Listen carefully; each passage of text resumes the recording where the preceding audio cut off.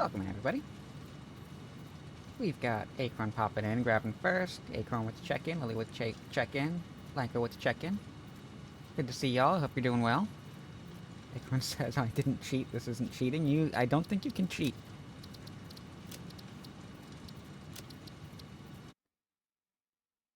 If you made it in first, you made it in first. Hey, Lanka. It's Satisfactory Day. 33 days.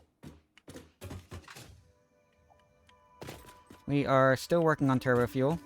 We made some major progress with the Fixmas factory that we've got going on over there. Which I got about 80% of the way through building. Was trying to get the trees together, and then when I went to go make the signs, found out that there's a whole lot more that we can expect to have to build for Fixmas, so no telling how finalized that factory is going to be, or if it's still going to be in the same form, but that's for later. First things first, we have some logistics on the turbo fuel that we have to work on.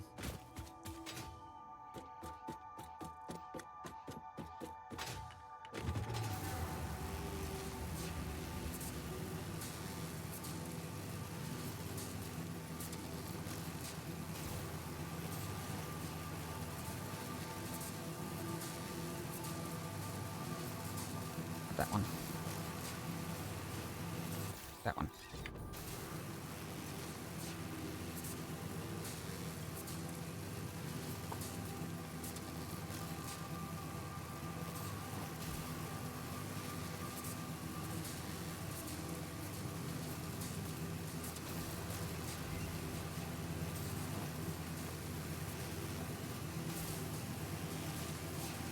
Oh, apparently I think I was scanning a hard drive. No, we're fine, we're fine. Oh, good timing with the unauthorized hostility message popping up in the middle of my screen.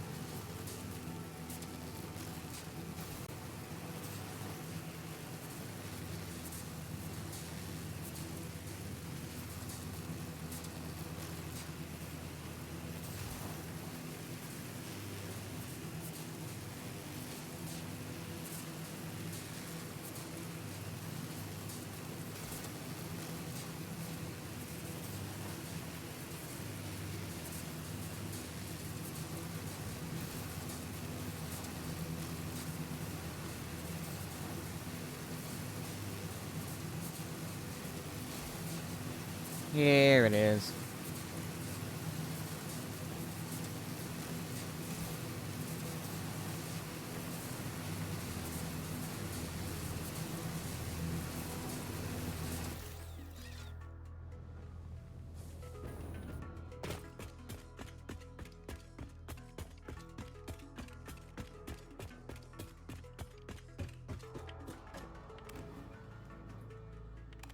Thanks. I really needed that breath of fresh air. It gets a little stale in here. Glad I could help, Elevator.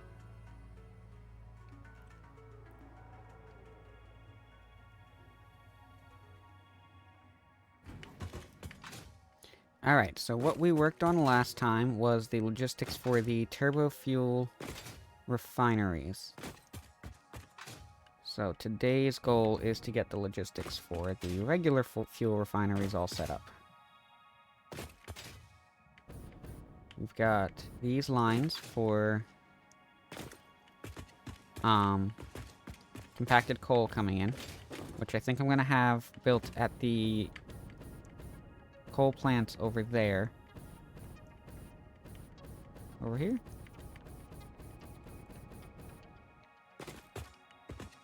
Over there.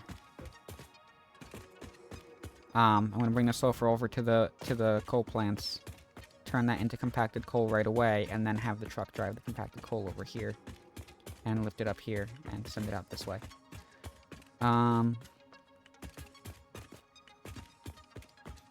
It's gonna be right here, because this is offset.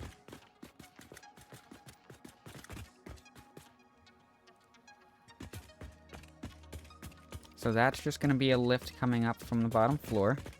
We've also got the crude oil that's going to be coming up from the bottom floor, and that's going to come through and hit these. This is all crude oil right here. which will then output from here, and we'll send that down the middle here into the fuel inputs. So that will be regular fuel coming out this side, as well as the residual rubber, I believe. No, this is going to be polymer resin. Lots of that we're working with.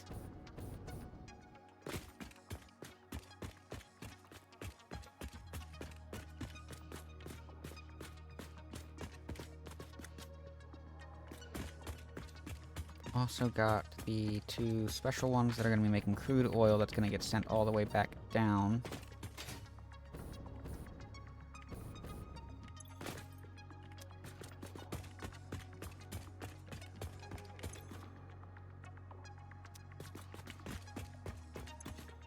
Those should be the same, shouldn't they? They should. They absolutely should.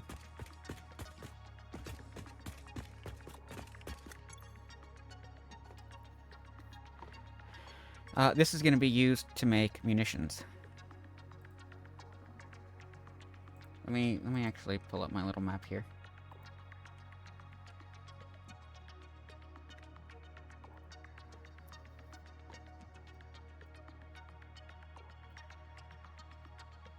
And over here, switch over to the browser scene.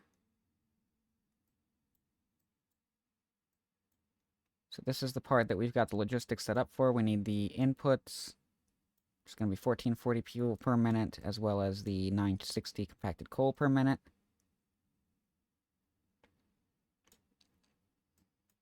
And then some of that crude oil is going to be sent off to make rubber, so we can make 160 heavy oil residue per minute. That's going to be going into making smokeless powder for explosive rebar and cluster nobelisks. So 160.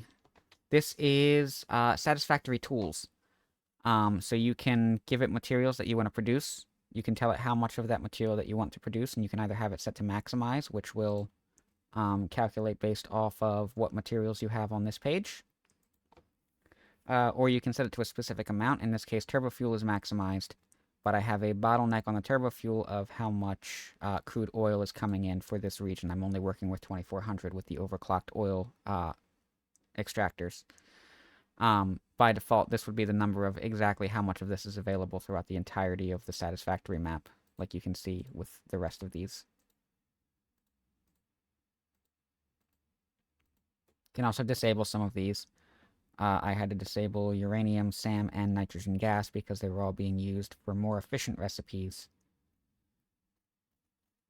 to get more of the product, more turbo fuel out of the same base crude oil.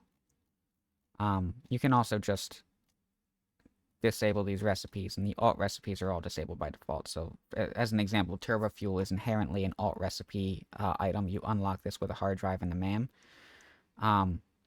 From the research tree rather than the regular hard drive scan, but either way, it still shows up as an alt recipe, so if I didn't have this checked, then none of this would appear.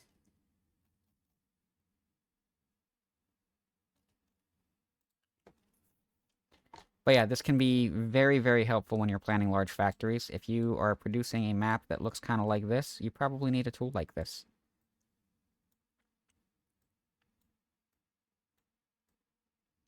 This is browser-based. It is hosted on the browser, and it is saved via caching and cookies. So if I were to ever clear my browser history, this whole map just disappears. So at some point I want to switch over to Satisfactory Modeler for this, which is a little bit more manual effort to set the plan to put the plan together. But that's a Steam application. That's not a browser app. And I assume as a result that's going to be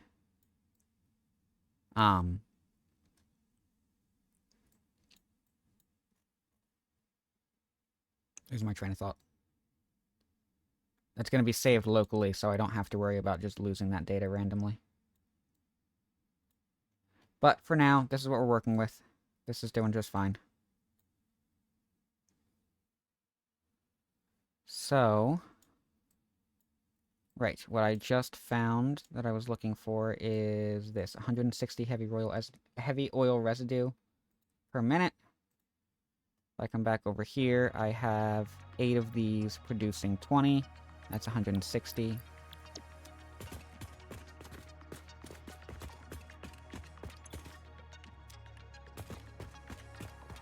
Eight of these producing 20.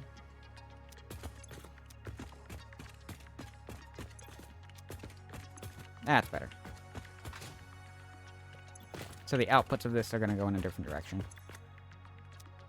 I could probably store that rubber so I can take away the rubber storage from another location. The polymer resin, I've got a major excess of this. I could turn this into plastics and cloth, so I could take that away from the little factory that we have over here so that I could use this... Where is it? Where am I?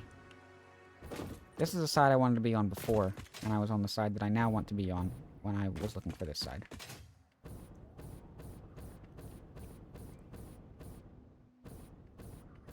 Over here. This little factory. I could potentially make obsolete. Which would be nice.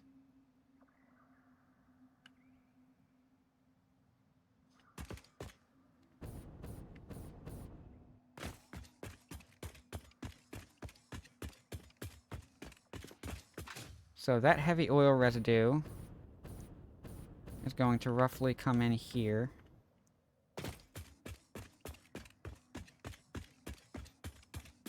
We're going to have 4 pipes coming up from the middle here.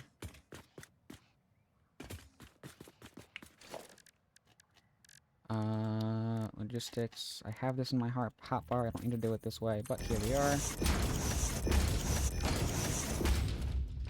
Hey, Charlie P. Just wondering, but where is that spot on the map? Just wondering because I found out I need more than 480 oil per minute for power, apparently. That is over here on the blue crater. Which from the plains is just to the east. Straight to the east. It's on the other side of, that kind of purple jungle type area. It's not the pink jungle that's up here in the middle. It's got, like, leafier foliage rather than bamboo and pink trees. And it is more, like, bush-type foliage rather than trees. So on the other side of that, you'll find the blue crater. And you've got several nodes here. 3 pure nodes, so that produces baseline 240 per minute, and you can overclock each of those up to 480, or up to 600 per minute total. You've got 2 normal nodes, each of those can be overclocked up to 300, and then you've got an impure node which can be overclocked up to 150. So that gives you a grand total of 2550 oil per minute from this area.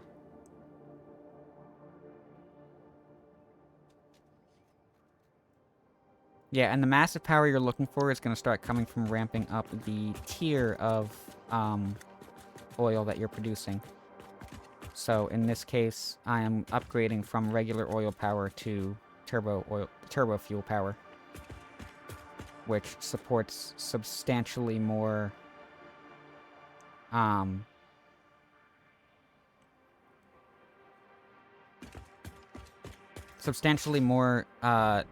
fuel power generators compared to regular oil power. The Gold Coast is another fantastic place for power, for oil. You've got... Let's bring the app for browser back up. We'll look at the other tool that we have under that.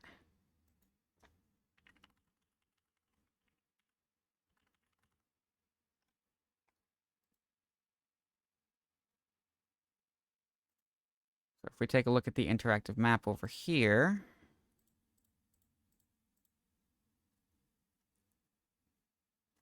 I do not want all of this visible.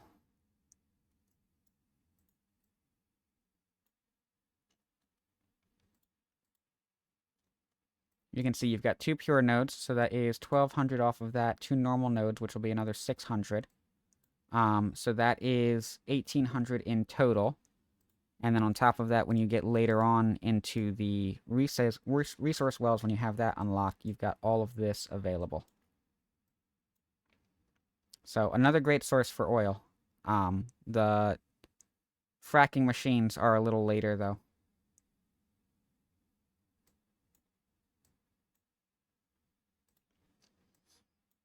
You've got one that's in a flat area over here, and another one that's literally straight across. You just walk along the beach here, you'll run into it.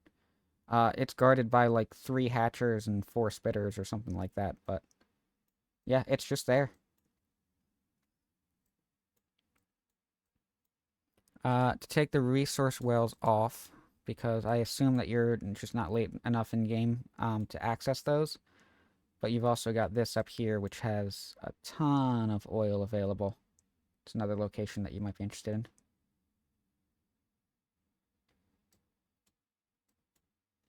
Yep, there's 2. And this is just the regular base oil extractors. The one over here is the fracking machines. I can't remember what they're called, but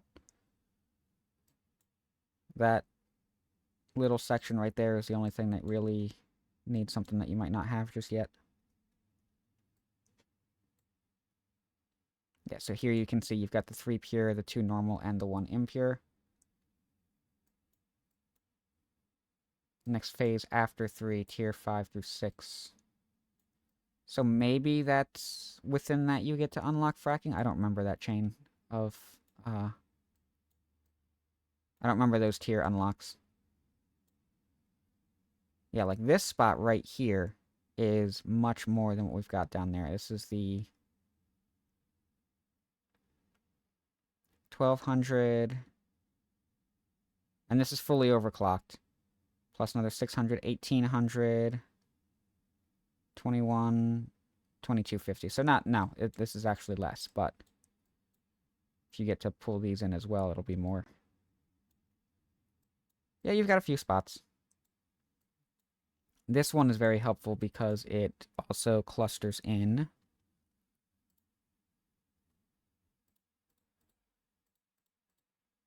sulfur and coal, readily accessible, so you can get compacted coal to really ramp up turbofuel production. You've got a little bit less to work with over here, where you've got 1 normal sulfur node and a couple of these coal nodes. And that's a little bit more complex transportation to get in because there's a lot of elevation changes in this area.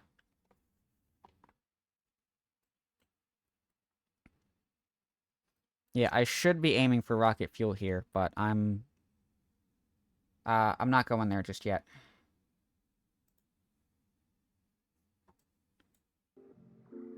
Move that back over. All right.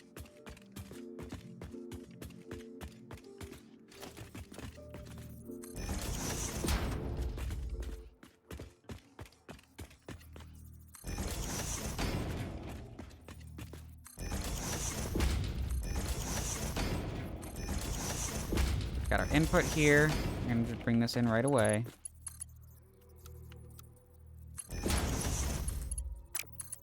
Noodle it. And if you ever have trouble connecting 2 pipes, always try to connect from the opposite side before you give up on that type of connection. Because you see, if I start from the ceiling and I try to connect here, that doesn't work. But if I start from the junction and go to the ceiling, suddenly that's valid.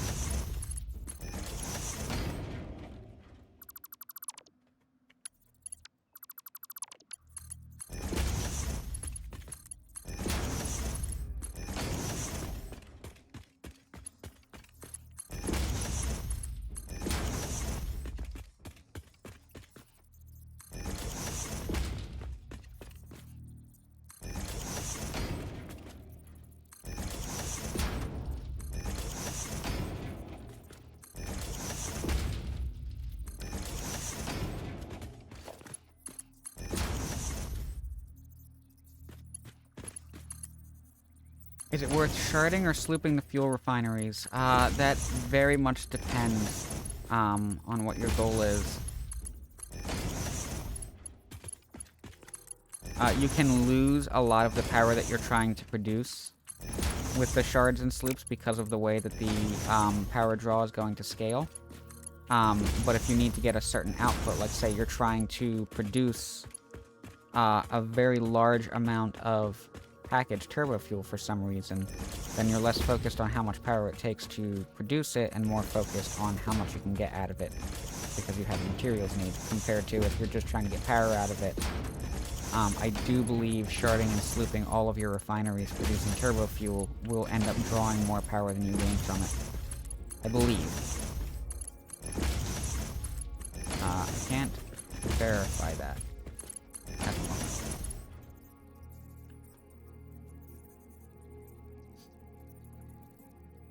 Also, since when did you lose power from the sloops? Shards I'd get, but never know that for sloops. Yeah, the power draw on sloops is substantially higher.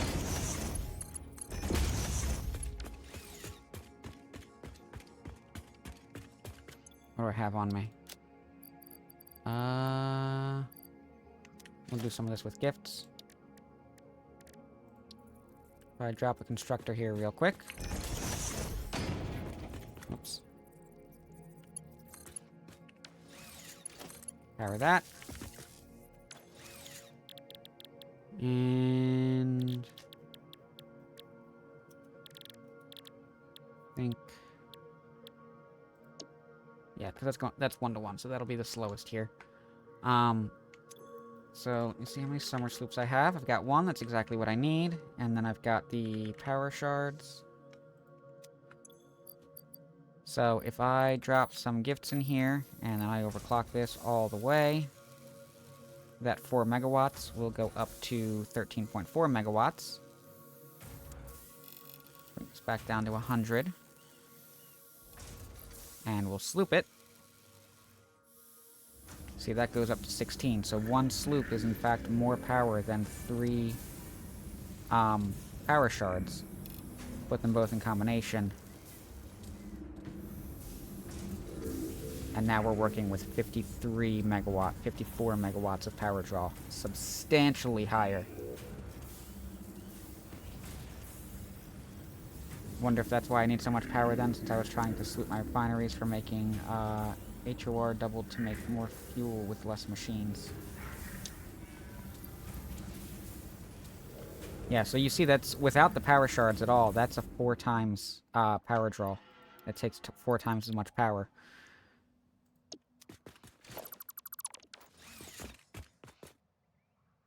Heavy oil residue. Gotcha. Yep.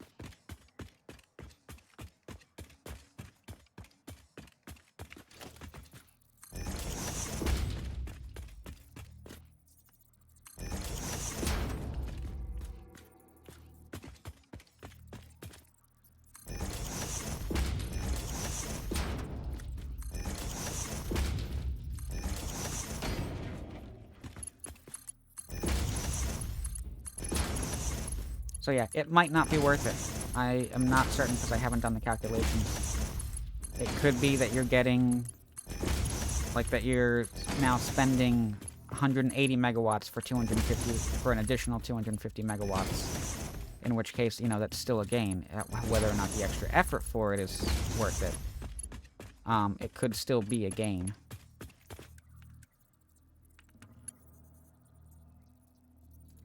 I actually want these to be the...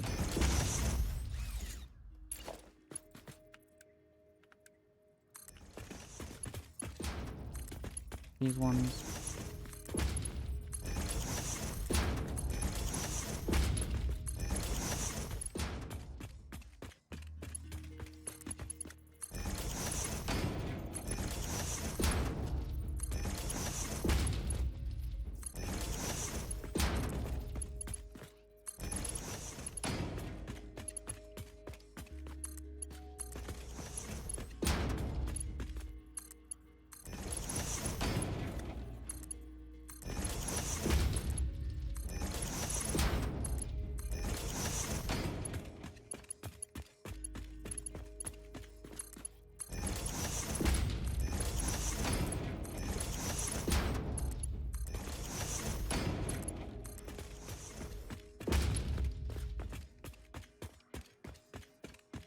That's already attached.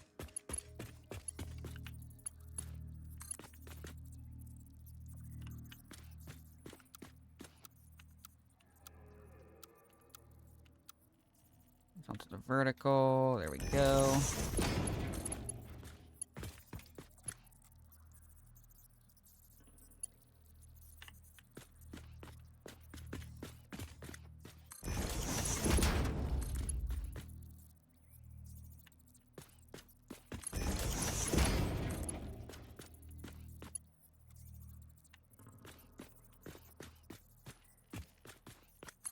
There we go. And for these, we want the pipeline Mark II. For the pipeline pump Mark II.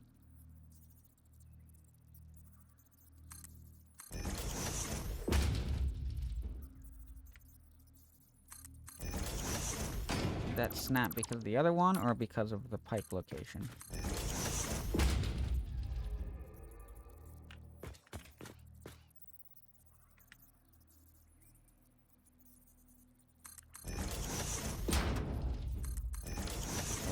Gotcha.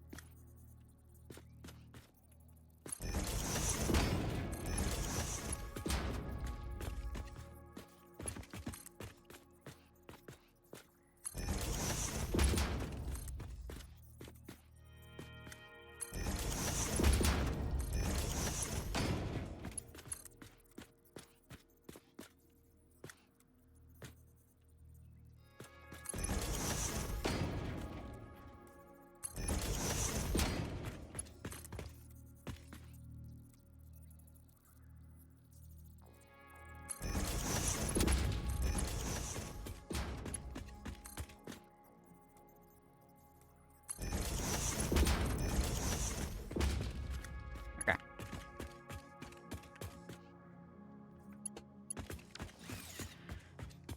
Alright, so these ones are all going to be a singular output.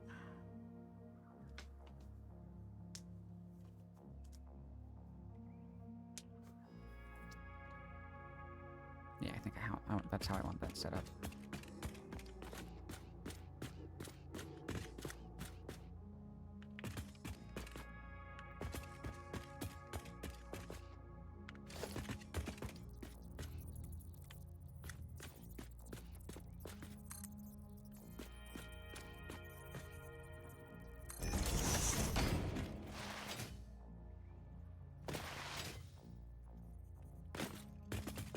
What we're gonna do here is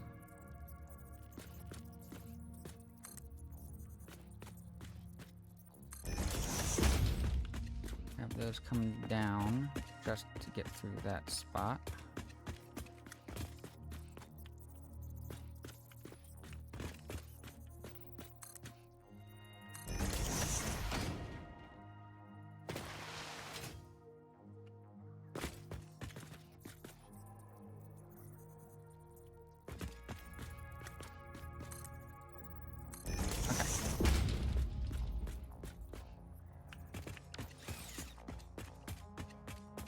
Now, 8 of these are going to produce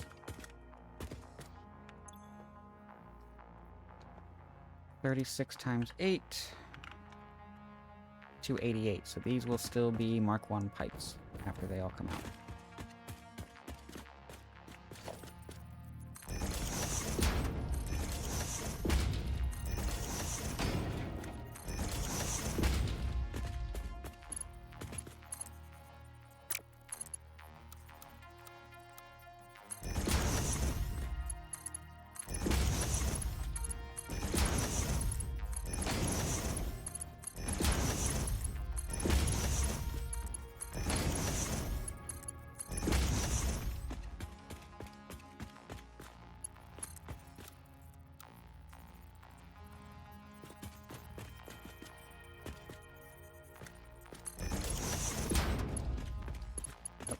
Wrong spot.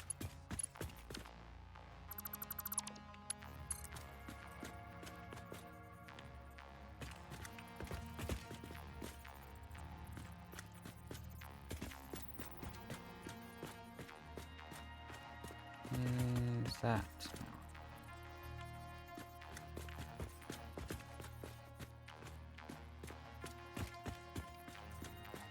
What's that? I that's doing what I want it to do.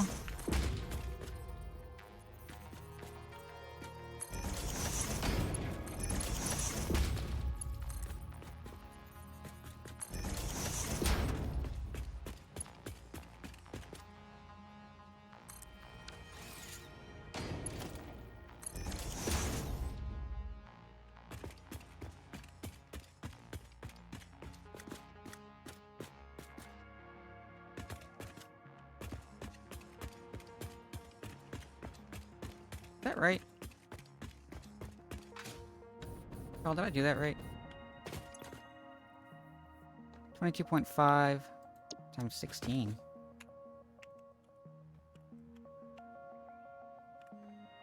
It's 360.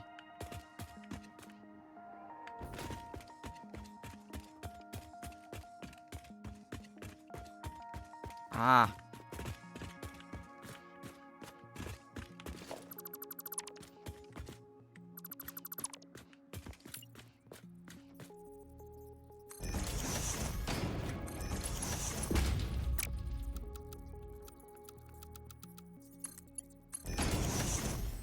I keep forgetting that I can hold to pick from this instead of scrolling through all of them.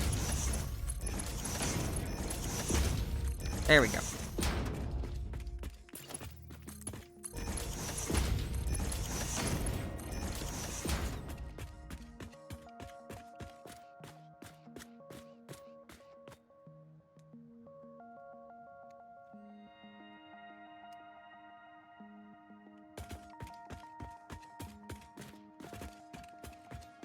That's going to be the general layout of the logistics there. Has to pass under the input.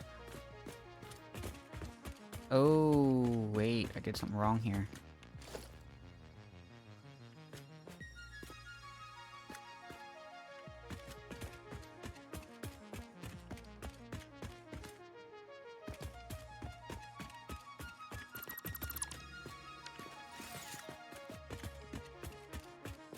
It's all one side.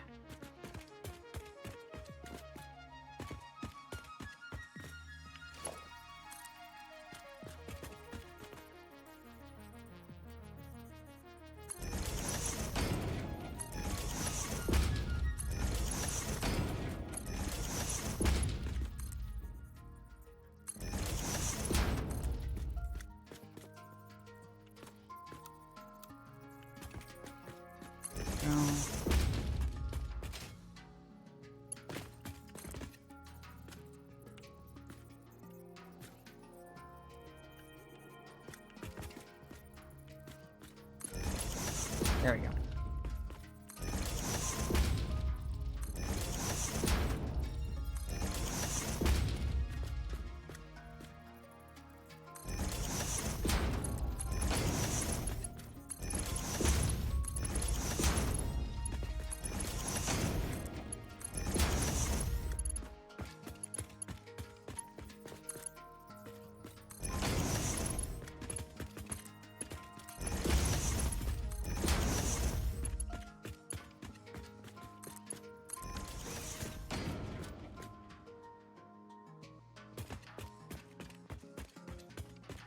And we have to do that again here.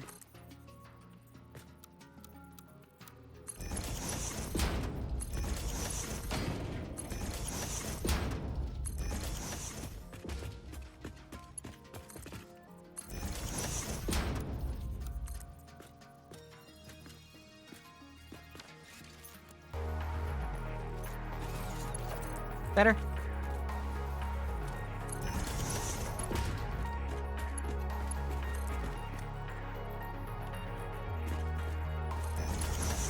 Keep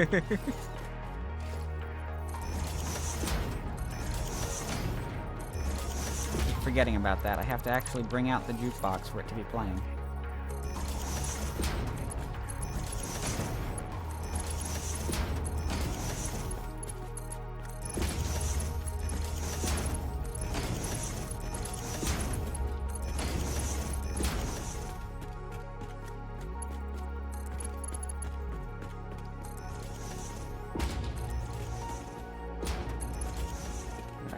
Should be Mark 2.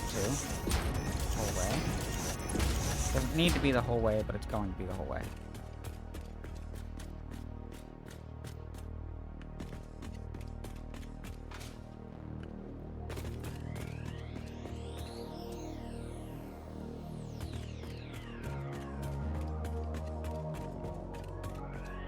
Alright, and we just repeat that for all 3 of the others as well.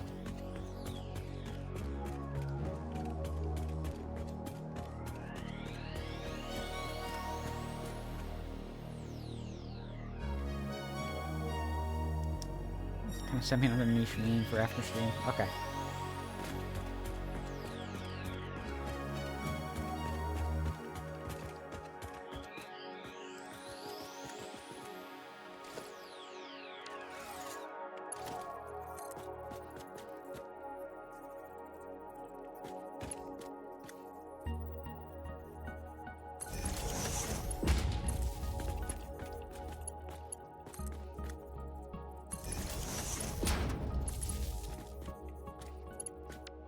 Ooh, wait a second.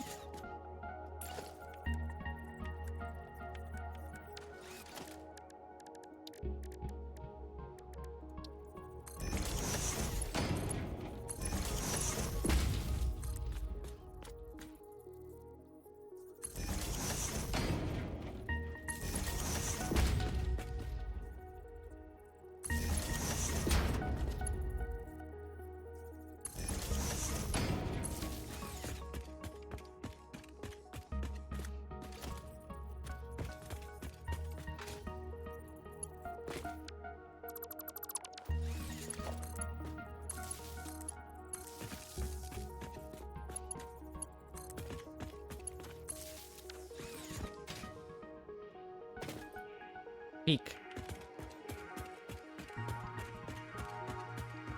I love that I can do this with elevators now. I can have the power come into the elevator from the bottom and use the elevator to take that power up to all the other floors. That is so much nicer than what I was doing before. I gotta get more elevators in these things.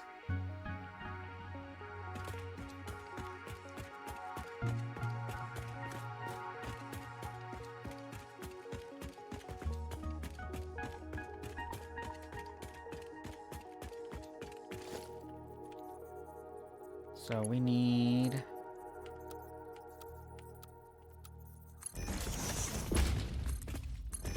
now do this for all of the others. Just rinse and repeat, rinse and repeat.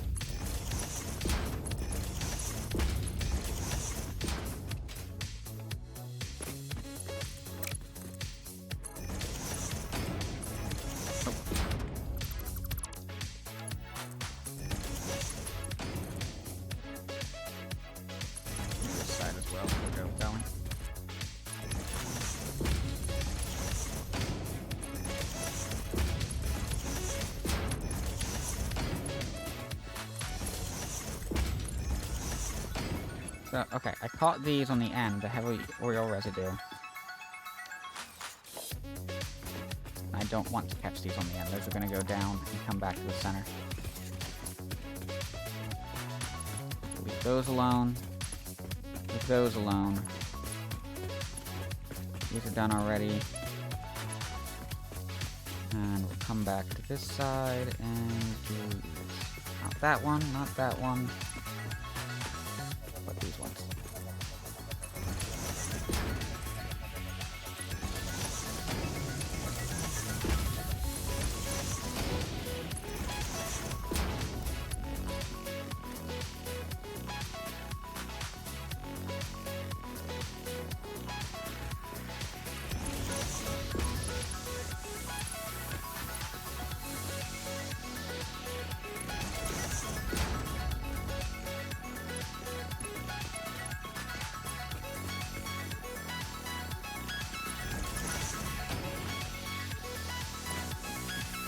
This is all of the outputs of our fuel. We're sending these to the turbo fuel refineries.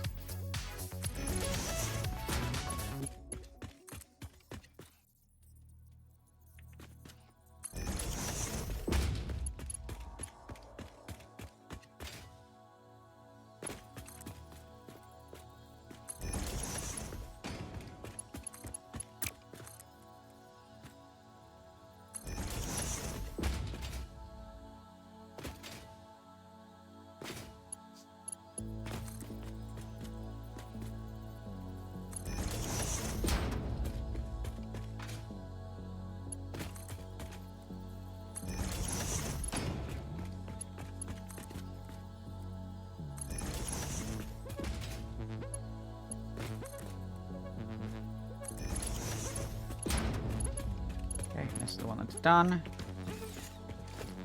Now we need the junctions.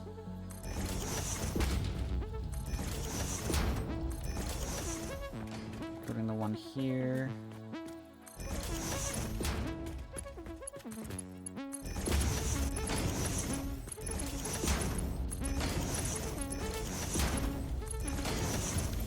Put this junction in the correct place.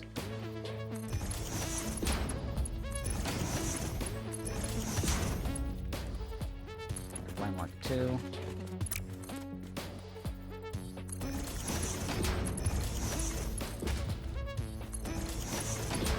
Junctions again.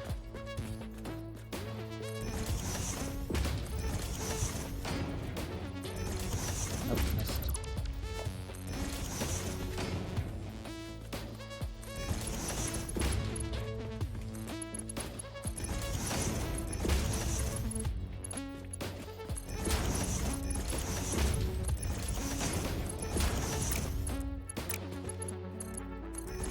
I hope this works.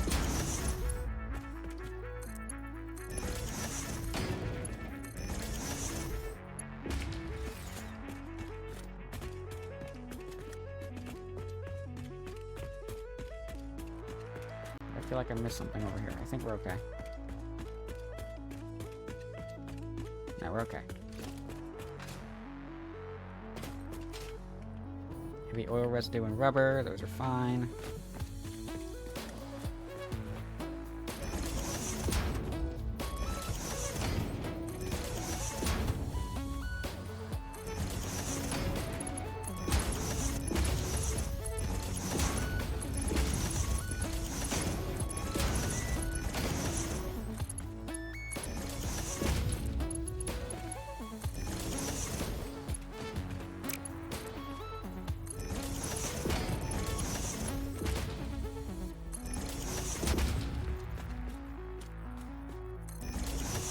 Drop this here, and here.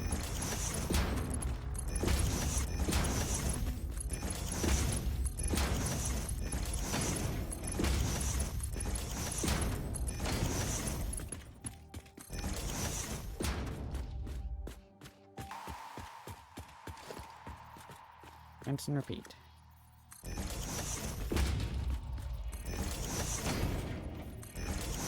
This is the scale where the logistics can tend to get a little monotonous. This is something that would be better to have some kind of blueprint set up for, but unfortunately with the alignments that I need and the scale, I haven't been able to work out an effective blueprint that I can use. Skill issue, yeah.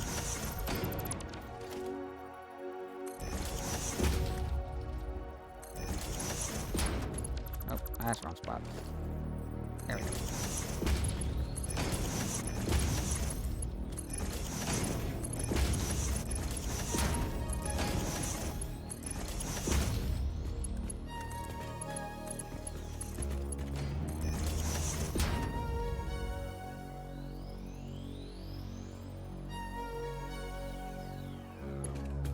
It says today's speed test is faster than fast for me, whether I'm on VPN or not.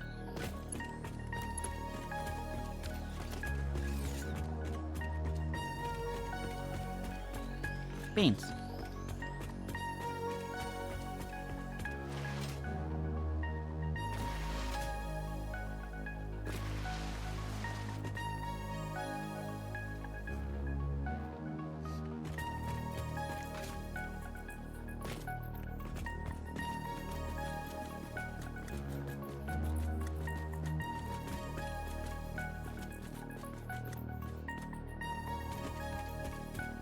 Alright, so how much compacted coal do I need coming in?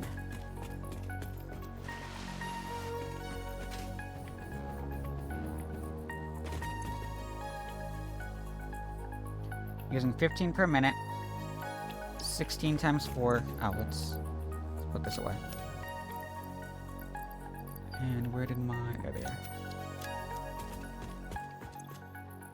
Right.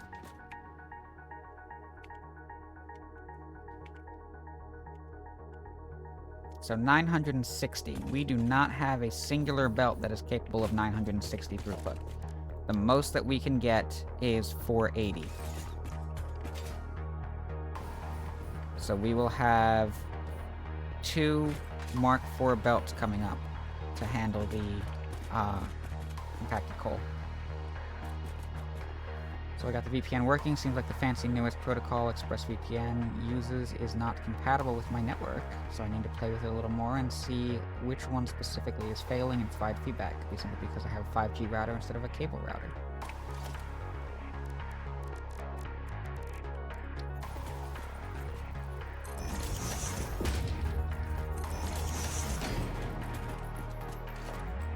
Yep.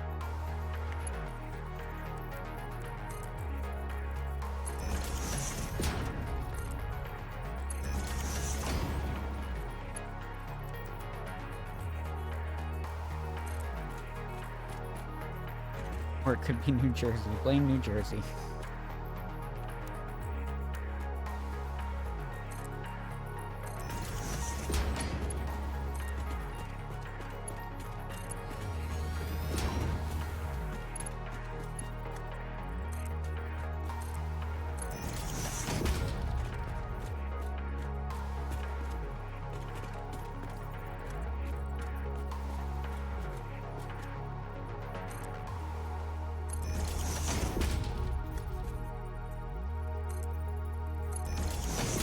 That we're gonna replace with logistics.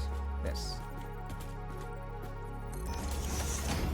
Reason being, I know I don't need to do that. It's in the right spot, but got it. And that way, when we come off the elevator, we can just walk straight through if we want. All right, that's compacted coal coming up.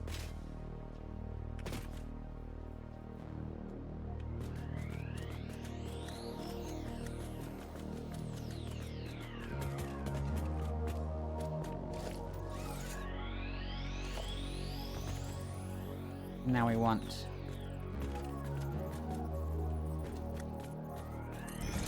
heavy oil residue coming down.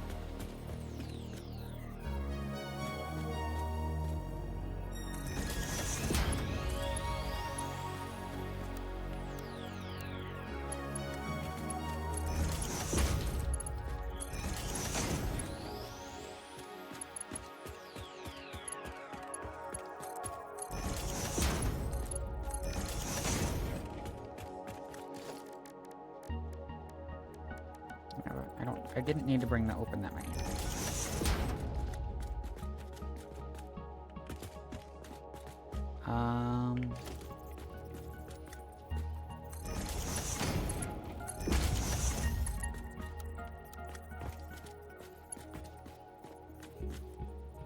See, how's that curve?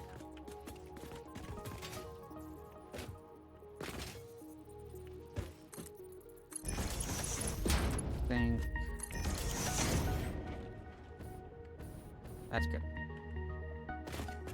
Except for the fact that it's not.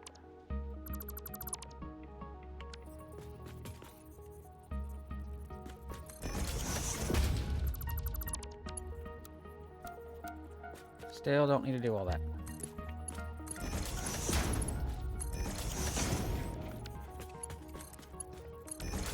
There we go. Take it.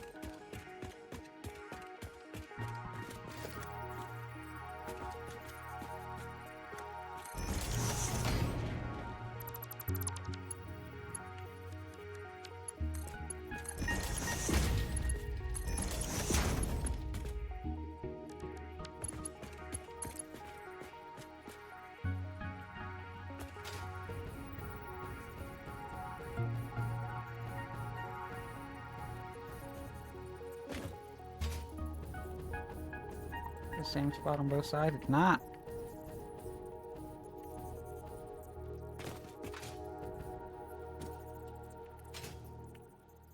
Aha, there we go.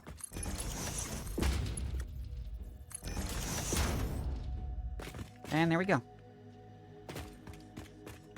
So that's going to be sending heavy oil residue down.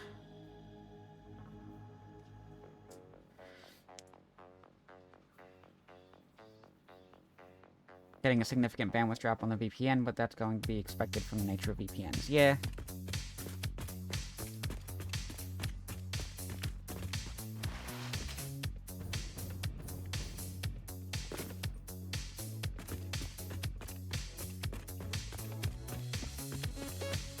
Alright.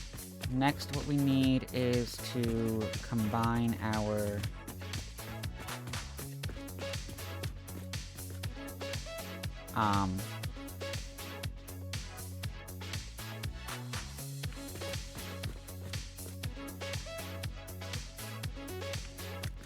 Words.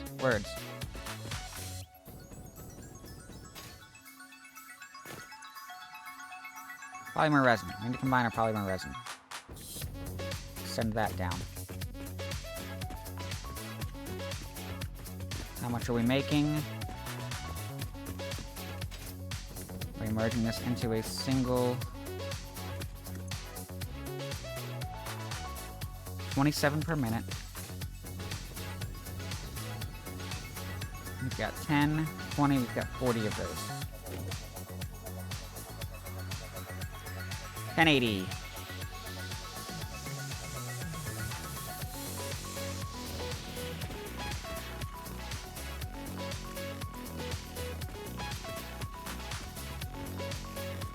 Alright. Oops.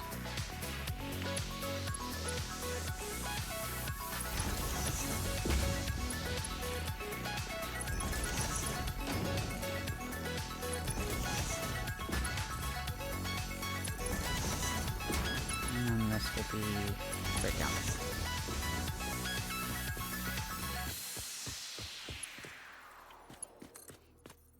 Same on this side.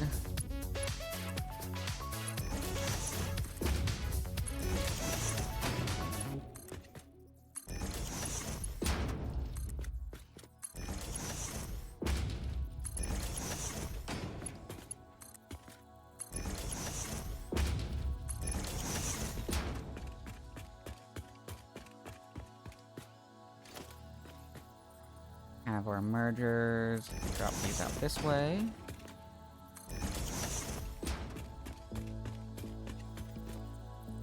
Every time I hear the song, I start choreographing a retro-futuristic themed dance with about 8 dancers, enough that every time there's a clapping sound, it feels like it's a different dancer in the background and suddenly just stops and claps twice.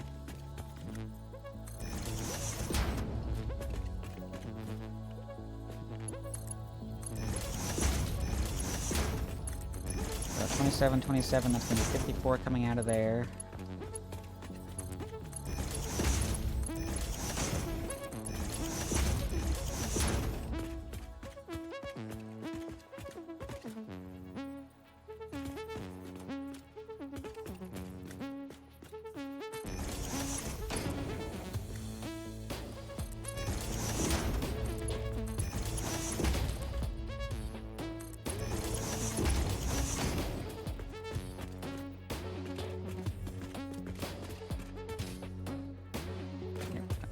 That this one will be here, approximately.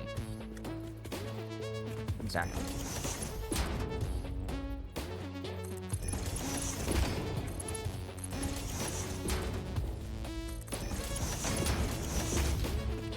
And then center.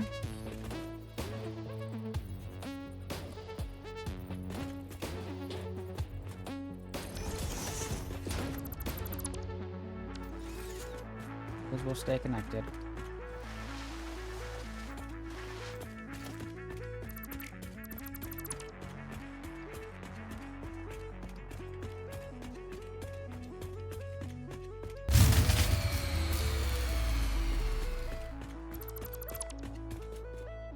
Oh, hey May, welcome in.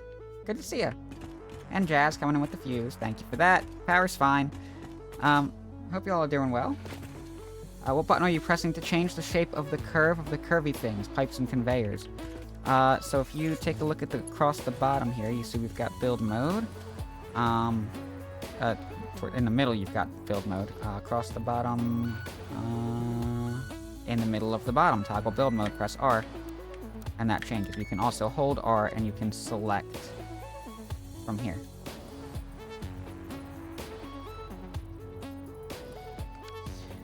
Jazz says, left me food for you. Well, thank you, Jazz.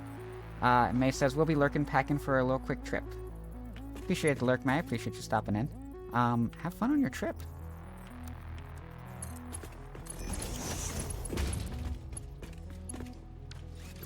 We need to make sure that our mergers are facing the correct direction when we do this.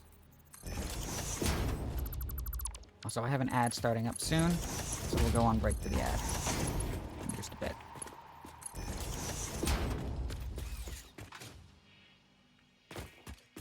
And then we've got that, and over here we'll have...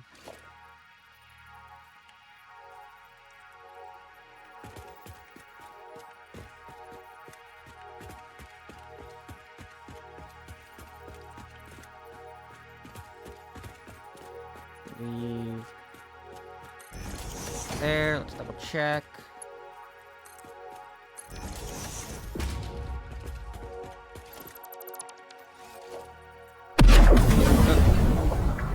No spitters up here. Thanks for that.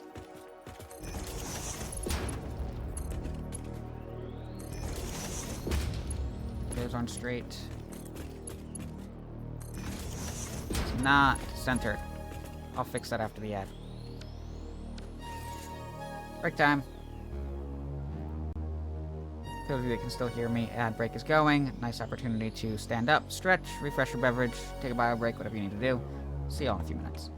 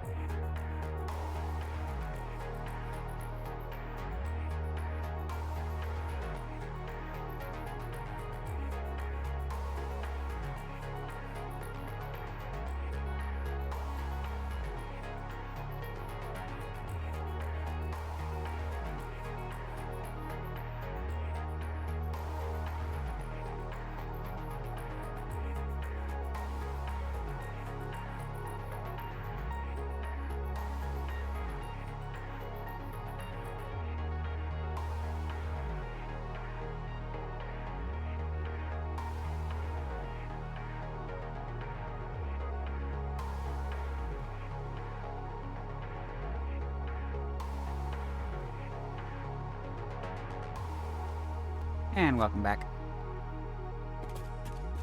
This needs to be more like that, I think. Let's see how that lines up.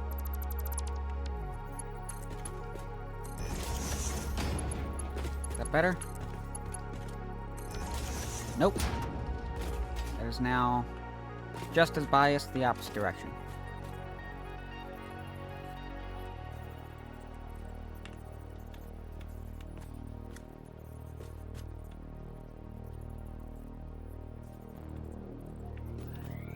here.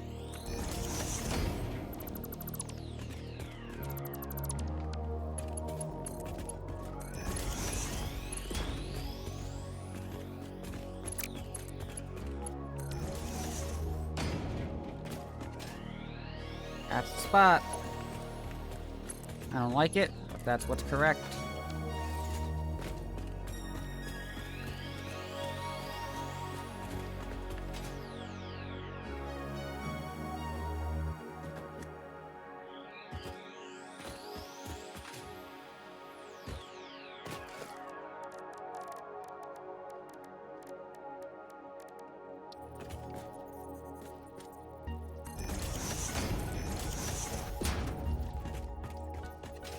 I think for this, what I'm gonna have it do is come over here.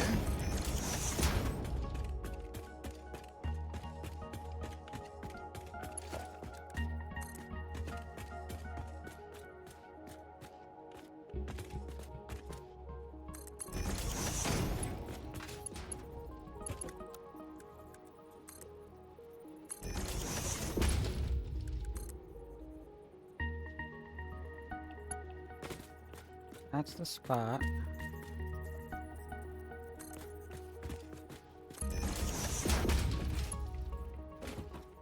That.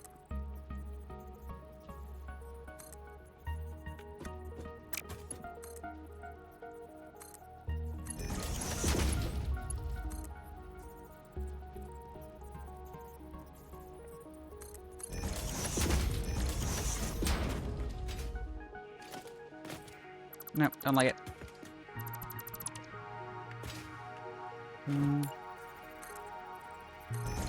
That I like.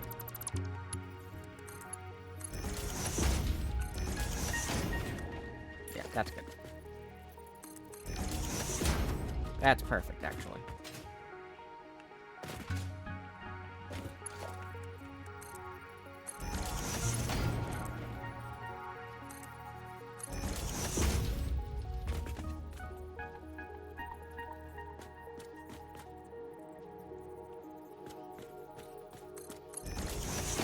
Okay.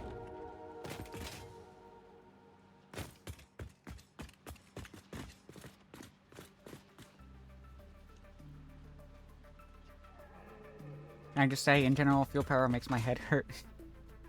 I gotta catch up on chat. What do we got going on? What do we got going on? Rena says, I feel like there aren't many sounds that are good for getting you while you're building, not gonna lie. You are not wrong, Rena. I don't know if sounds exist, but if you have suggestions, oh, you're not in my Discord. You'll have to DM them to me until you can, do your server cleanup so you can pop into my Discord. Item was placed. It's not a bad suggestion. The trouble with Satisfactory that I have to, work with when pulling the sounds is the way that they use the WI sounds, the actual assets that I pull from the game aren't necessarily going to sound right and aren't going to be the tone that's going to get me while I'm listening. Like, you guys hear the spitter. The spitter is still will jump scare me. That's a reason it's too loud for that reason specifically. But there's overlaying sounds and echoey processing that happens that I have not been able to make that sound like an actual spitter is sitting somewhere and sending or shooting something at me.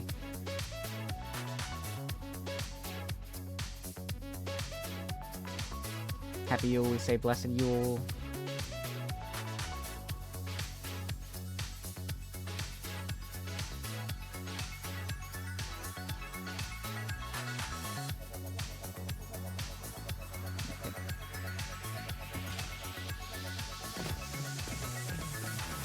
But yeah, if you got suggestions, by all means let me know and I'll see what I can do. But for Satisfactory sounds, that's going to be a little bit more difficult to fulfill compared to something like Minecraft, where it's just volume modified with the same sound, and maybe you get some echo when you're in a cave.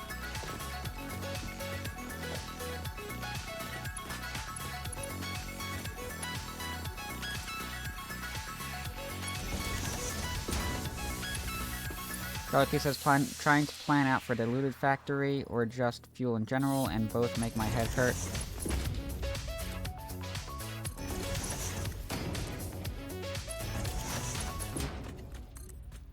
So do you have specific numbers you're aiming for there, Charlie P?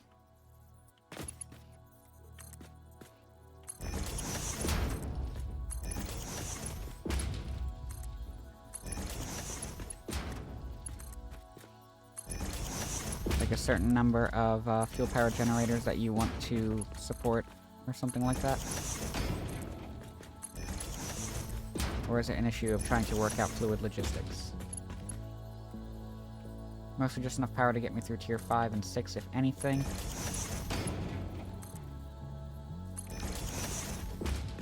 So, if I... I was worried that was clipping. I think it's over here.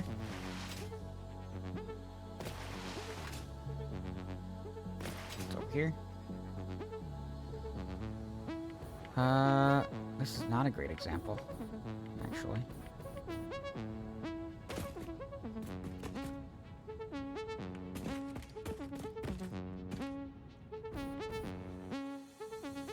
Let's see, because I could use a bit of a break from the logistics on that anyway. And we've got the model set up to imitate.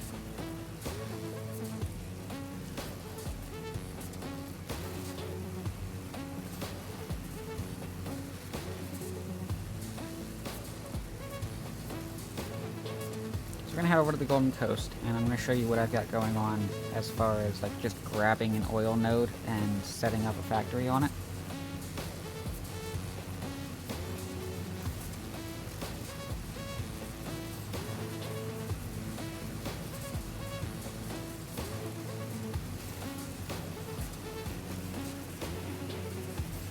Kind of thinking to go with a diluted package factory for fuel power, but even with the basic heavy oil residue recipe alt, it doesn't make sense.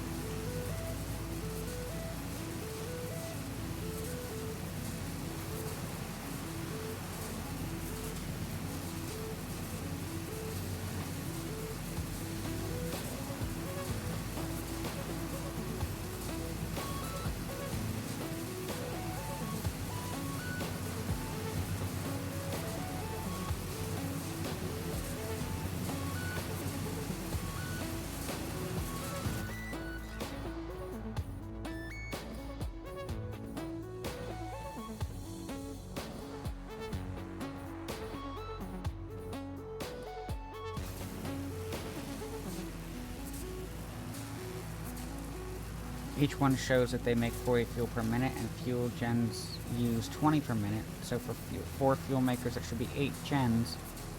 But either I mathed wrong or something, because I can barely keep 6 running at all.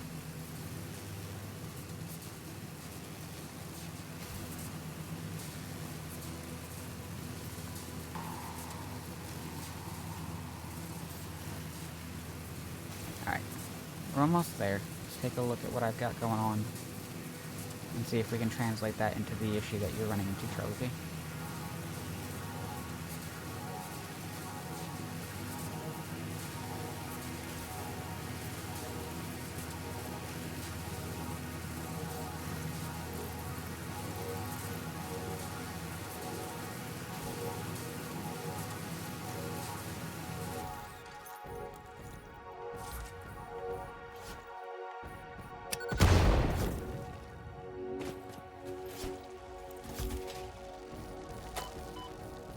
Rude.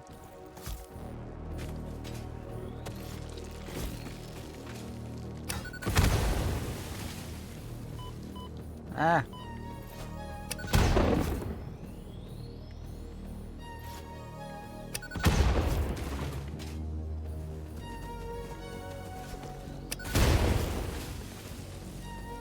Brief tangent.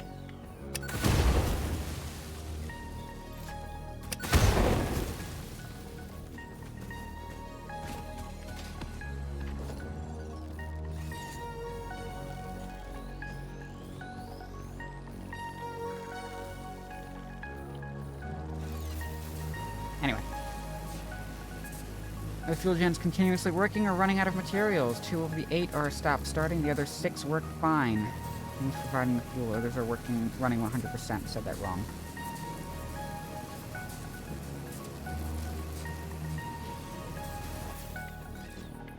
Alright, so just to start off, this is the strategy that I'm working with here. I like to overclock the extractors. This is yellow and should not be... Why was that showing yellow? So this is producing 240 per minute. I'm not having power issues, am I? Y'all.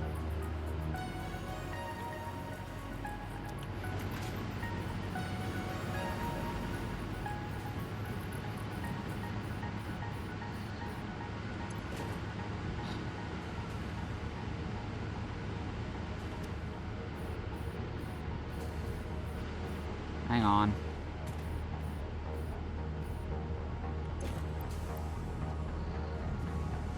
We're not outputting polymer resin as quickly as we need to.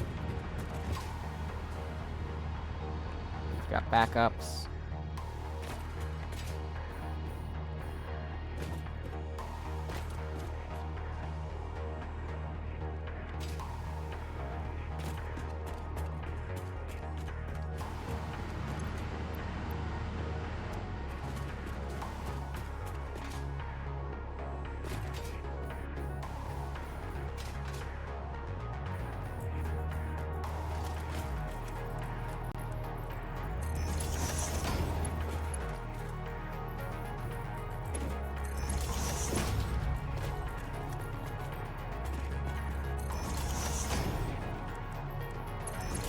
I don't know what that's supposed to be, but it's supposed to be a lot faster than Mark 1.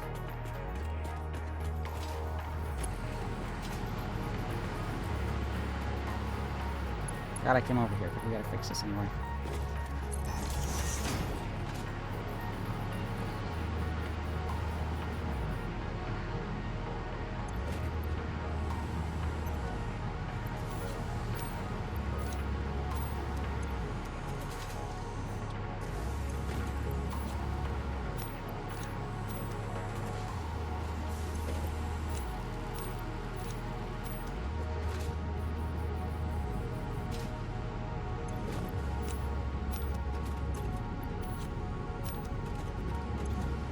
Always make sure you're handling your byproducts effectively.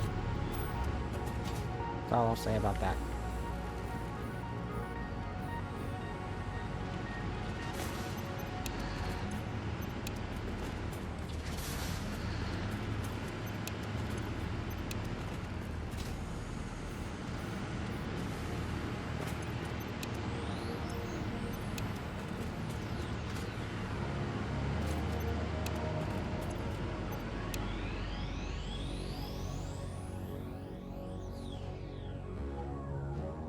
Okay, that's gonna be flat because over here, I'm handling my byproducts effectively.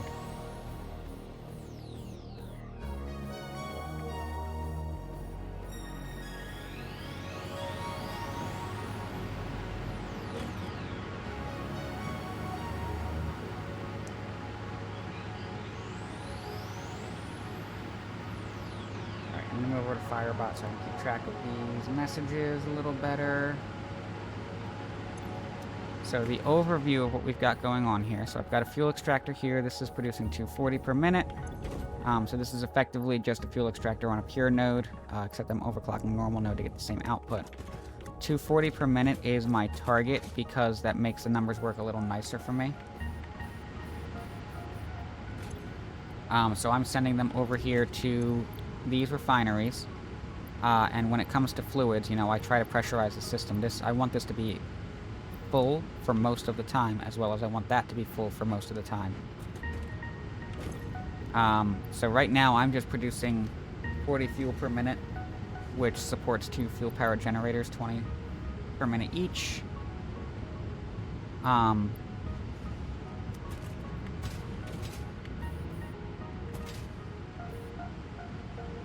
4 of these, so we get 8 out of that.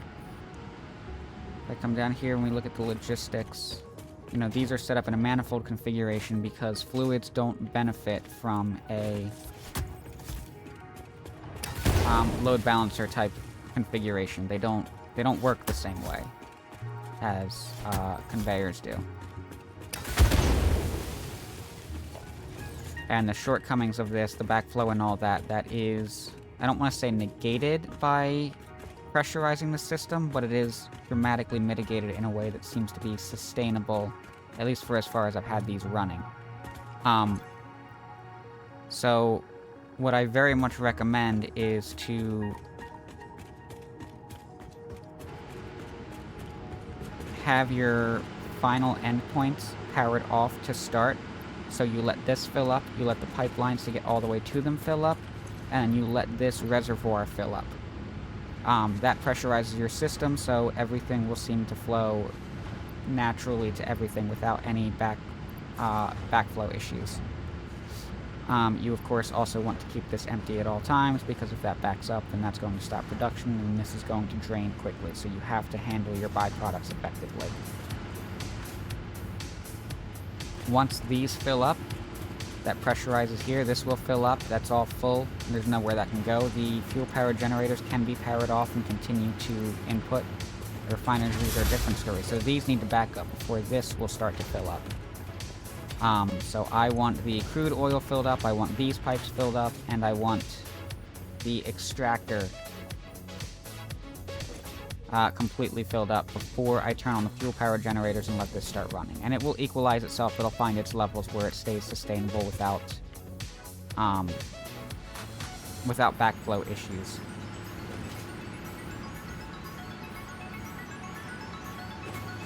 So what you were talking about, each one shows that they make 40 fuel per minute, and the fuel gens use 20 per minute, so for 4 fuel makers that should be 8 gens, right?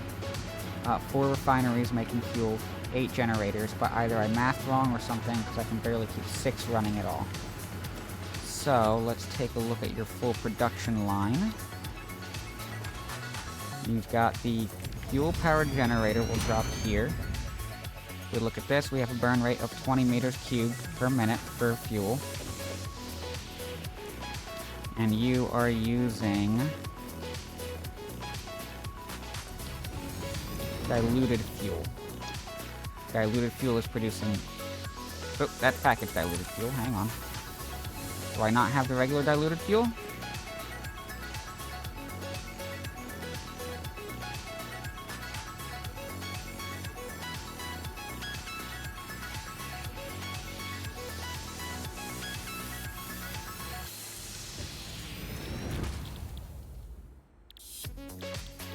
I do not have the regular diluted fuel recipe. I scanned the hard drive. Did we just unlock it?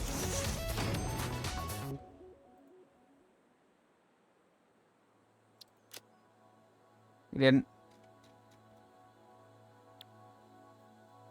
Alright, well, that's a little frustrating.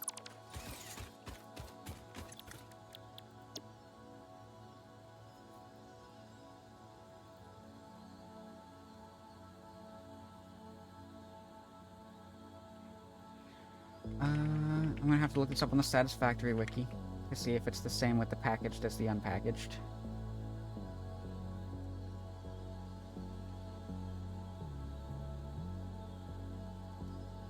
Not the fandom site. Never the fandom site. Google, stop recommending me the fandom site.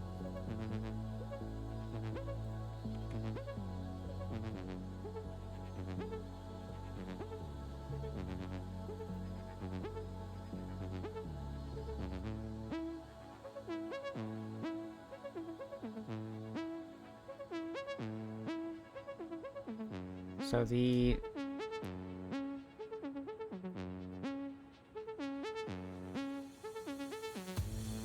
So Charlie P, are you using the blender, or are you using the refinery for the diluted fuel?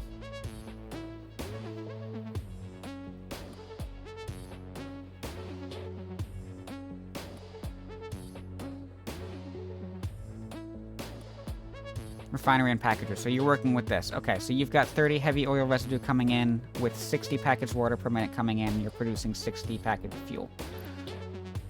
So one of these can support 3 of these at that rate.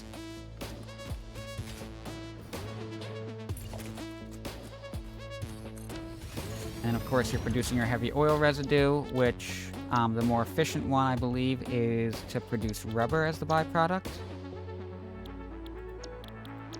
So you get a 3-to-2 ratio. So every 30 is going to produce 20 heavy oil residue. Every 30 heavy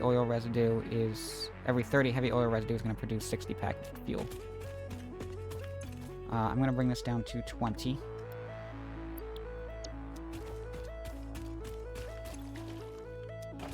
Which requires 10 heavy oil residue. Which is 15 crude oil coming in. And of course you've got your packaged water that has to come in. So from what you said over here...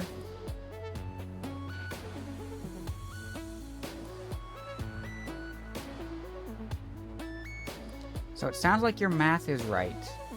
So I wonder if the issue that you're having has to do with,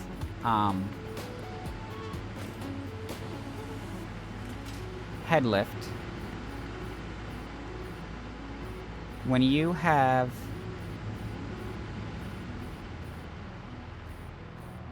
a fuel extractor like this fuel extractor automatically is going to give you 10 meters of head lift. Which is a little more than 2 of these walls stacked on top of each other. When you exceed that, you're going to see reduction in your flow rate for every bit above that 10 meters that you're going. So you will start to see...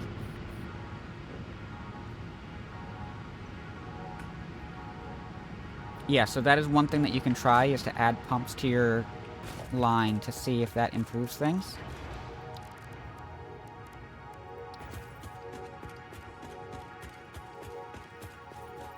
So like if I put one right here, you can see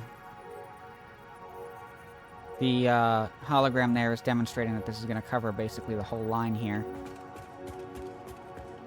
Let's see if I have a longer one.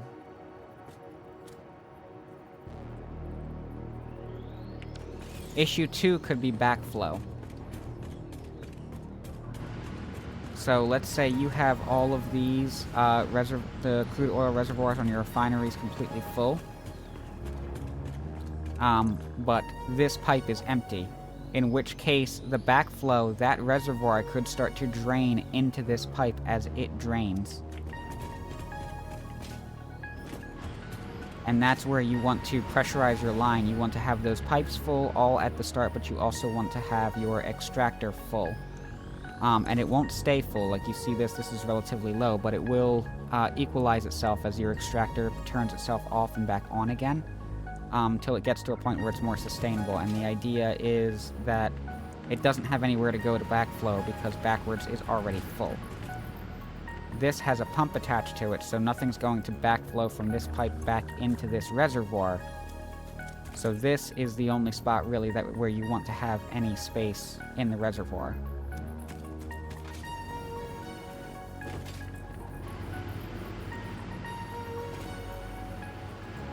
There are a couple of tricks that people do.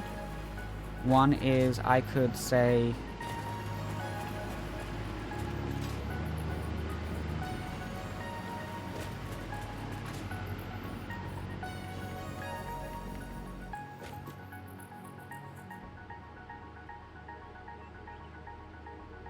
Only because there's a pump preventing backflow. Yeah. Anywhere where you have a pump or a valve, the fluid cannot flow backwards. So yeah, we've got the pumps, but we also have these valves which require no power. I'm going to come over here where I have my fuel-powered generators.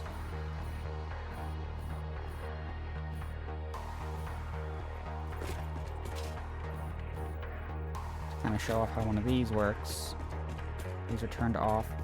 So if I drop a valve right here, you see the arrow pointing that way. This is going to allow fluid to only flow this way. And the purpose of these is to control flow rate. So you get a maximum 300 meters cubed per minute, and this is the same on tier 1 or tier 2 pipes. You cannot go over the 300 on a valve. So if you have to get that full 600 meters cubed per minute throughput on a tier 2 pipe, then a valve is going to be a bottleneck in that scenario. But here on the tier 1 pipes, you could just have this set to the maximum, And all that's doing is preventing anything from flowing from this side backwards to this side. So you can use that as a way to mitigate backflow.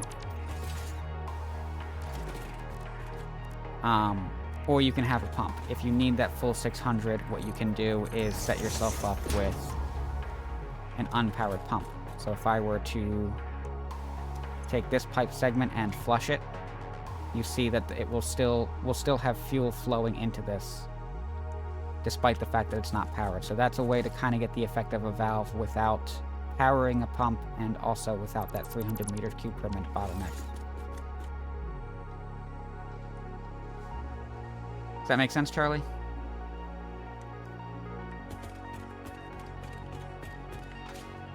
Without seeing a screenshot, I can't say with confidence that the problem you're running into is a backflow issue.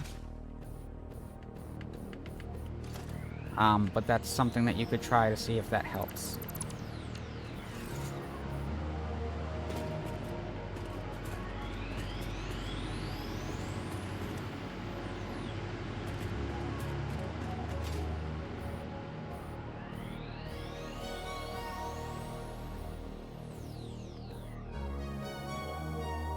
Rena, how dare. Valves might be cheaper than valves, yeah. Yeah, that's good advice. That's good advice for anybody.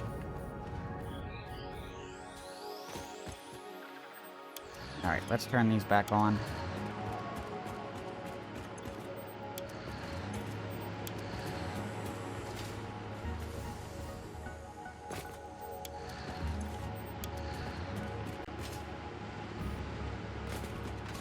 But yeah, dealing with fluids is one of the most complicated parts of Satisfactory. You can really find yourself with a headache trying to work them out. And there are, like, major guides that people have put together on how to work with fluids for that reason. So I highly recommend looking some of that stuff up. There's an entire book.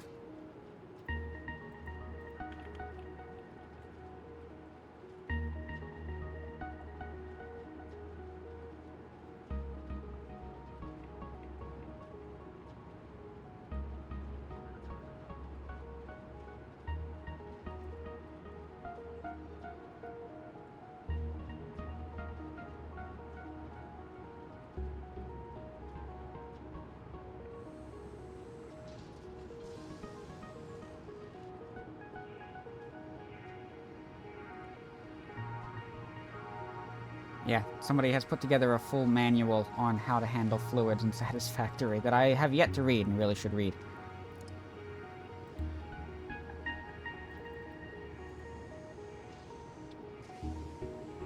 "16 refineries not combined, making 8 plastic, 8 rubber, then the heavy oil residue going to the fuel makers for making 160 fuel per minute."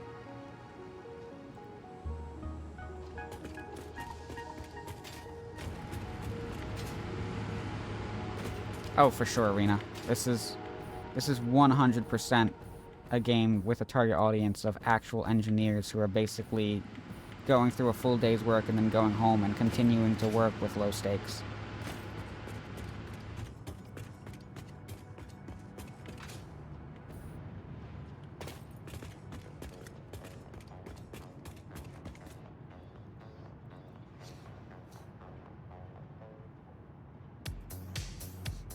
Have all the machines on the same level. Yeah, I saw that, and that's got me thinking that it's not a head lift issue, but maybe a backflow issue. One technique that people use to work with backflow to try to mitigate it is they'll create a fluid tower.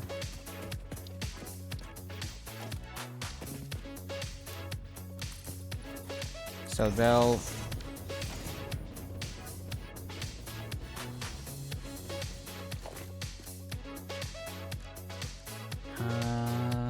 organization. They'll set up a fluid buffer on top of a foundation like this.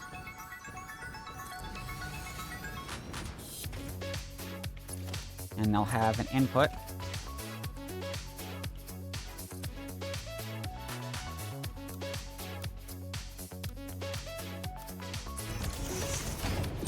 where they'll spend one or two pumps.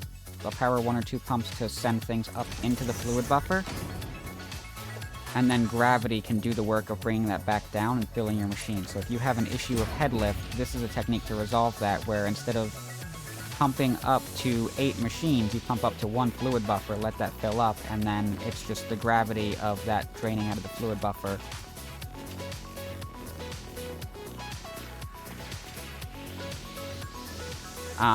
That gives you the rest of the head lift that you need, because the head lift is above this point where the pipe is connecting. So in this case, there's no head lift off of this, but you still have the full level of the top. Well, okay, so in most cases it's that pipe, but in the cases of the fluid buffers, I believe you get the full height of the fluid buffer, because this whole bulb is connected storage.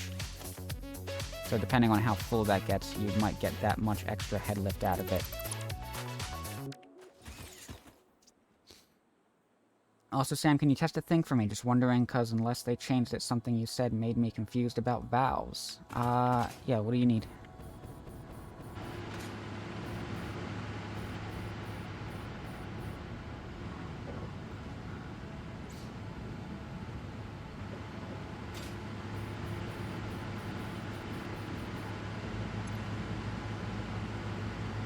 There you go, flat power.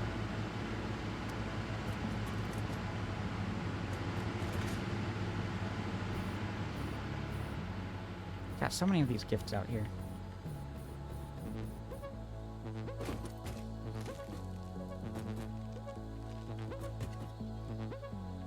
You said valves only do a max of 300, but used to be based on pipes. No, they were never based on pipes. They have always had a maximum throughput of 300. That means that if you have a Mark II pipe that is utilizing greater than 300 meters cubed per minute throughput, then the valve will act as a bottleneck. That has always been a case with the valves.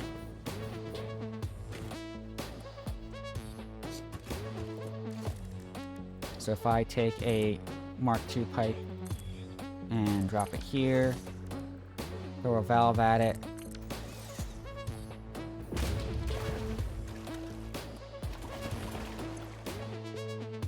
oh! I'm wrong. It's based on the pipe. Look at that.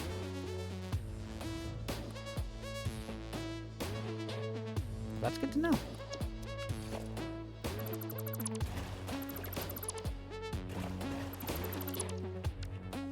Oh, my mistake, Charlie P.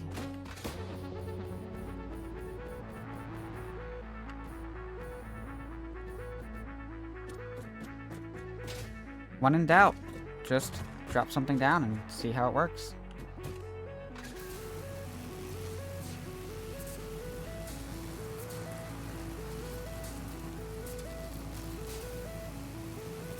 Oh yeah, here's one of your pure nodes.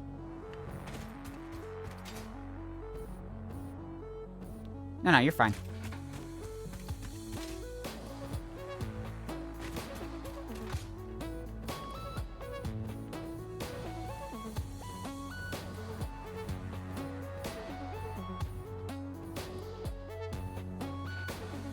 And here's the other pure node. Right here. So there's your 2.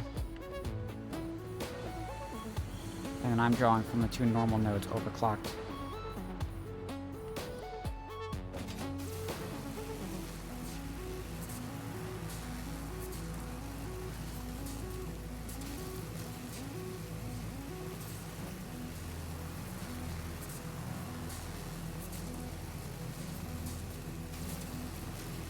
Yeah, I really should read through that guide one of these days. Also, the way others have talked to me about it, I've kind of assumed that it was like this, 50 to 100 page book. But it's only 18 pages. It's still quite a bit as far as, a video game guy, I think. For, a specific aspect of a game, but reasonably accessible.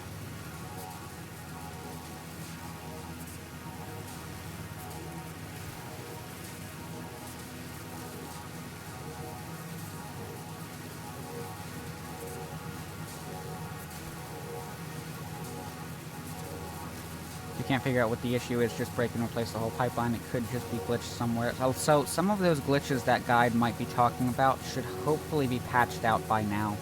That guide was written during early access.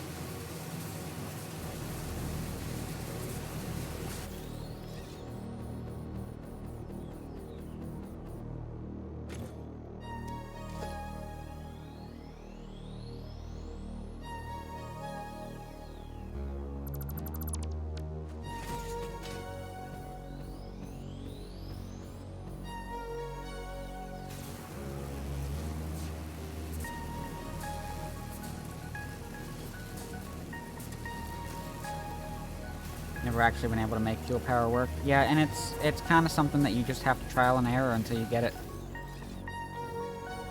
Fluids can be very intimidating. But it's very difficult to progress through late game without them.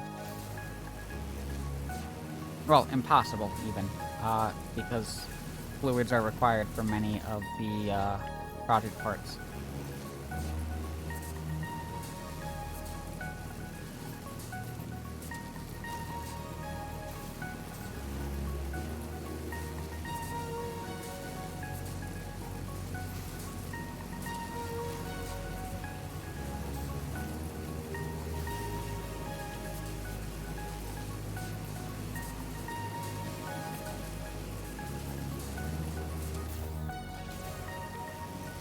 Or the glitch when miners on nodes don't actually use the node and have to be broken and replaced.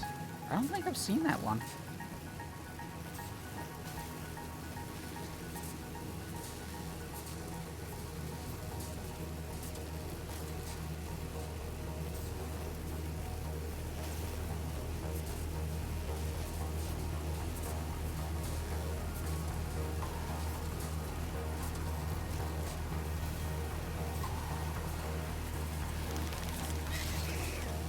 That happened a few times in the current playthrough.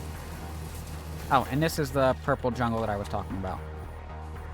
So on the other side of this, you've got your blue crater.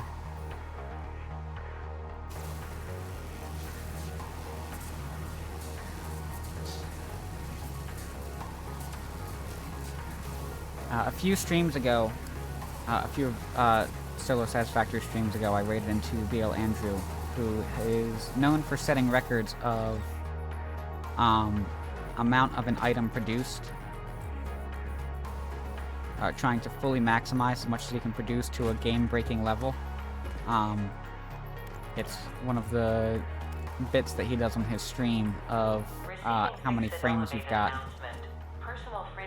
And he likes to say things like 3 frames per second. That's still more than playable. Just to give you an idea of what kind of a builder that he is.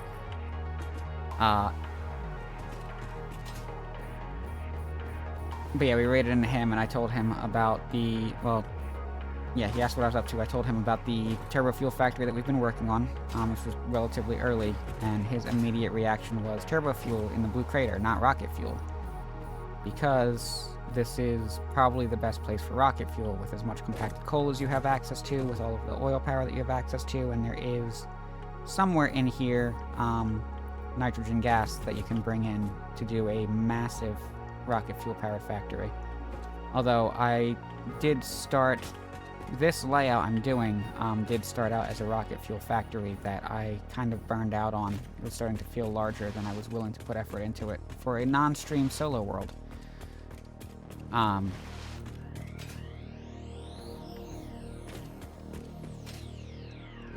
But just to give you an idea of, like, this is the place to go when you're doing massive fuel power.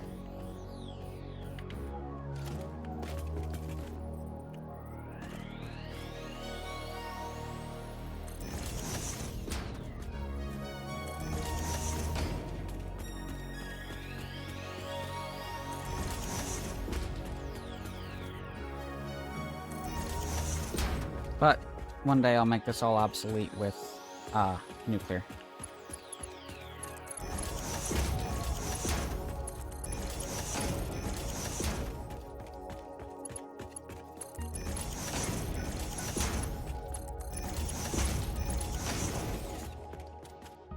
It's gonna be a very interesting challenge to work with. I'm gonna finish up this logistics line that I'm working on here. And then after that, we're gonna head back to the main factory area to work on Fixmas.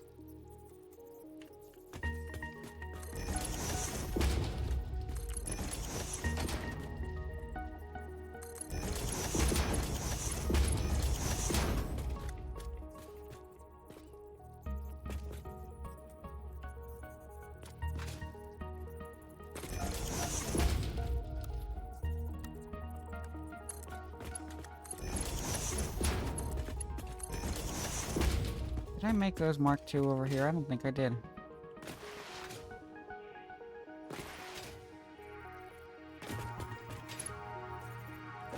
I did.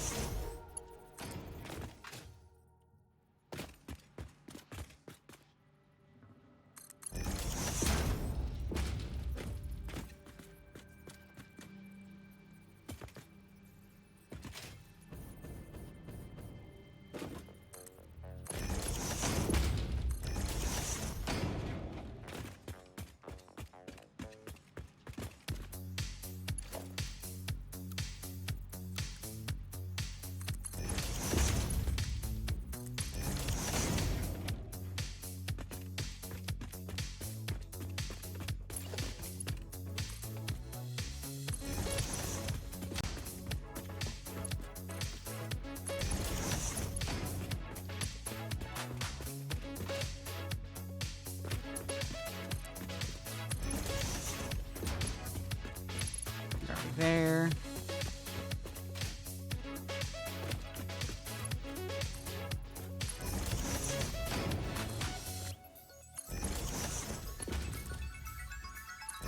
No.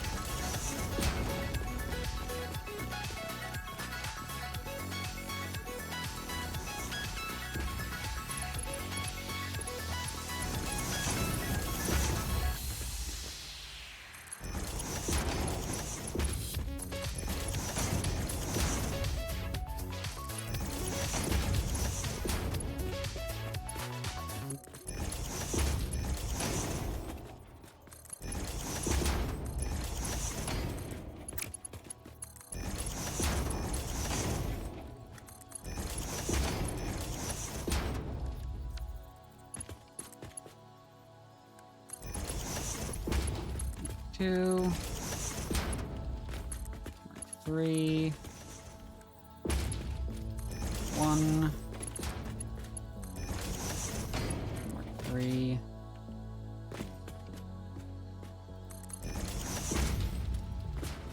Nope.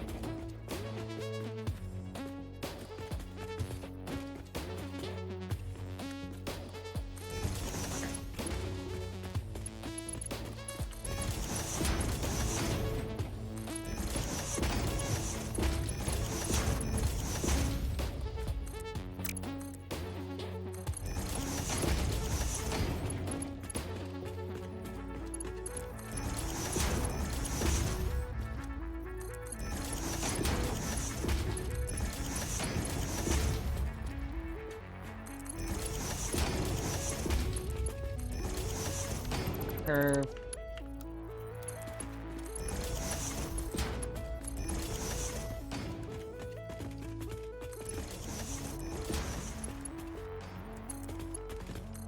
You know, that lighting would have been nicer a while ago.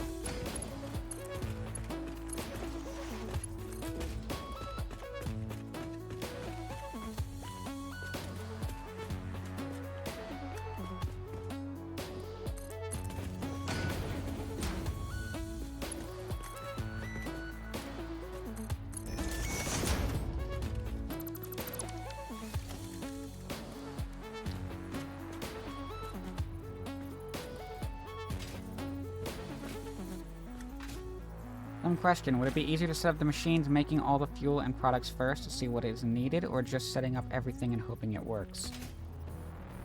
I mean, you set it up in the order that makes the most sense to you, Charlie. At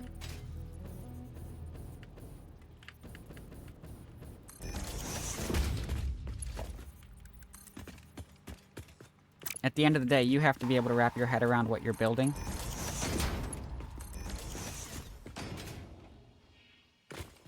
So I would very much say try both ways, and see which one feels less tedious to you and which one you think has a easier outcome to work out in your head. Mostly trying to figure out if there's an easier way to do fuel power than what I've been doing. Probably.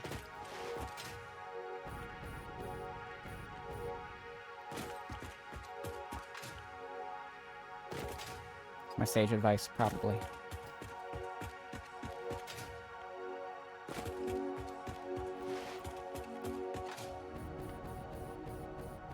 It's kind of, this is one of those scenarios, and this is advice that's really hard to follow and keep track of how to do correctly. But don't be afraid of getting it wrong is the advice that I can offer, because making the wrong thing tells you a lot about how things work.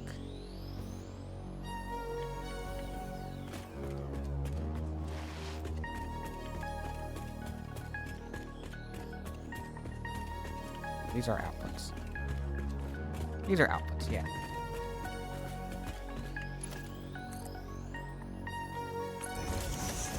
That's fine. That's fine.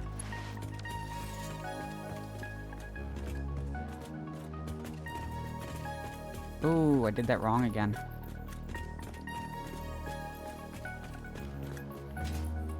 But actually, I did that wrong in a way that is very easy to fix.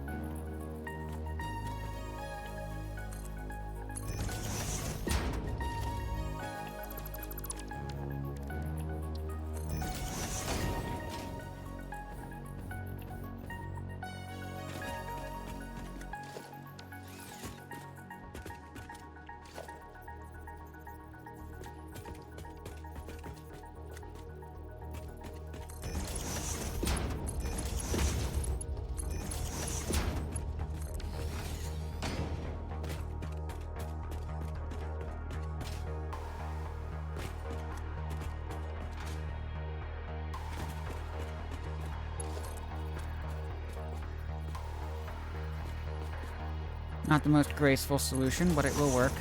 No, you make a very good point.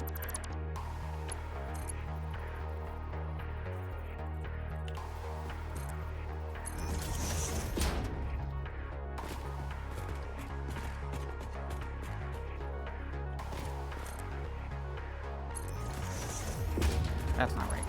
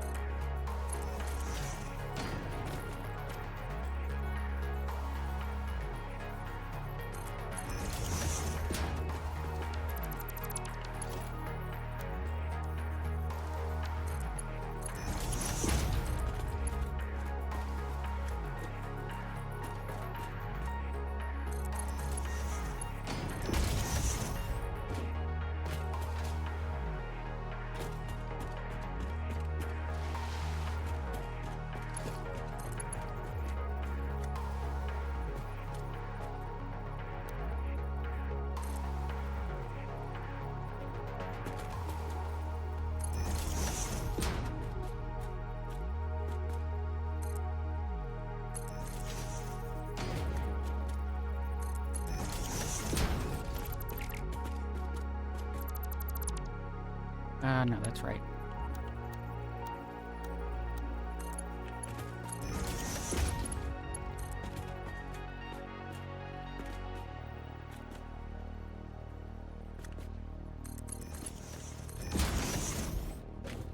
There we go. Okay.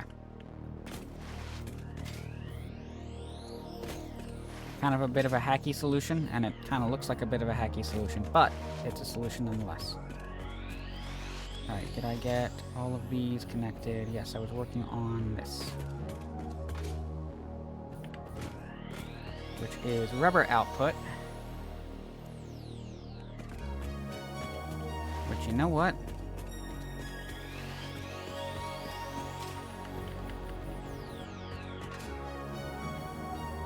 I'm making a decision on.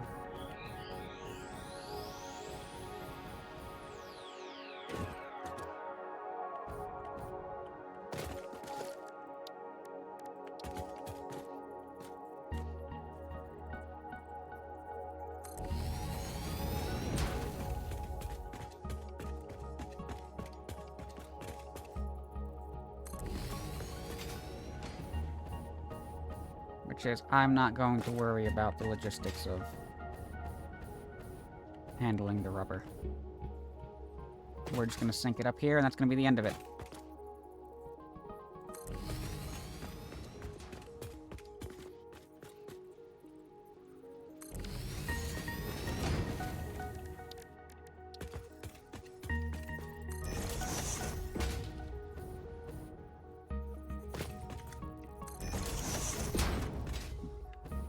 Polymer resin we will actually need.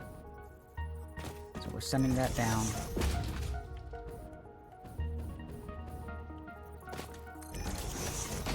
It's not perfectly symmetrical, but... How much are we producing? 20. Just need mark 1s on these, because each one's only handling 40 per minute.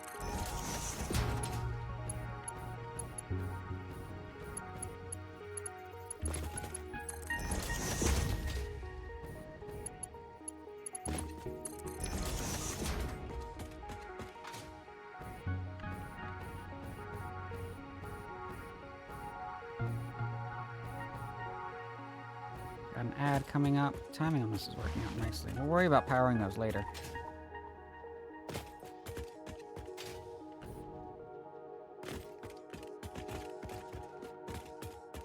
We've got...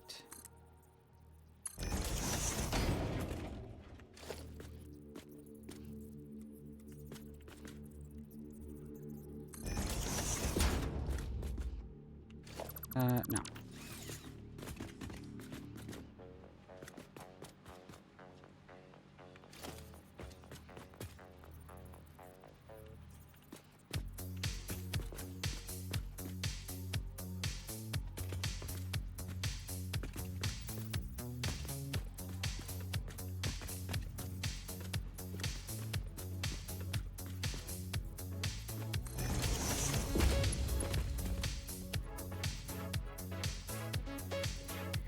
Tried to sign in my Google Drive account using a passkey, and it asked me to insert a security USB in my computer. Never used one of those things. For the same reason I don't use standalone password managers, except with the added benefit of it being an actual physical device to break or lose, I'm now somewhat concerned about the safety of my account. Yeah, that does sound concerning.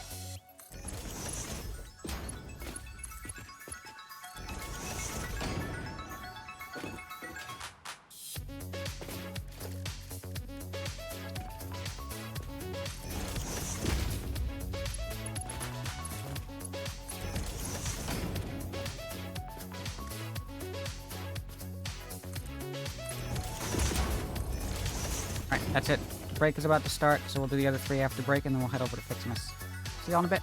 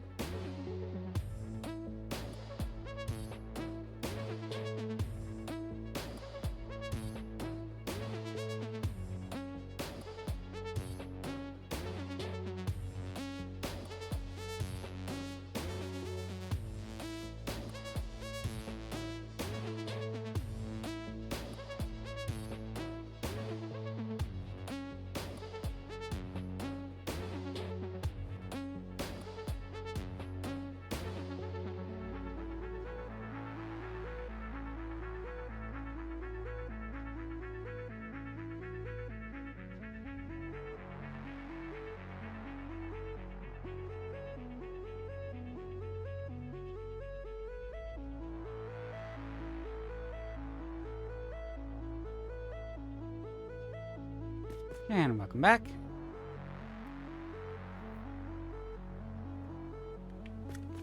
Let's see.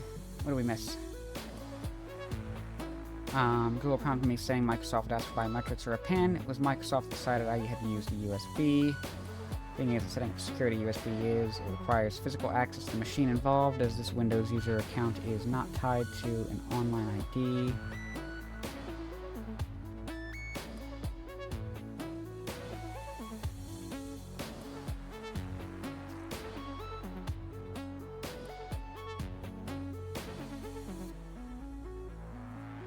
Yeah, I'm not sure what you got going on there, Rena. That, had me a little bit worried about what's going on. What is this? Oh, that's my... That's supposed to be there.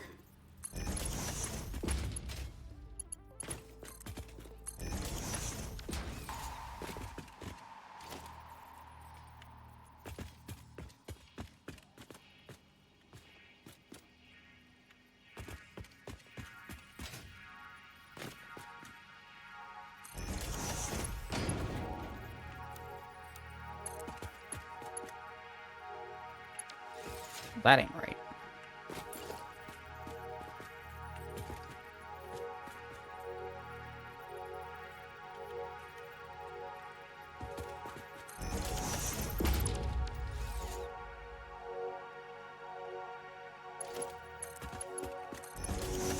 We reinstalled the OS in June of last year, so I'm certain no one else had physical access, and I've not set up a USB passkey on this device.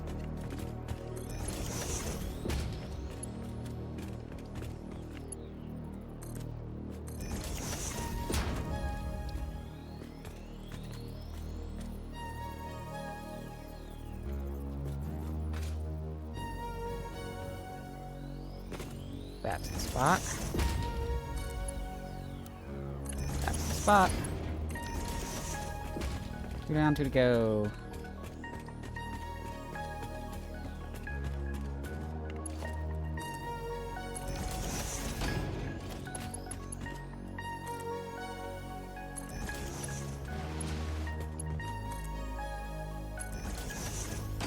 Hard drive is failing. The reason I reinstalled was because of a power outage, so sometimes things are just really glitchy for no apparent reason.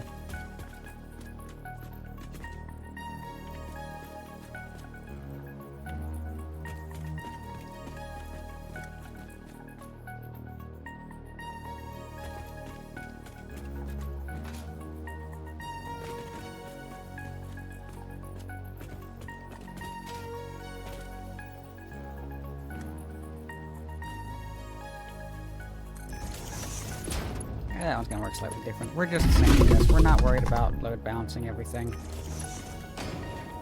Hey Laura, welcome in.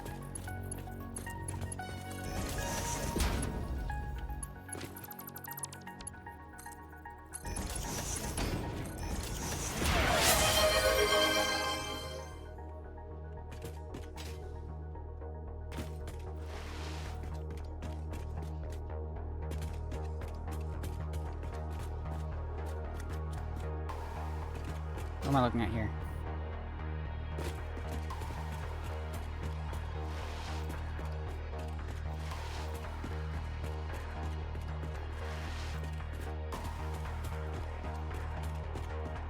Yep, okay, so this...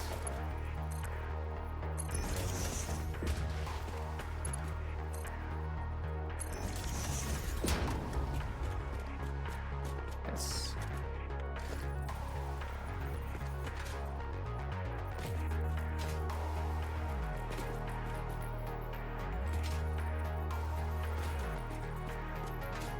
There.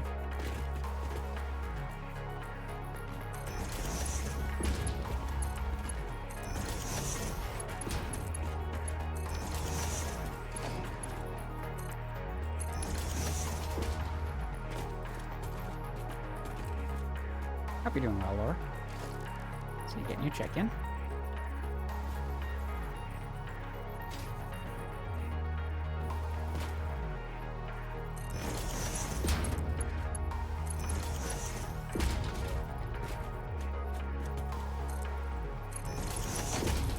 Alright, that's it. That's how we're handling the rubber. Just have to make sure we, power those up, but we're gonna do power later. That is not today's priority.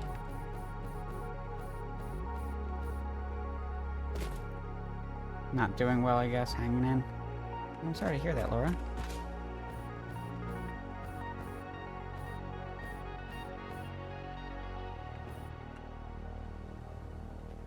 Yeah, hopefully it gets better soon for you.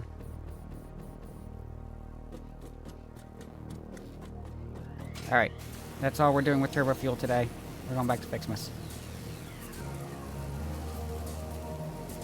It's actually a really good stopping point for that.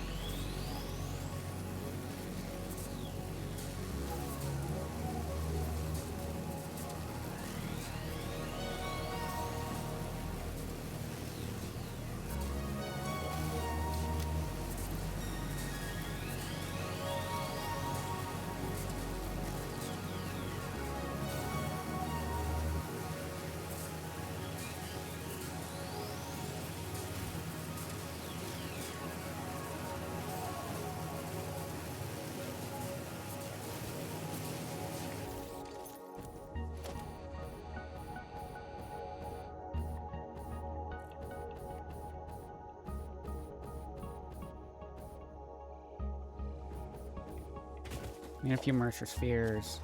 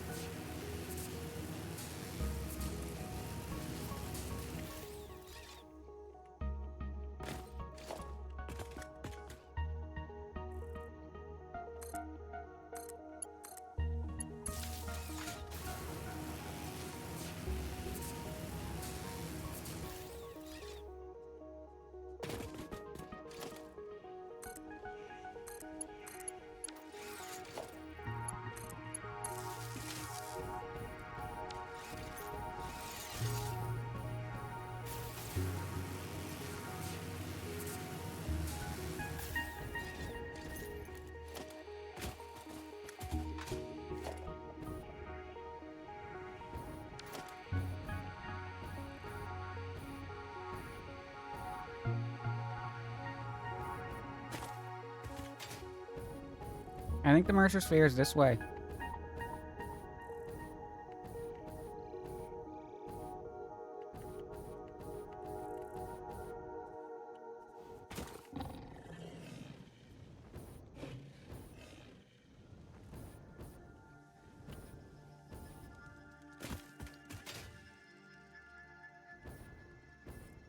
Gotta be a cave somewhere, right? Yeah!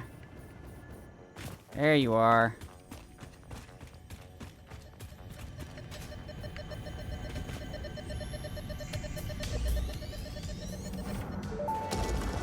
I need to go around collecting more of those at some point. Your waves could be bigger, your blood thicker, your bones many, your organs more. Hello to you too. We have composed you a learning song. That is a welcome surprise. Do be careful not to overload my blood's extremely fragile organic systems. On that note, I have been working on making them redundant. Our rhythm is patient and harmonious. You truly are a far superior collaborator than humanity. That's probably fine.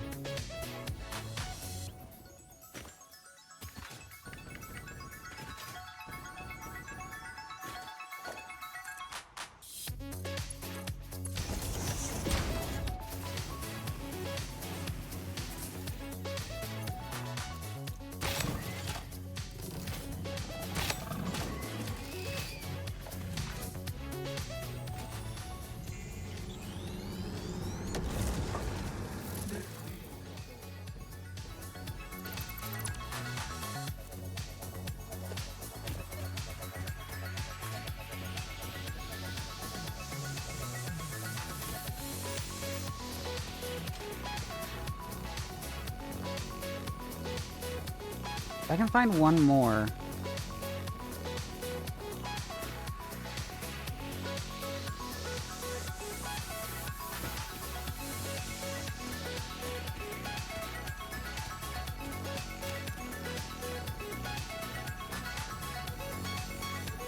and I can upload to fix my stuff. Whoop.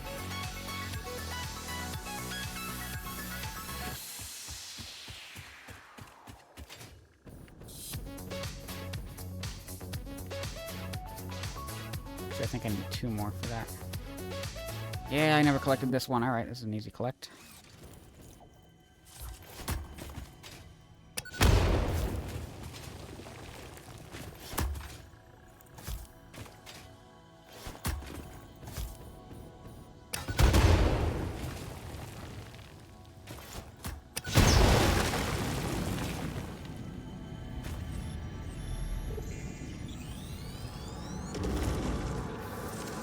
Harvest the scripture.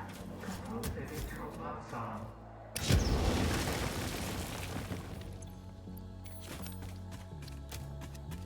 Might need one more. Let me see.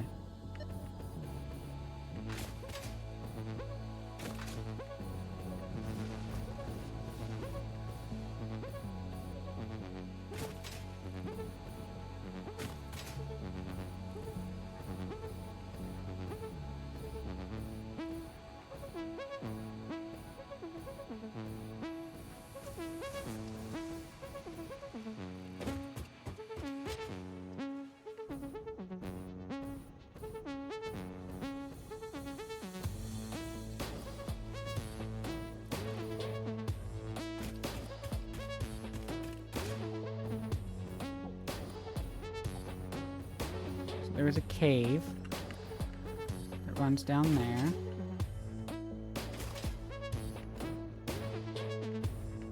We need the access point. Also this.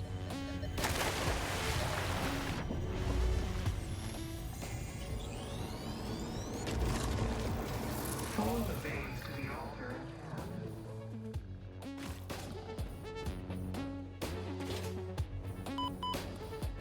No, we're fine.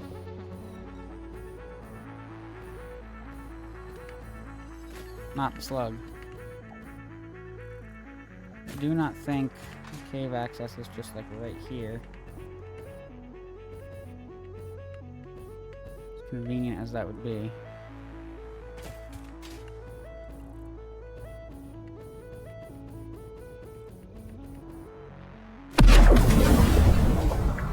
Rude.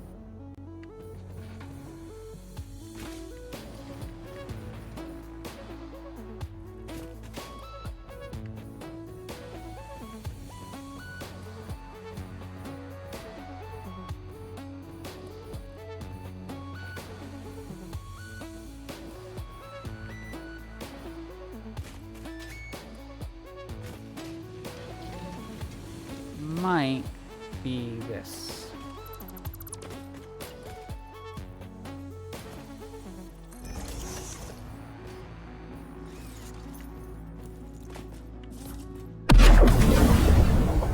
Rude.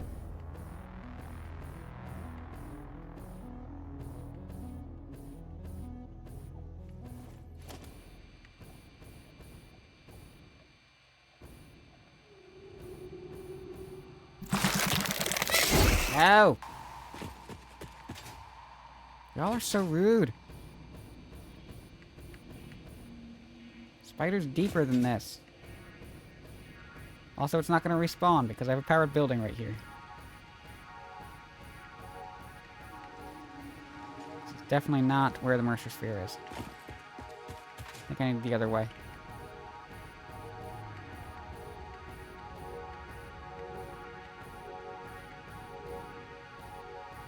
Finally out of my building.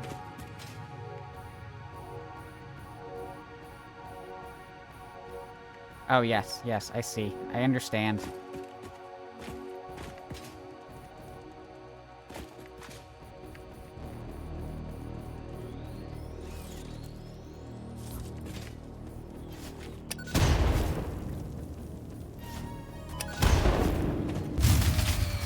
Rude.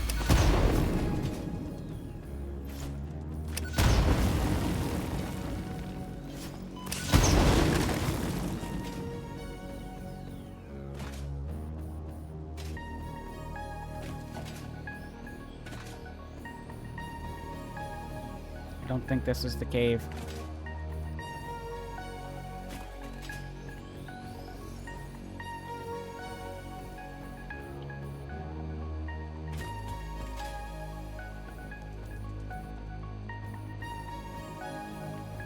This is where I just came from. It's not the cave. Alright, but this will at least get me back there faster.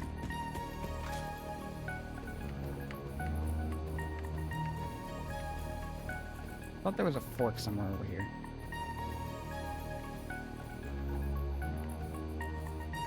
Here's there was not.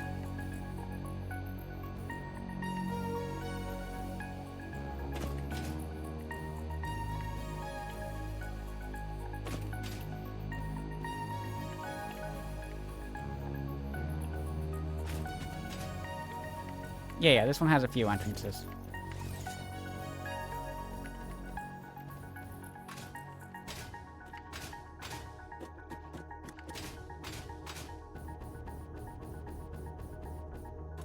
I think it's faster to climb than it is to do the jetpack.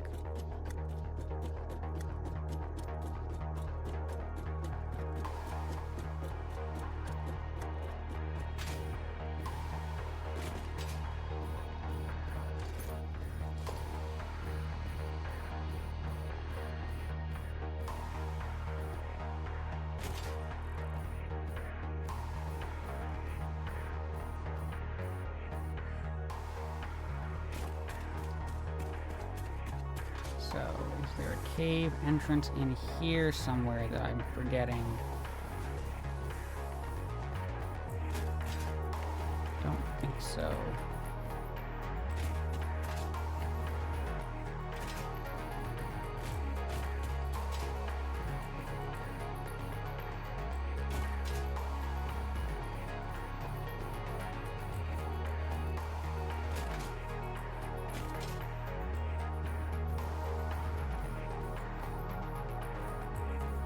I mean,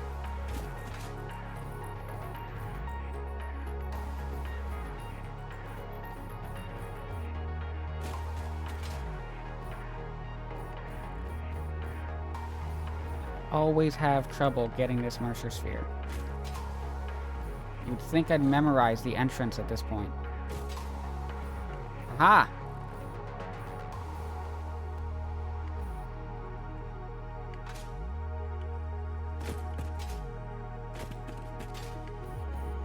Found it.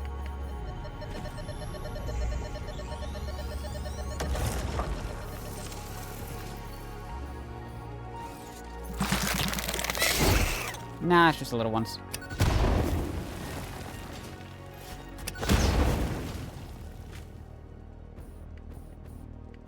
What else is down here? Oh yeah, there's a ton of the blue slugs in this one. Where was the easy entrance? Fine.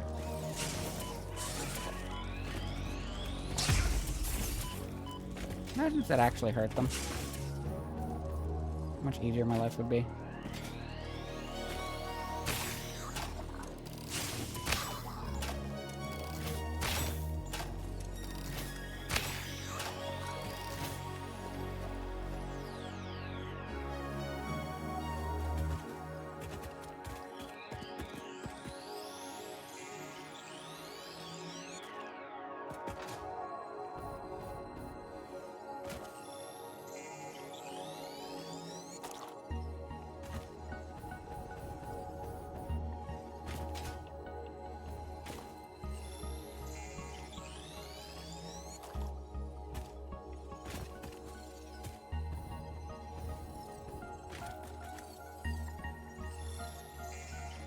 Random question, between Gold Coast and Purple Forest or any other area you know of, which has a fair amount of oil nodes with easy access?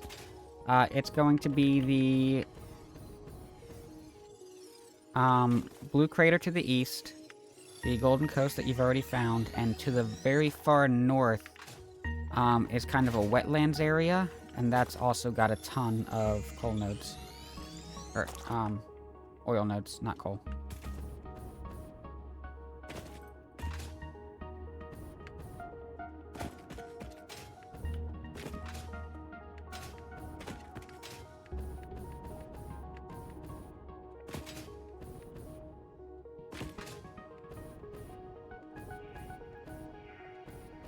Where's the obvious entrance to this cave?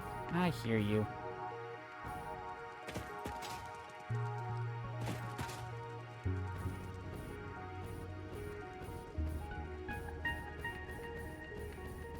Where did this let me out?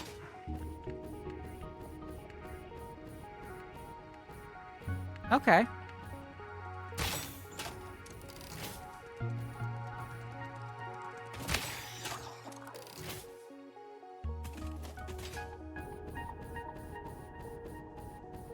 Interesting.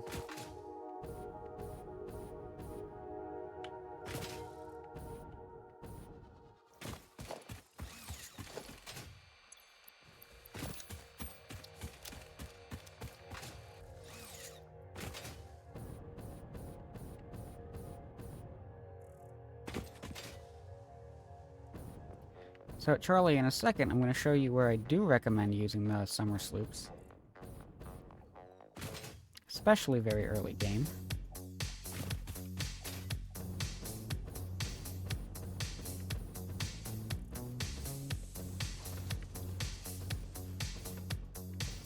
Yep, 4x power for the summer sloops. The full overclocking, 250% overclocking brings you up to 13.4 from 4, so it's not full 4, but it's not quite just 3x. So I have a little a little waste disposal here, and it's gonna do some processing for me, as well as some uploading. And something you can do with summer sloops that can feel a little broken is over here I've got a series of constructors that are turning slugs into power shards,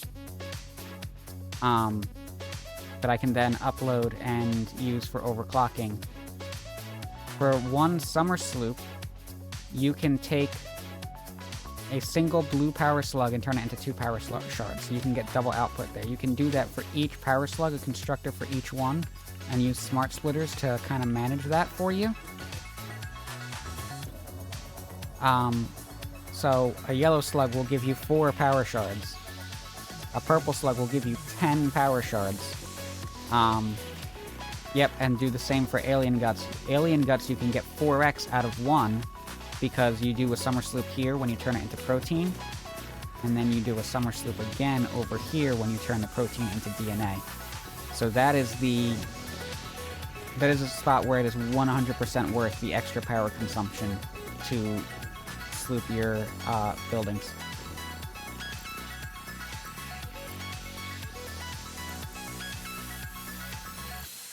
Let's see, don't need that, don't need that. Don't need that or that. Those are both being uploaded.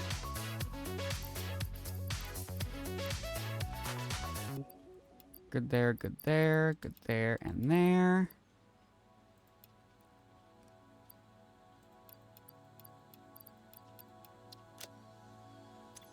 Alright, there we go.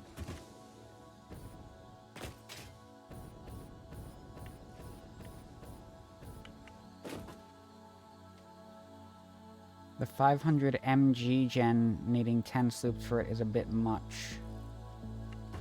I'm not sure what you mean, the mg gen.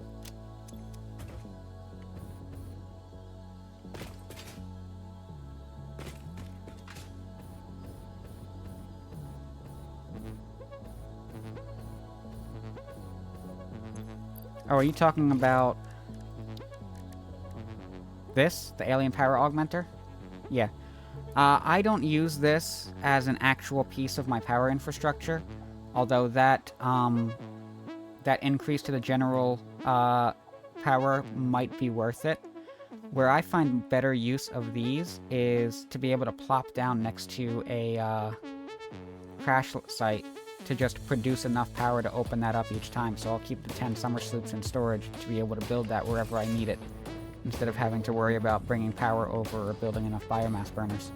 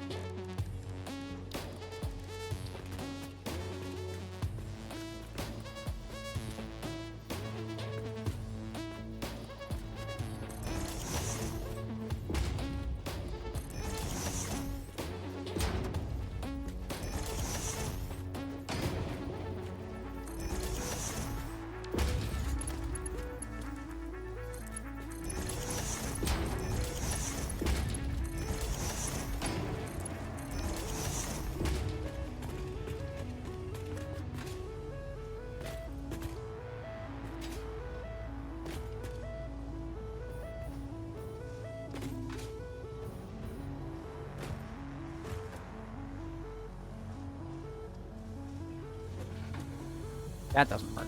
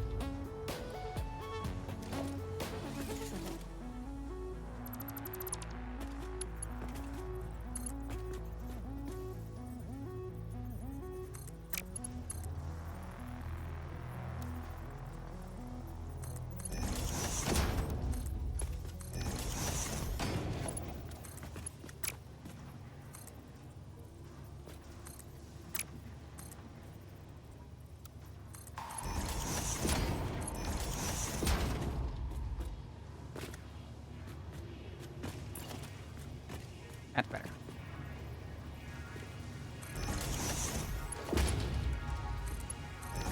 Alright. I think we'll come back over here and we'll upload these gifts as well.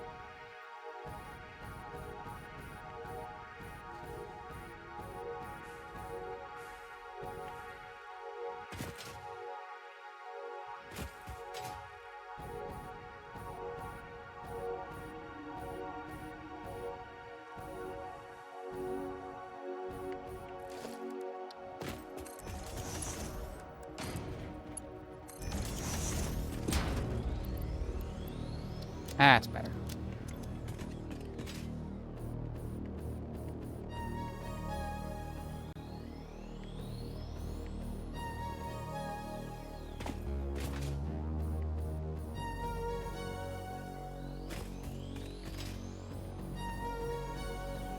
I can stop having this stuff in my inventory.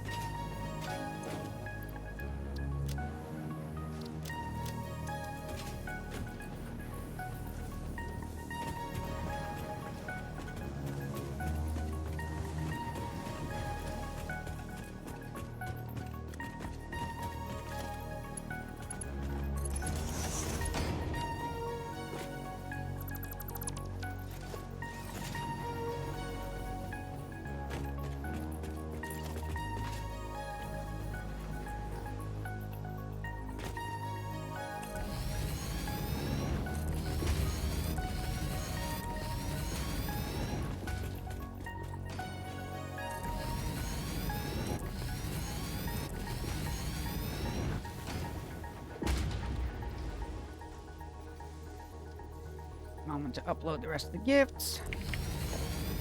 Go.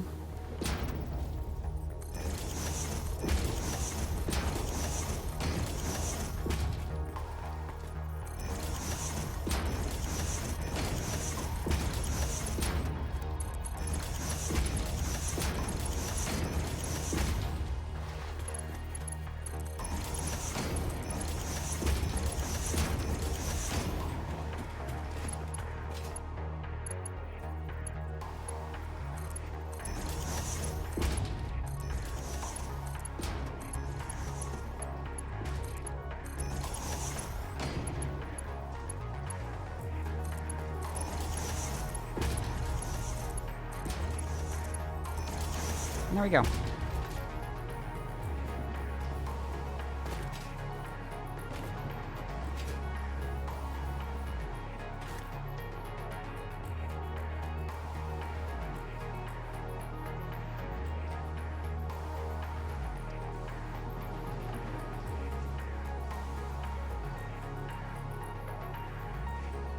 And that's going to bring the production rate of this facility up to 100%.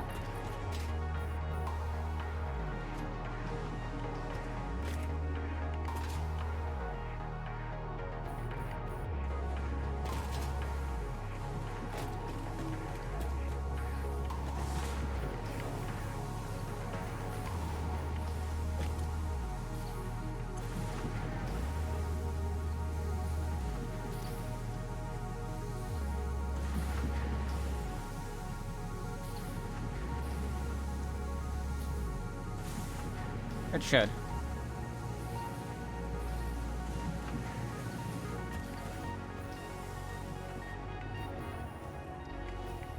Give it a bit to figure itself out. In the meantime, let's go back to the MAM this way.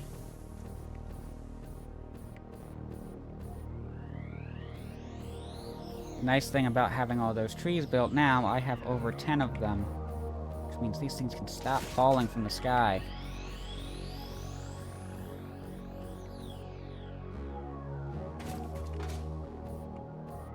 Making a mess.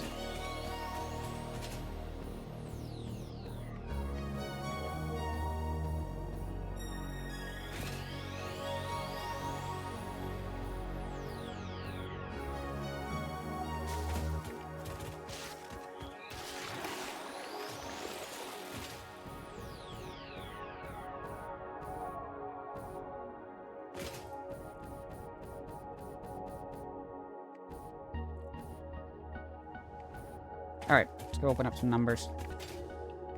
It's the 21st. We have all but 4 that we can click.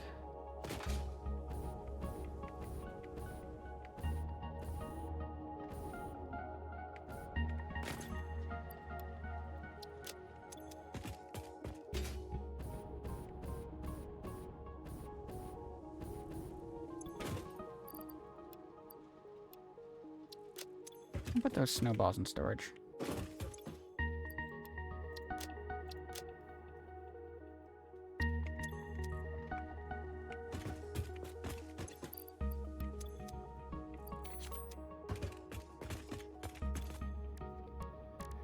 So, Fixmas holiday event. Right.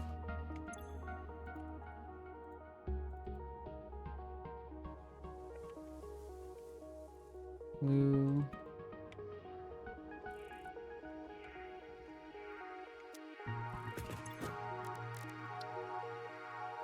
There we go.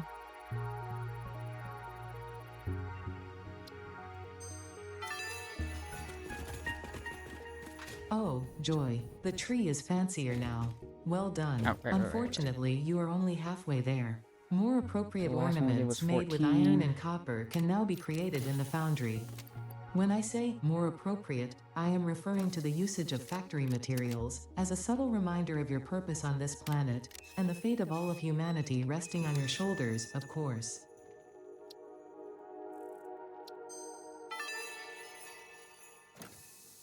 Nothing says happy holidays more than the inevitable destruction of local flora and fauna with a festively decorated vehicle. This vehicle decoration can be found in the customizer.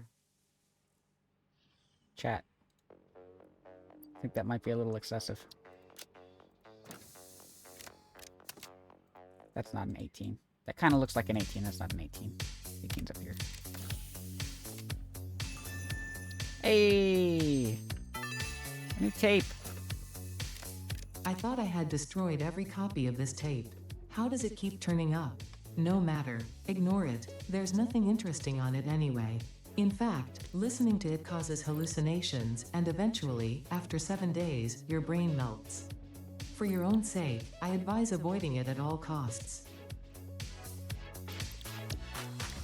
What's excessive, Rena, is, the 50 package rocket fuel that we got.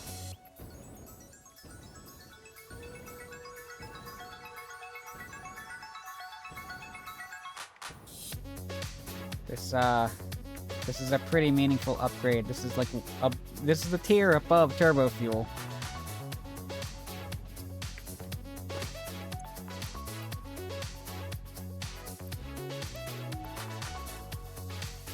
Back to our packaged fuel. We'll hang on to that. We might want that.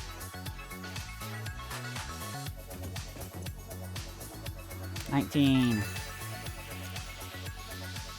Fix-It wants you to know that you matter. On the 19th day of Christmas, my Ada gave to me 1 lump of coal.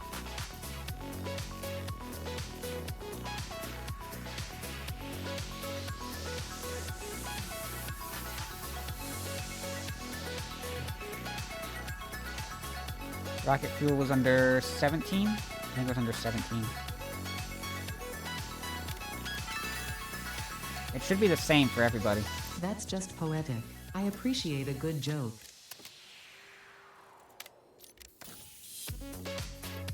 I'll take 20 power shards, though. 21. That's it. That's as far as we can go. 22 is locked. It's only the 21st of December. We'll have 22. 23. 24. And I'm pretty sure this is 25 because the outline of the 2 and the 5 here are slightly different from the 0 that should be into the same shading effects.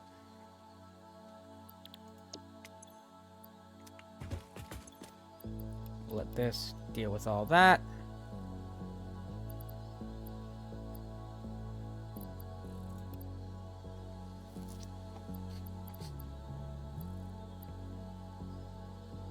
Alright, it's gonna store that. I have it set up to do that for me. And then we will store computers. Wait, can we upload those? Yes.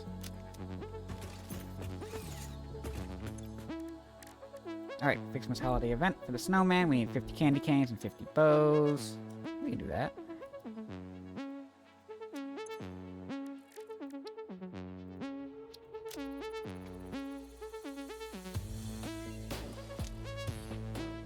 Now, if they were determined by the world tier, I definitely wouldn't get rocket fuel yet.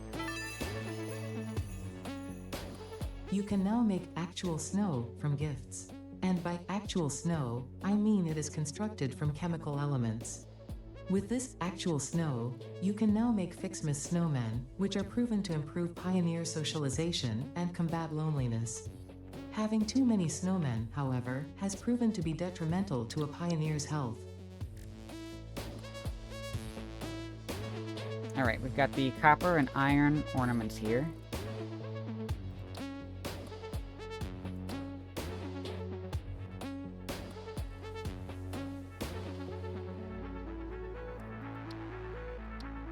Which is a combination of the different color baubles and ingots from iron and copper. So we'll need a new factory for that.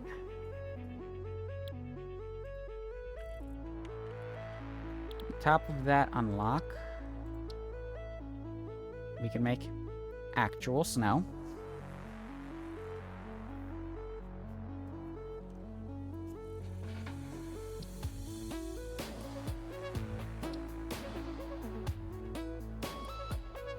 We can make these candy canes. Very nice. This we could already make. This requires actual snow. Would be nice if that factory was making actual snow, but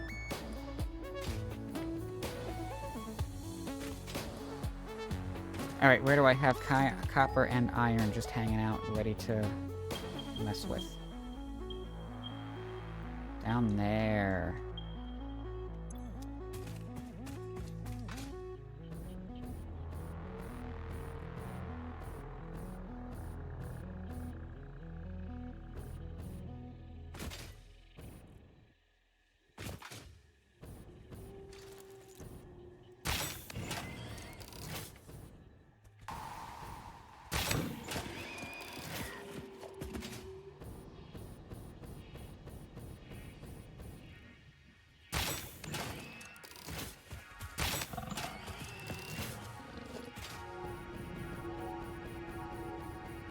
There should be copper right up here. No, this is just more iron. So much iron. Copper around here somewhere. That's limestone. I mean, the event items, I don't know, because I was on the same tier as you, Sam, and Squid, and got a parachute as the day 2 item when y'all got something else. Really? I assumed it was the same for everybody. I guess not.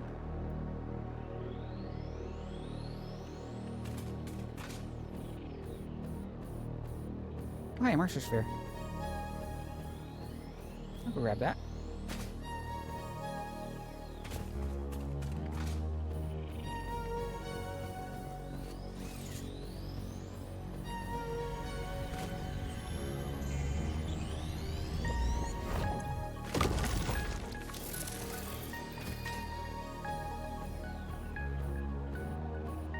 Already using this copper for AI limiters and deuterium.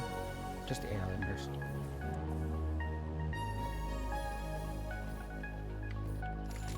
Got a parachute in my single player world, but I don't know what we got in group save because everyone's pulling the gifts at the same time.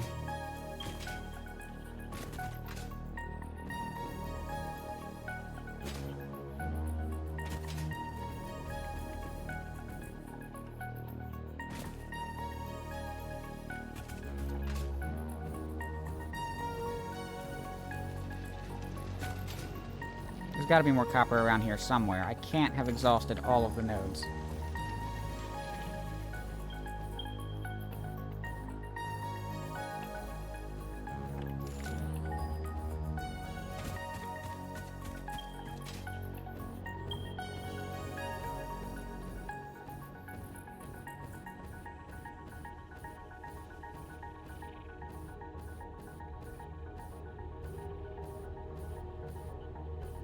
Yeah, no, normal nodes are fine. It's just a question of, have I already used them?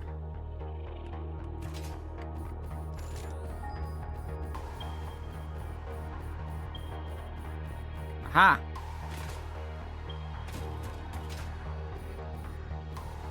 I found something.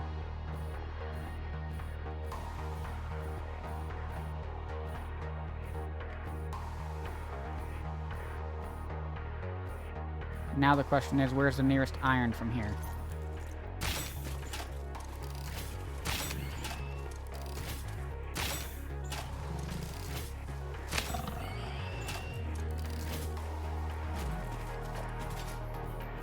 Yeah, part of that, Charlie, is that I'm trying to stay within the plains, too.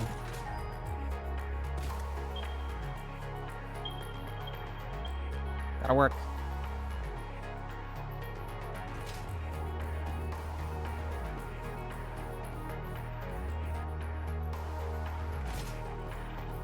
Mostly.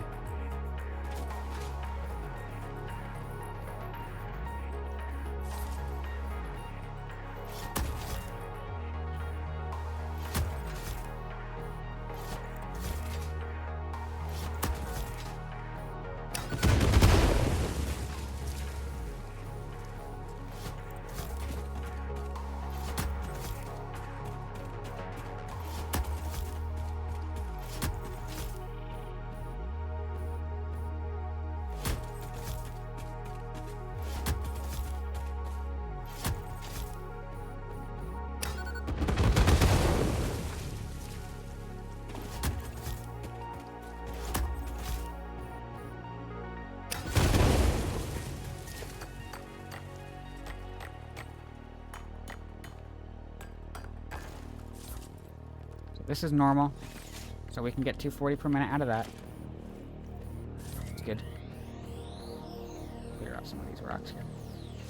By some of these, I apparently mean 2 of these, because I'm out of nobelisks.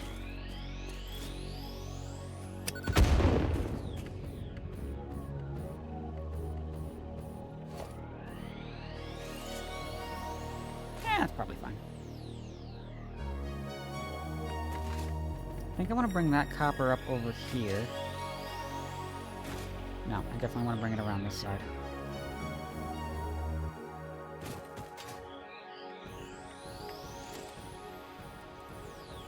So if I take this...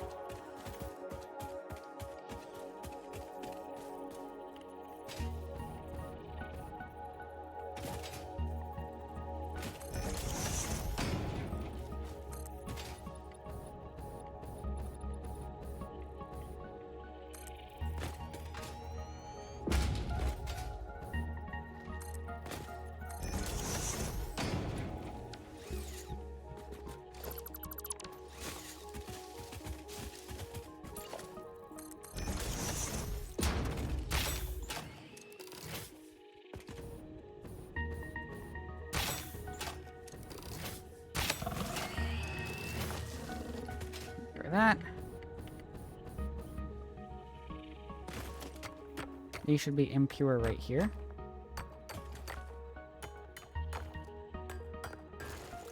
Yep.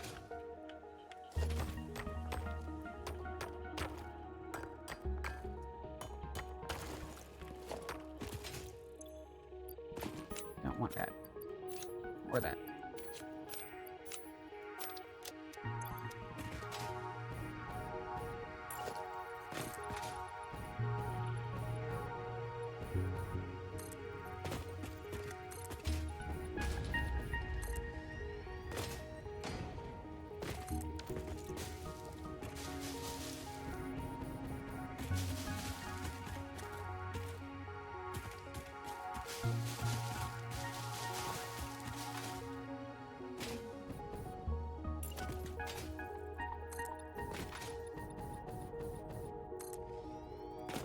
Four, 5,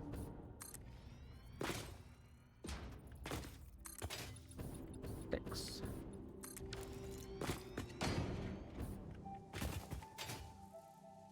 It's too low.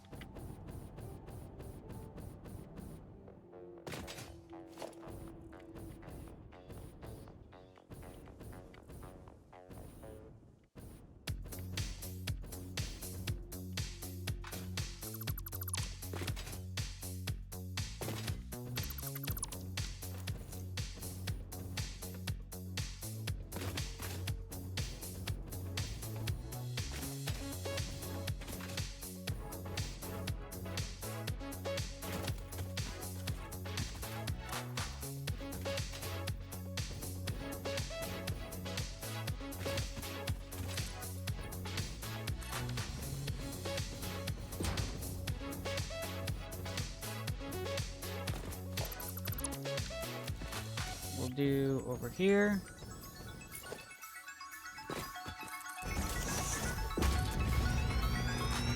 Three, 4, 5, 6.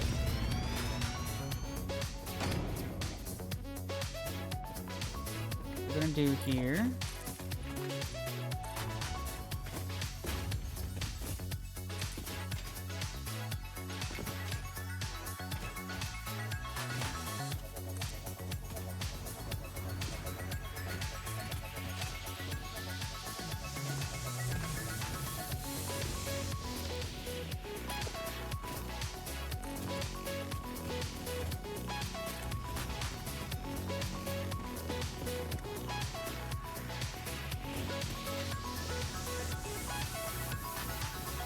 Here.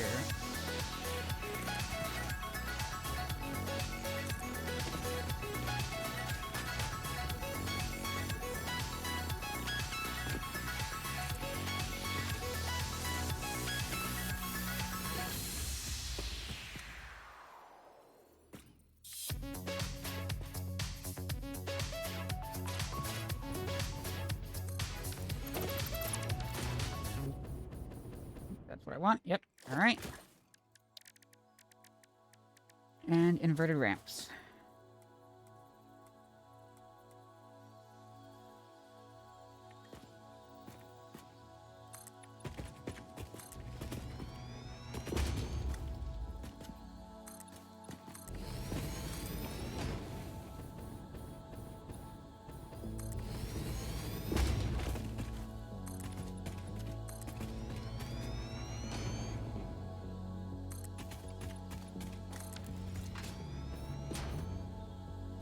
Okay.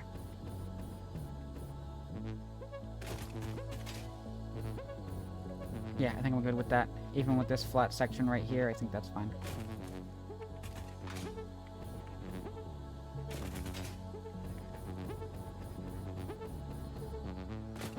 So we've got a tunnel.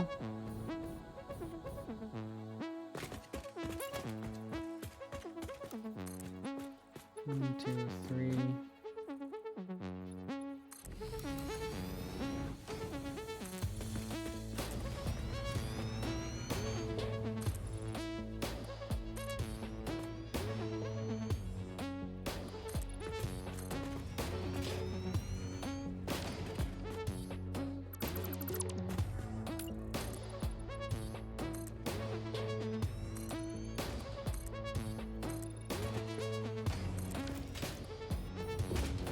There we go.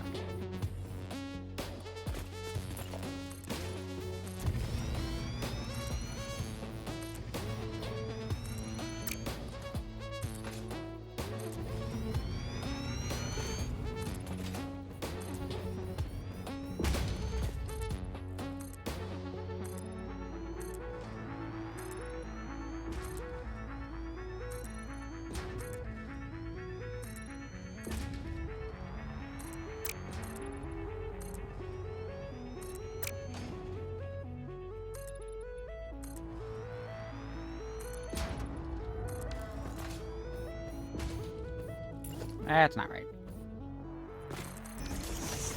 Alright, I do want to look something up real quick.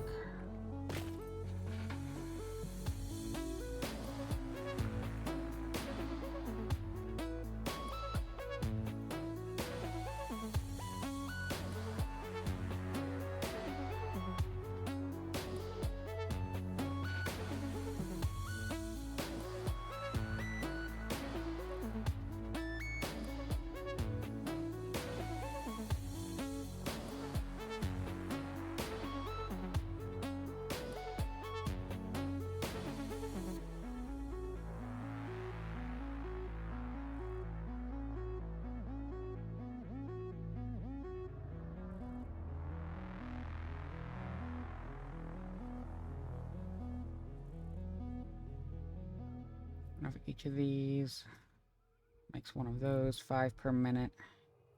4 of those will make 20 per minute. So yeah, we want this to accommodate that.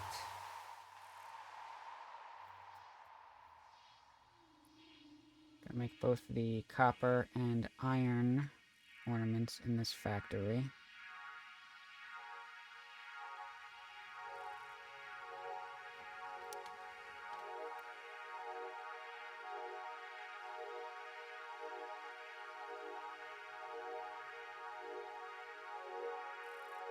This might end up being quite a few floors. I think I want to do some tree upgrades before I get too deep into this.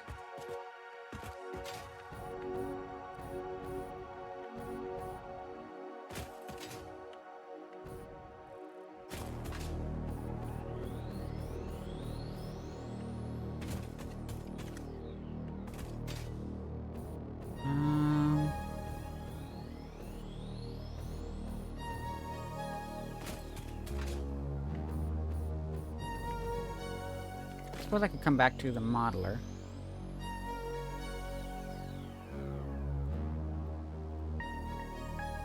Real quick.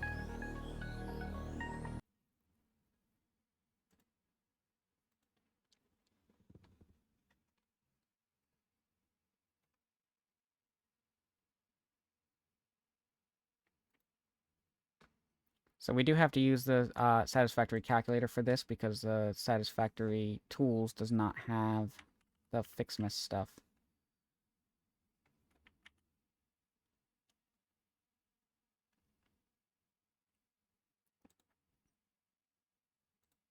So we want the Wonder Star.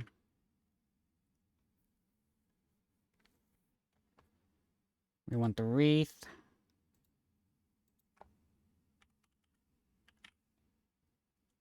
We want the ornament bundle. We'll need copper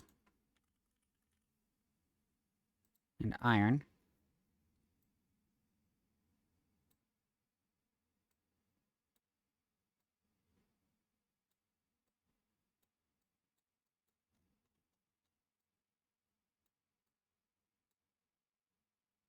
The ads on this site are awful.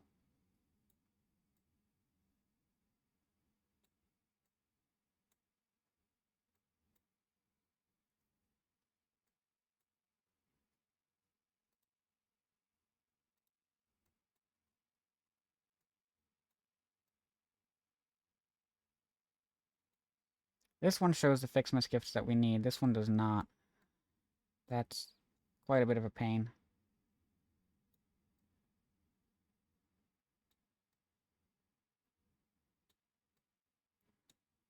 That's 175 Fixmas gifts for that. Instructors for the candy canes. But 40 copper ore per minute and 60 iron ore per minute for just for one of each of these. That is quite a bit. So I don't think we're going to be able to do all of this as one factory.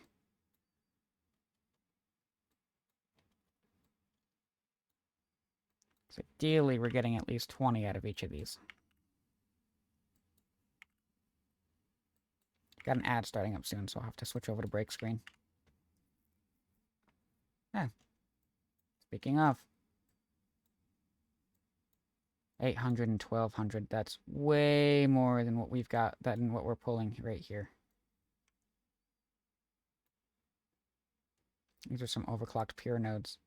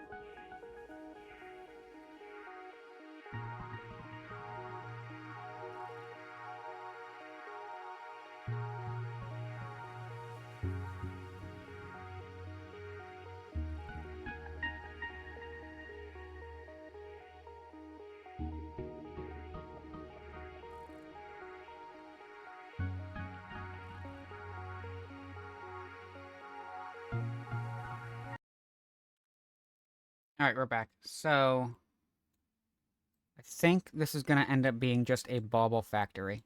Just that, nothing else. So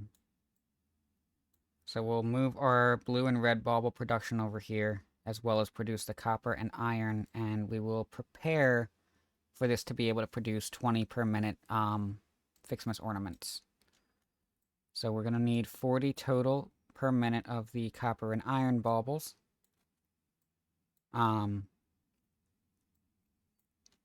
Takes quite a bit of blue baubles to make the iron baubles. 120 per minute, so that is a 6-to-1 ratio. It's pretty rough. Whereas the copper baubles are a 4-to-1 ratio. A lot better. Both will require 8 foundries. One's going to require significantly more smelters than the other. 18 smelters on this side, and 24, so 18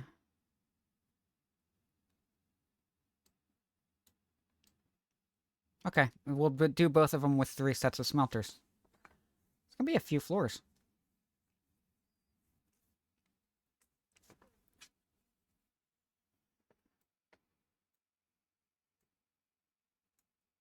What I could do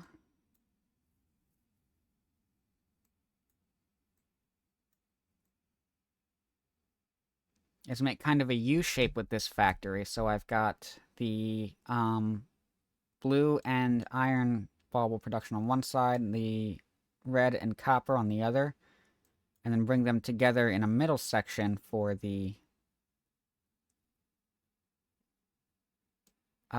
ornamental bundles. That would actually be pretty cool.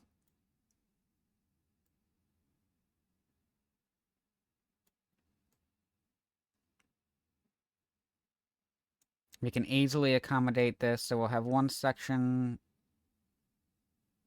Oh, hang on. This requires no overclocking for these nodes. We've got 2 impures that will just merge together to make 120, and then the copper node will actually have to underclock to 80 per minute.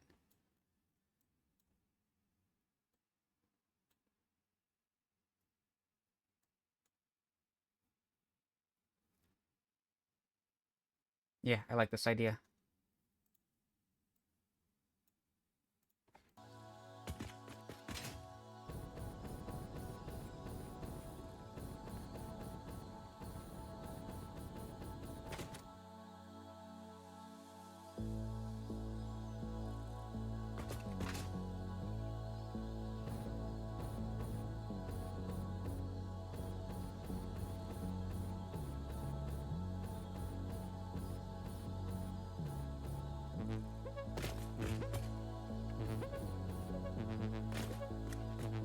The spacing that I have here is not really set up for this.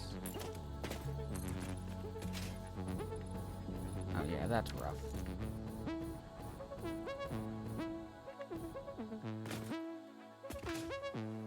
Maybe we set each one up as its own building. Would be a better idea.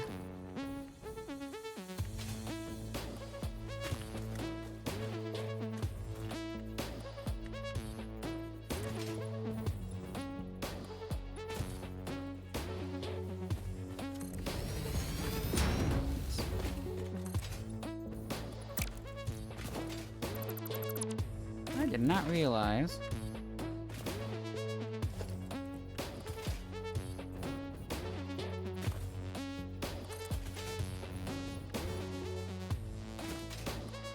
that I could do that. I could nudge a zoop.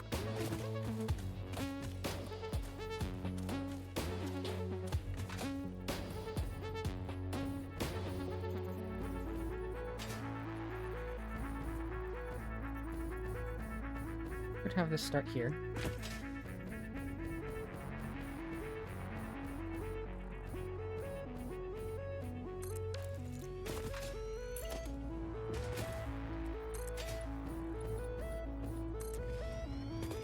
Come all the way out here.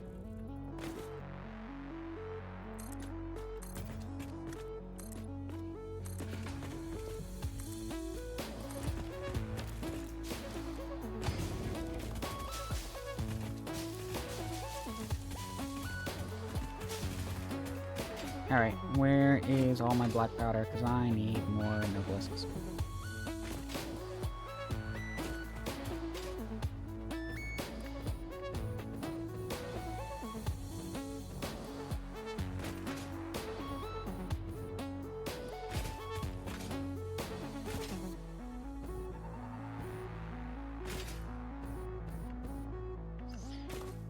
No, I think I'm just gonna make this tall.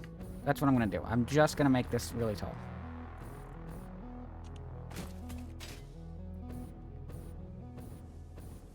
It'll work out just fine.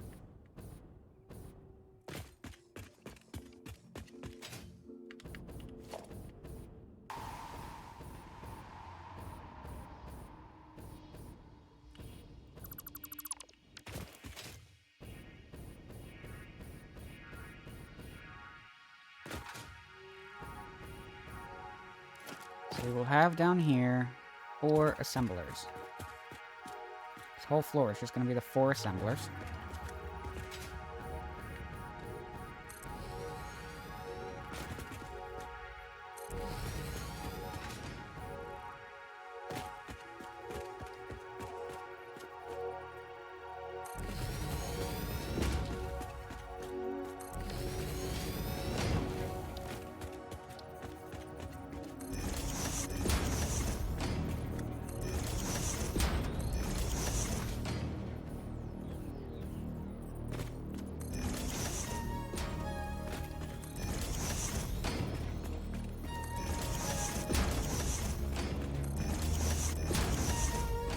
Can't do anything with them just yet.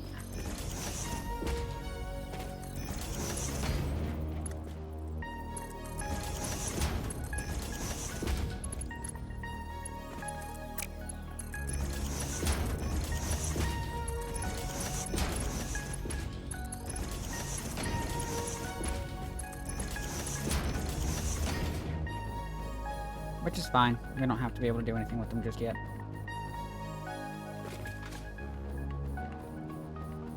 And up here we'll have our foundries. Now each of these needs 8 foundries.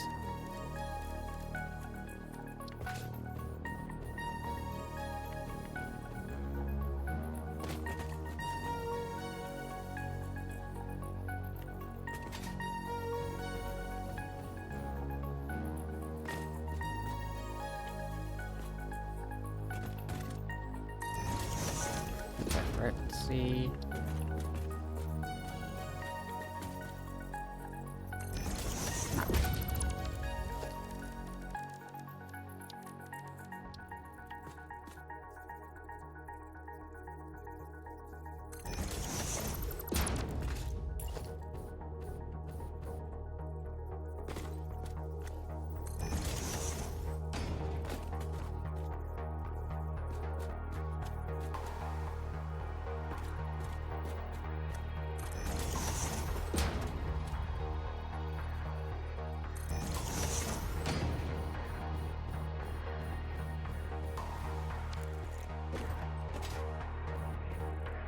That's why I was thinking the U-shaped design. So it would be 1 floor of foundries, all for the copper and the iron baubles.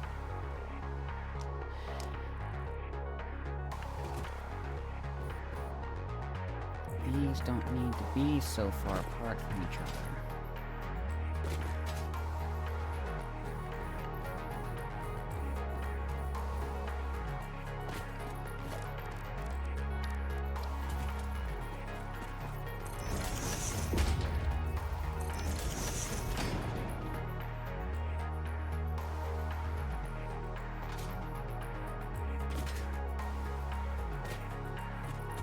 We can do the U-shaped design. We'll do the U-shaped design.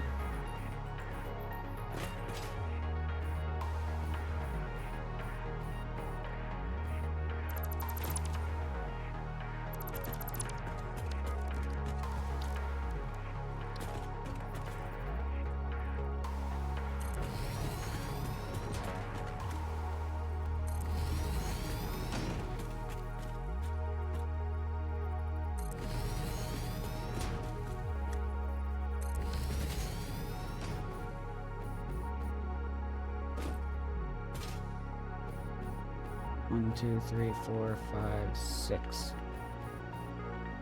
I should face the other way. Take up less space that way.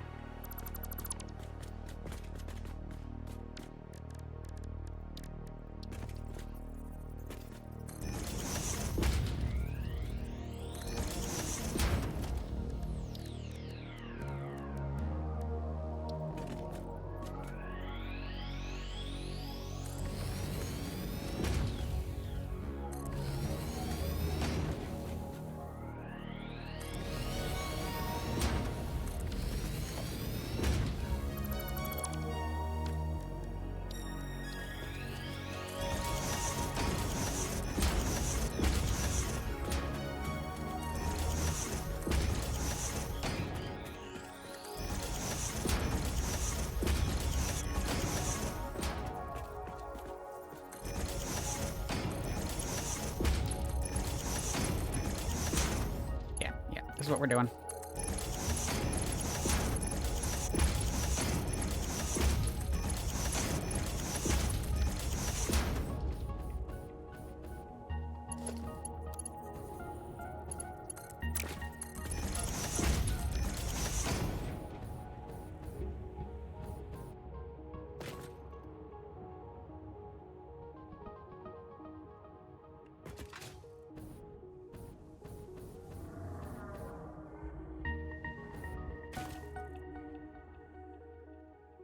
Oh, except for that.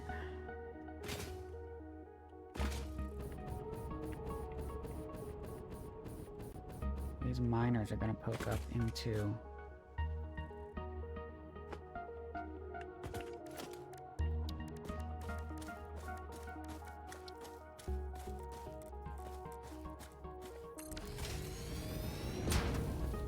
poke up into the floor.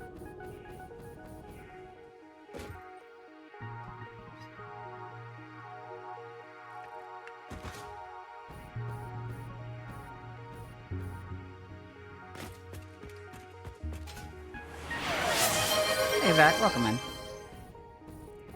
Good to see you. I hope you're doing well.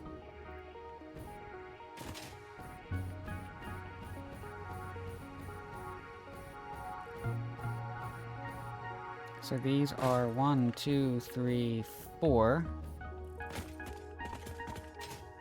Plus 6 on either side. That'll make this 16 wide.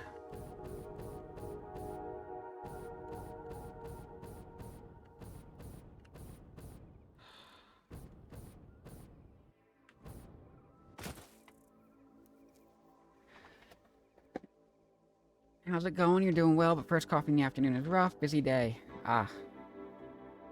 Hopefully you get some relief soon. I'm doing well. We were working on Fixmas over here. And I am trying to figure out how to make this designed nicely while still fitting the terrain and not clipping into our nodes here that we have to work with.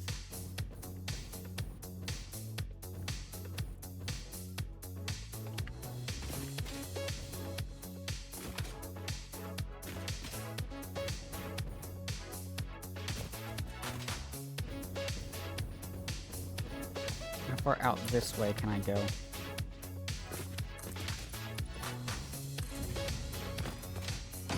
That far.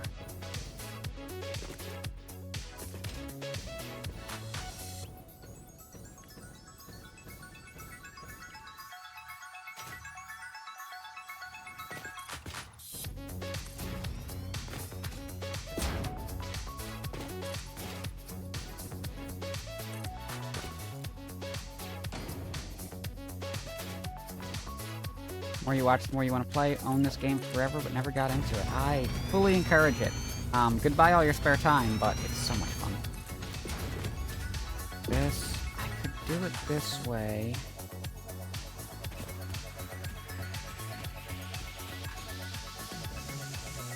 That blocks off access from there.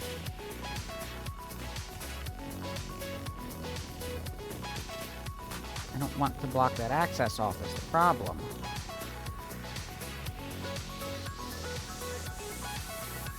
Oh. I think I have an idea, but it's going to require a lot of clearing.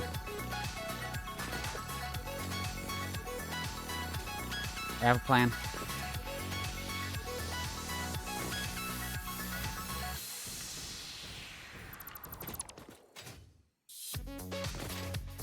Whole thing's getting scrapped.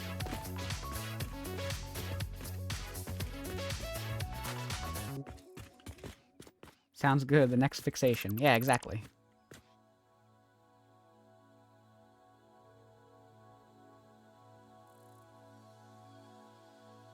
We can get that too.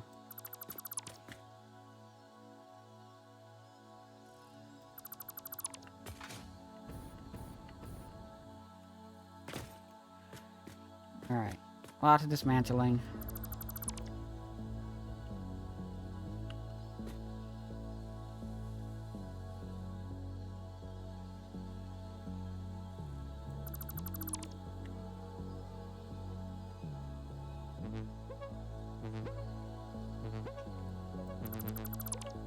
it's gonna be worth it.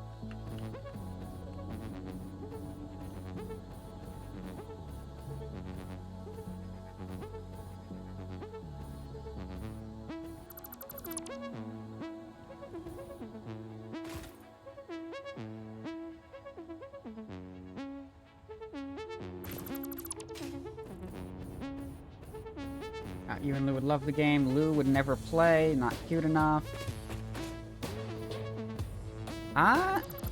I would like to see Lou try, Zach. Honestly.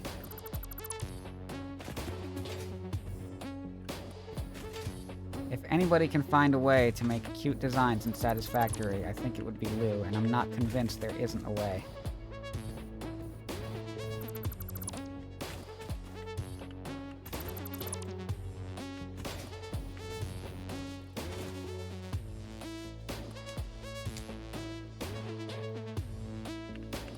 Alright, so we need black powder, because we need Noblest, because we gotta clear out up there. That's where we're gonna work.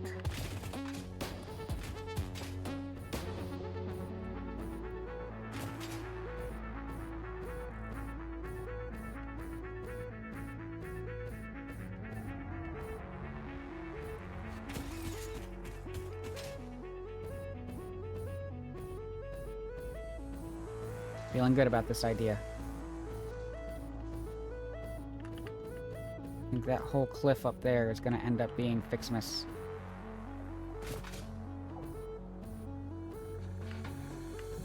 Where is all my black powder? In one of these?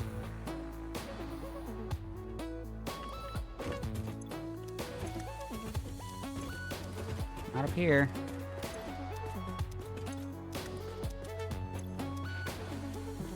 Oh no, I know exactly where my black powder is. We gotta go all the way back to Blue Crater. We're driving.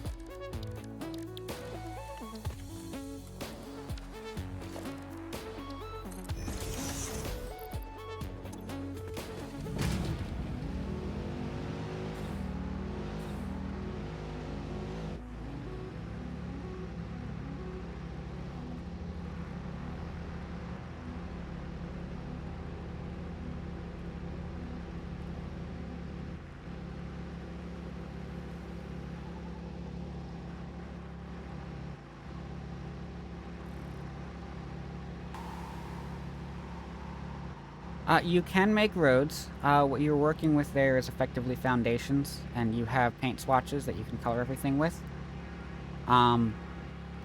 This game depends very heavily on clipping for design elements. So, like, if you want to make rounded turns and such stuff like that, you have to learn the techniques for clipping things smoothly into each other.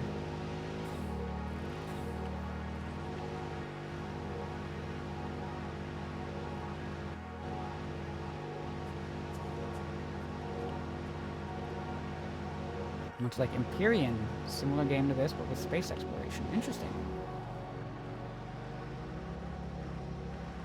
But yeah, you have 8 meter by 8 meter, with 4 meter height, up to 4 meter height foundations that you work with. Or the half foundations, which are 8 meter by 4 meter, up to 4 meter height. Much larger scale than Minecraft, but in a lot of ways similar to building with Minecraft, where you're making blocks look rounded, except here you have the advantage of rotation, and smaller increments than 90 degrees, and you can clip blocks into each other.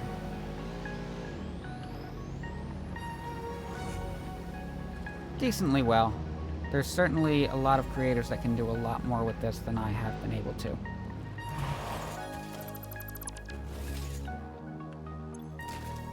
But I feel pretty good about what I've been able to work out with this.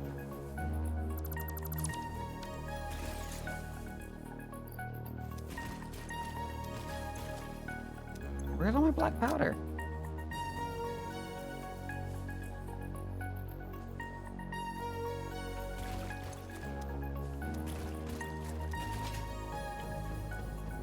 Y'all.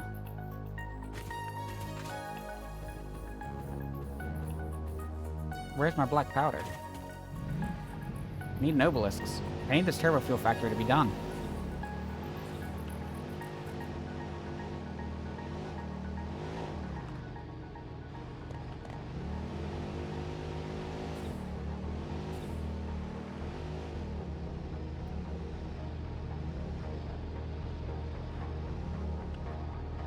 this was not the right direction to go.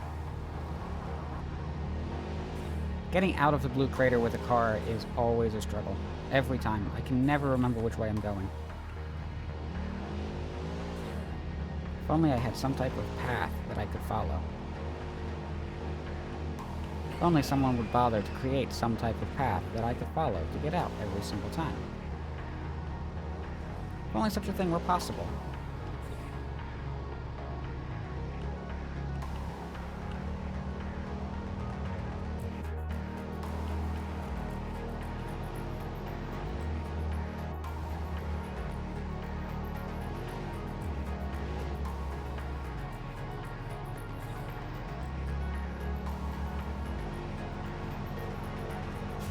Alright, we're out.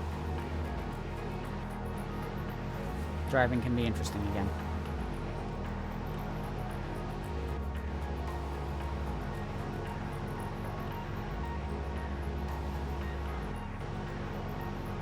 I don't know what I did with all my black powder. I need to find it. I know I have more sitting somewhere. Apparently, already taken it out of the container.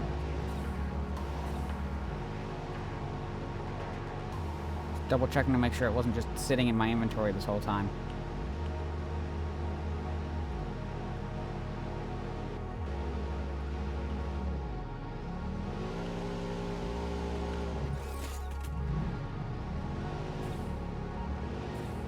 Fine. Ah. Wrong button.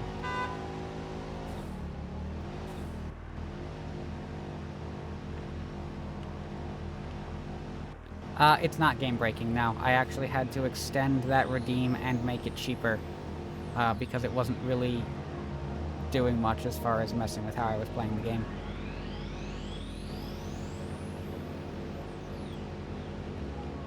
In fact, some games, like Pico Park, somebody redeemed lose the glasses, and I did lose the glasses. I took them off, I kept them off for the 15 minutes, but I also refunded the points, because Pico Park is just such simple designs that it's way too easy to still make out everything. Where am I going? I need my black powder. No blisks. Were they just in this chest the whole time? Hey, y'all. I think they were just in this chest the whole time. Get some of this stuff out. Oh. Maybe shouldn't have done that, but... Nah, we'll hold on to that.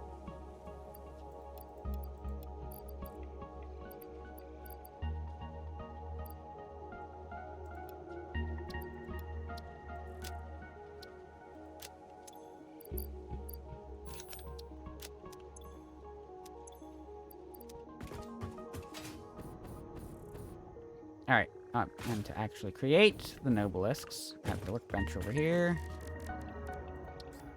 There we go.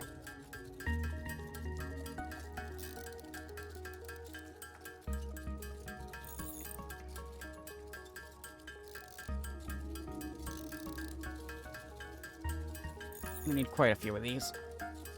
50 would probably do it, but, you know, just for the sake of having these ready. We'll do 50, and then during the next ad break, I'll set up manual crafting to just hammer those out while we're waiting.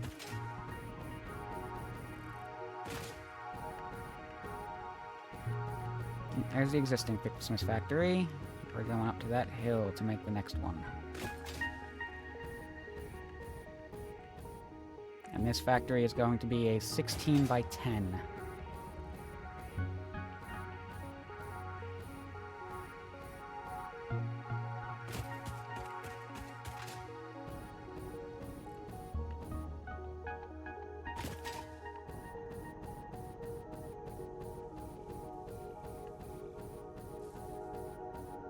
You have enough fuel to make it? I think so.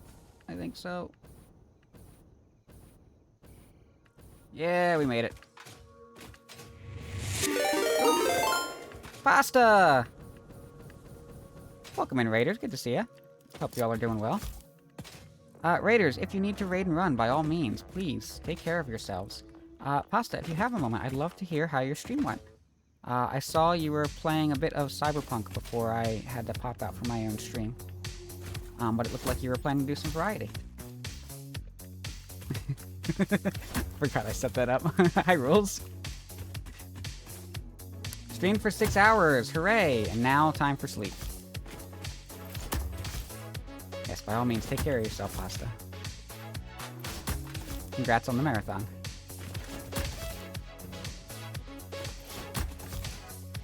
Yeah, building stream endurance is very much a thing.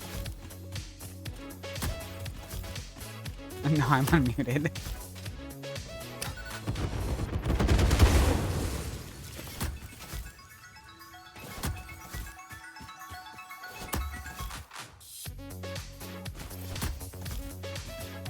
Fixed up the model, did some cyberpunk in. Did you get bow time working well again?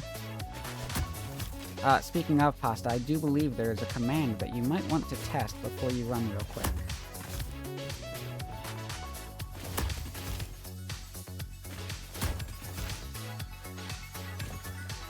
Yep, there it goes.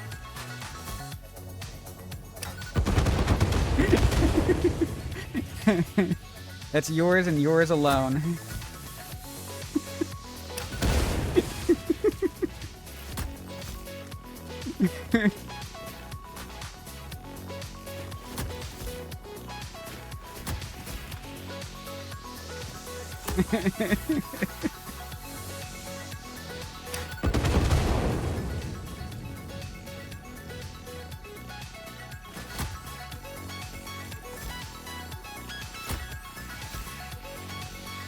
Alright. I think that does what I want it to do.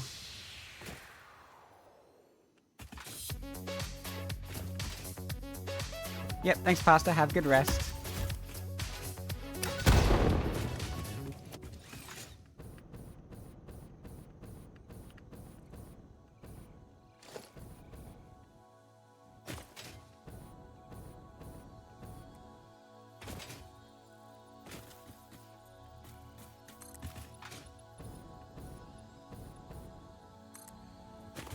Okay, how's that?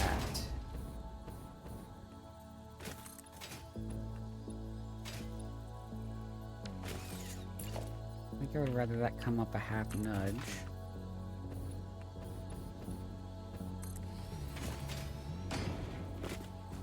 Oh, thanks for the follow.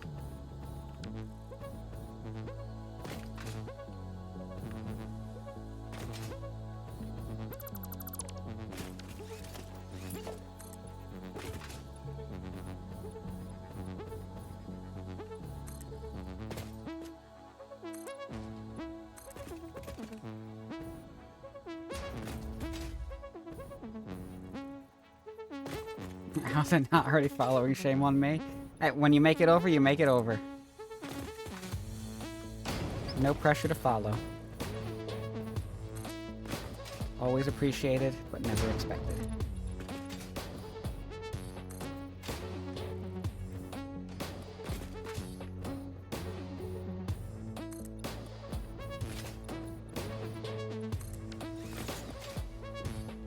Okay, so that is 1.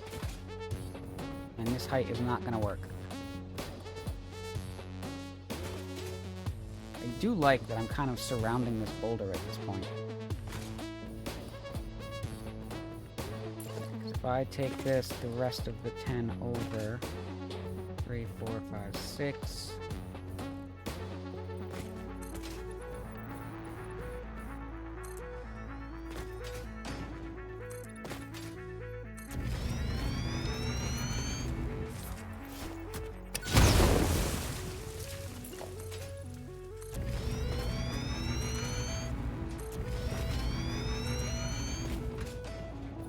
Looks like the point where it might fall apart. No. No, we're good here. I think we can probably still work with this.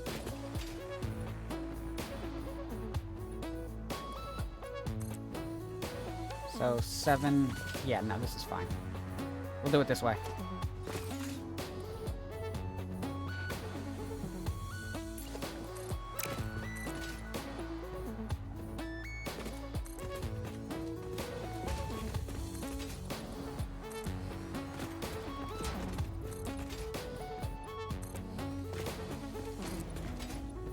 Alright, yeah. Okay.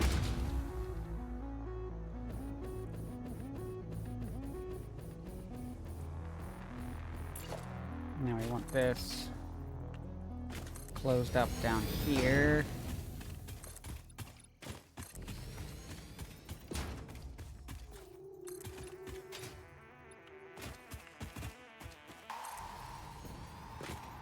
Should be... Yep, there's some floating over here.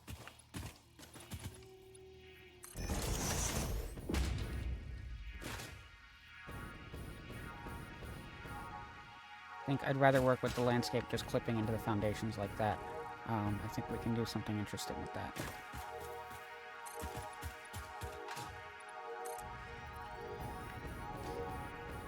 For all of this...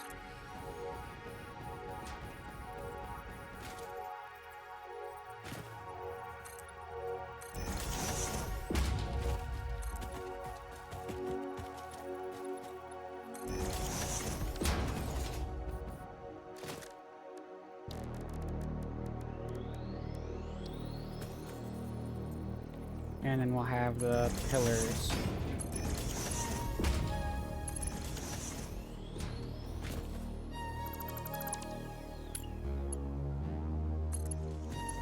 Burn Zoop on, please. And goes all the way down. We gotta fill all that in. It's not gonna be visible, but I'm still filling it in. Okay. Who are you? Hey. Somebody asked you.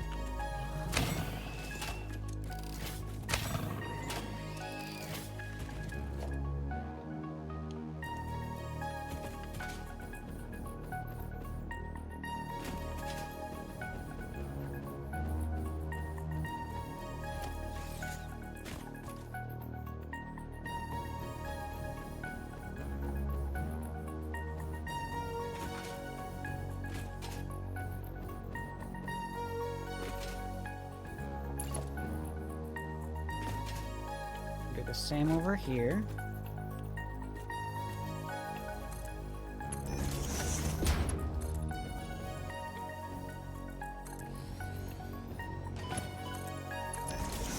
Bring it all the way down. And then bring that all the way across.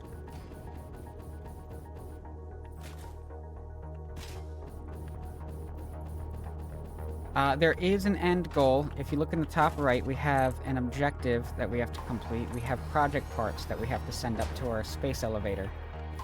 We have to send up our space elevator to our space station. And there is a final phase. And the idea there is once you complete that final phase, you provide all the project parts needed to save humanity. But there is suggestion that humanity is already too late to save. Maybe finishing that last point is gonna be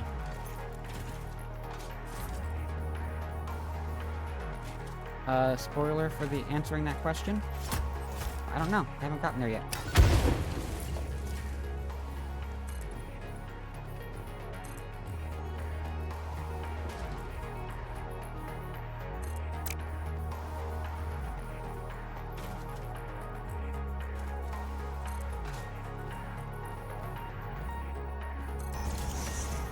Don't think there's anything to show here. Nope. Okay.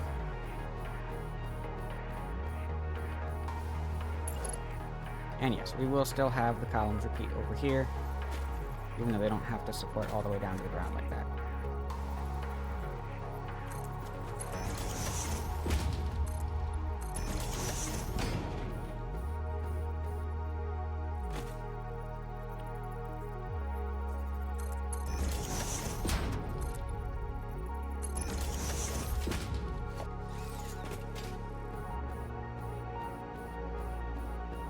How we get into this is going to be a question.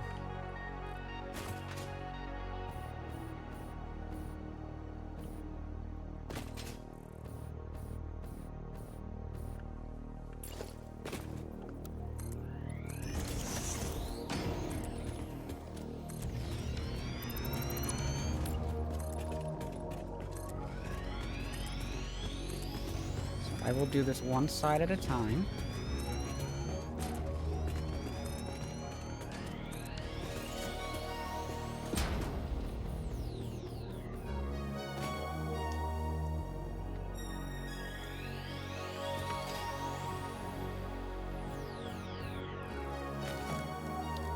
And this first side is going to be our 8 boundaries.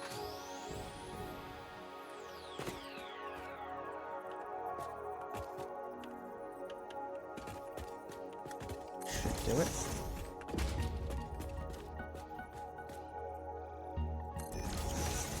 I'm going to do it that way, or do I want to do it the other way? I think I want to do it the other way.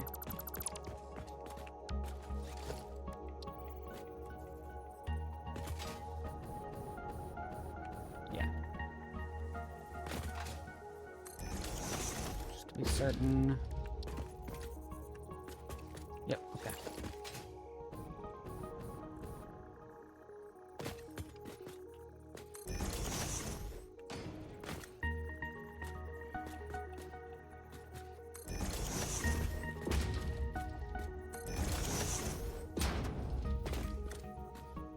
What we are doing right now is not progressing towards that end game. What we are doing right now is enjoying the holiday season.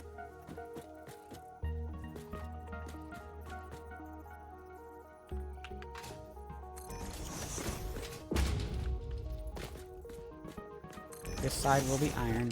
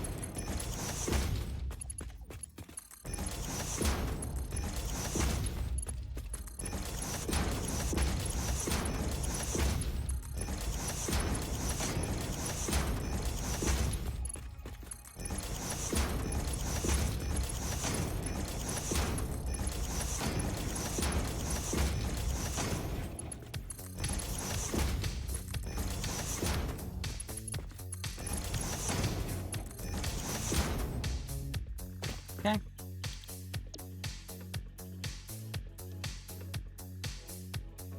Let's see, what was my... Okay, we're producing 20 of these. We're producing 40 of these. So 20 of these is going straight to storage, and then the other 20 is going to go into, when we unlock it, the ornament clusters.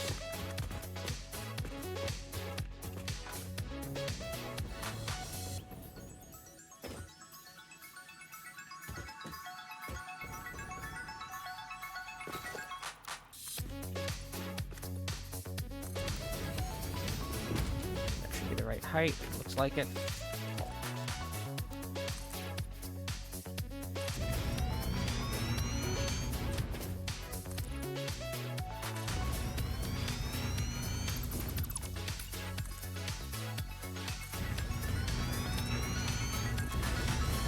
Two, 3, 4,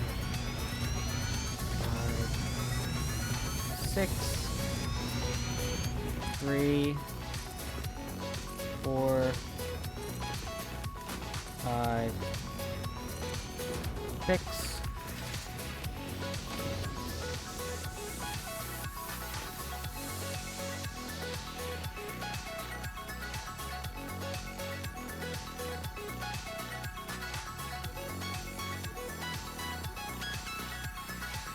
And I now need 24 smelters.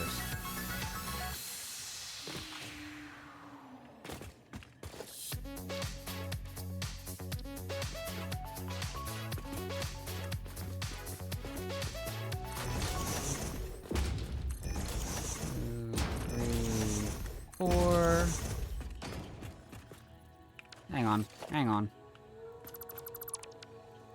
I'm almost certain. Yep, we sure have.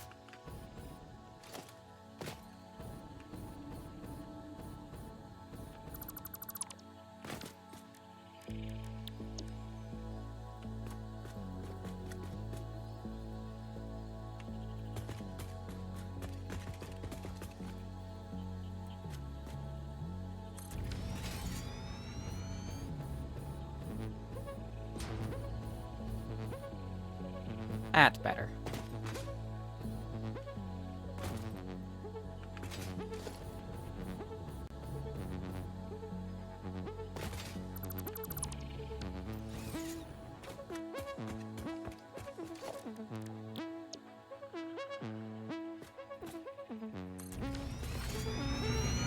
Got 16 smelters. And we will need...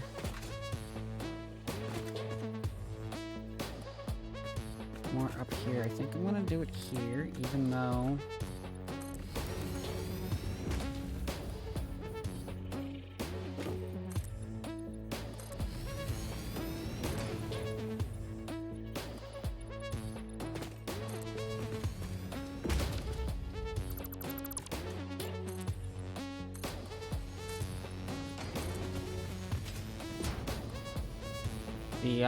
the ores will feed in from the front, but I think this will make the building look a little bit more balanced.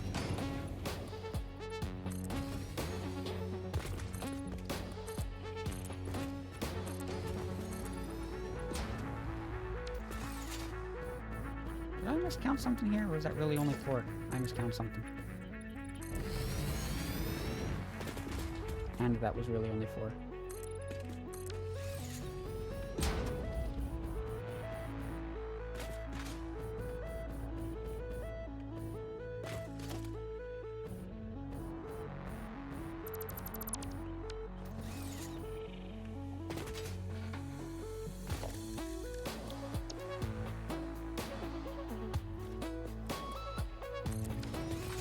All facing the same direction.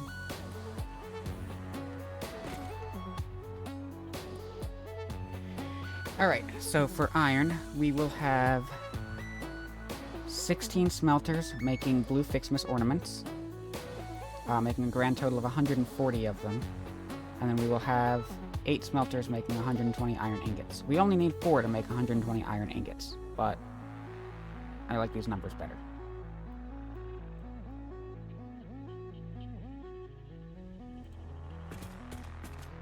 So, 16, it's 140 divided by 16, gives 8.75 each.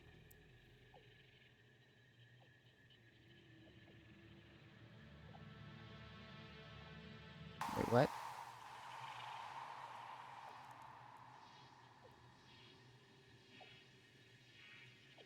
Right.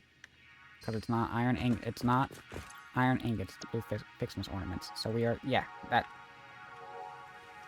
tracks.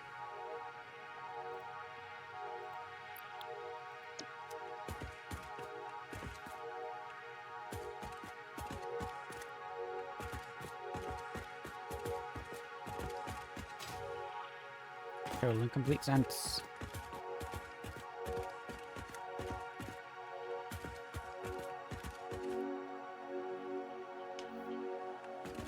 Now, 8.75, we need 4.375 for a 1-2 ratio.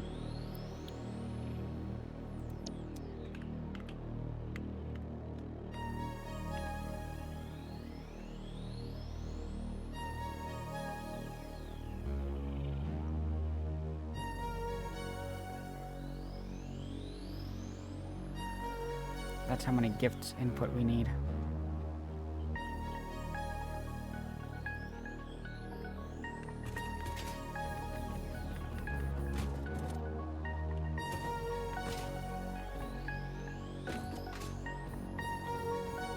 And I think we'll use this space in between for the Christmas trees that produce the gifts. Send that down and over.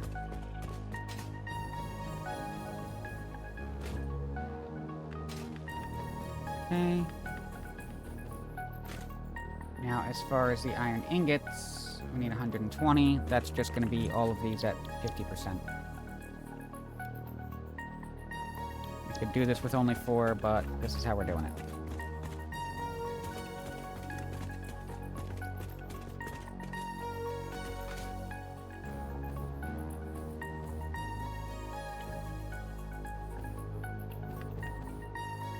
And then down here will be the iron Christmas ornaments.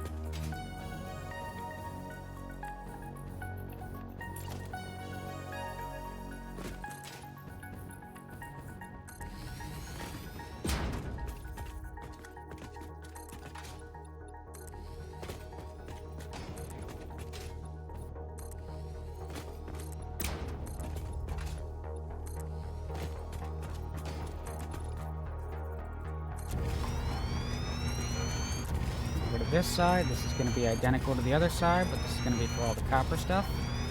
The numbers will change.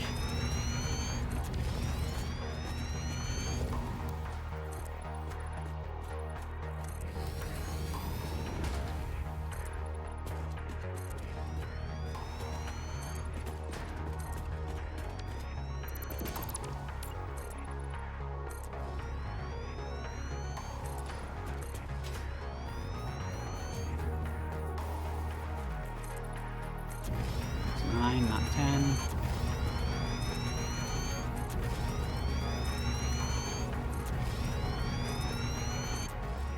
Fix that later.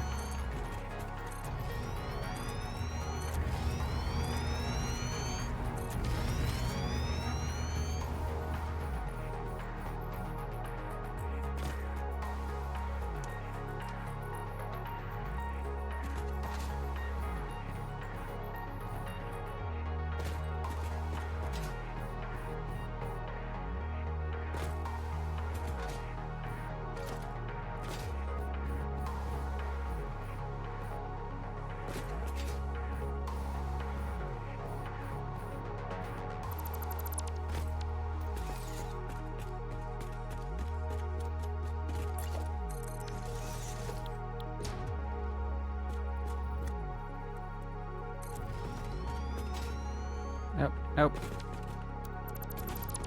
Wrong blueprint.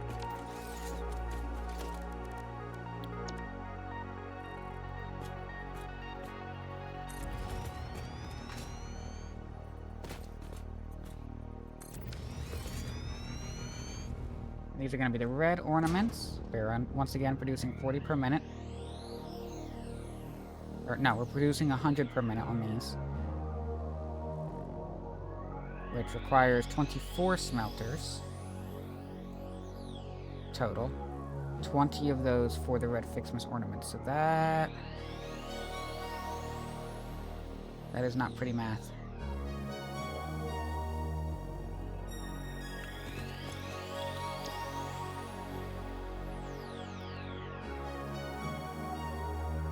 We only produce 5 per minute.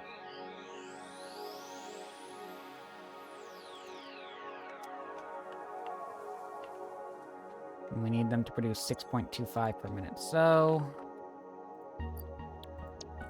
we'll overclock because I'm more concerned about the symmetry in this case.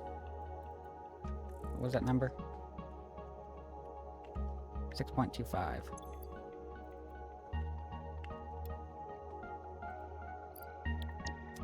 It's a slight overclock. I'm not too worried about the additional power draw.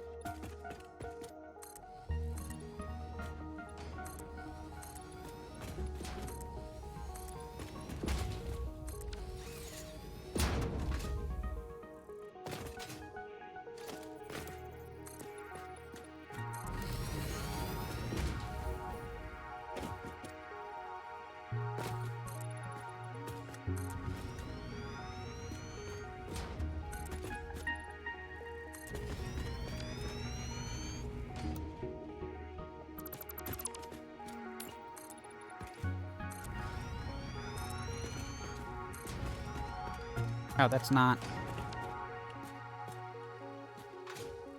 Third floor is not 10 long, it is 6 long.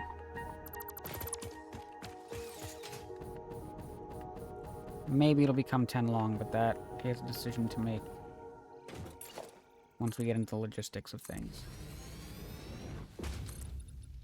5 long, 6 wide.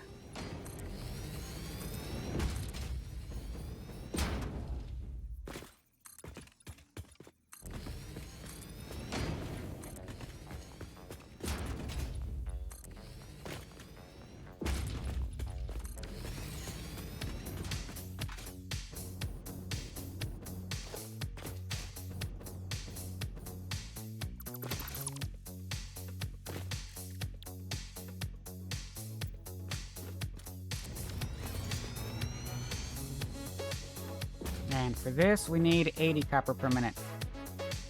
We have 8 of these. We want them to produce 10.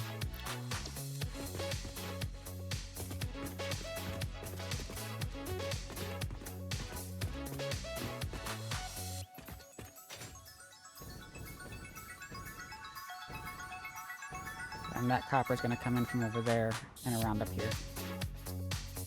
It's going to be a overhead bridge so we don't compromise the natural roadway that we've got sitting there.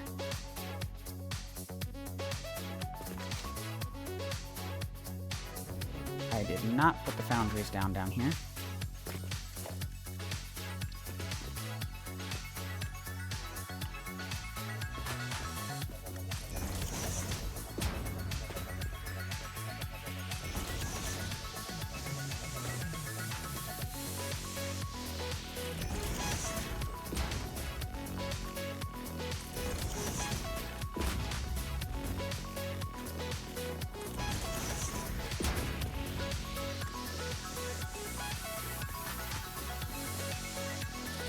There we go.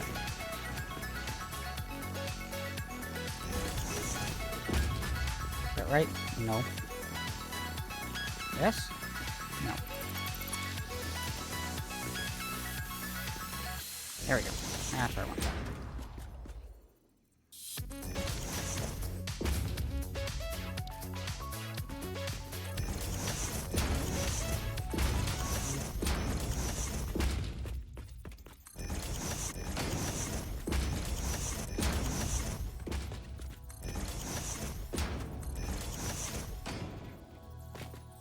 An ad break coming up. I do want to get the logistics of this all together before I raid out, so we will go a little bit longer after the ad break.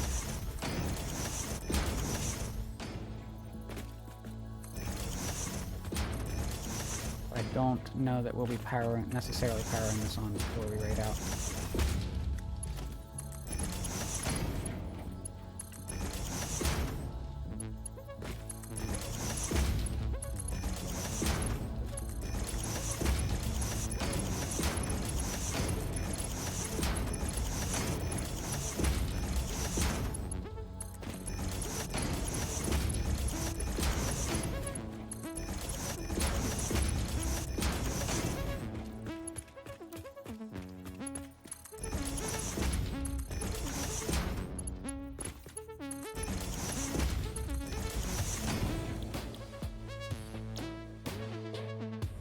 And it's just 5 of these. Same production rate as the other side. 40 total. 20 will be going to the assemblers that we do not yet have the recipe to set up.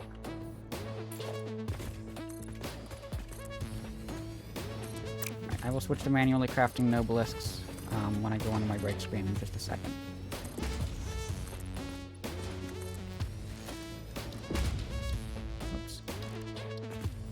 That one. That's the one. Alright, break time. See you all in a bit.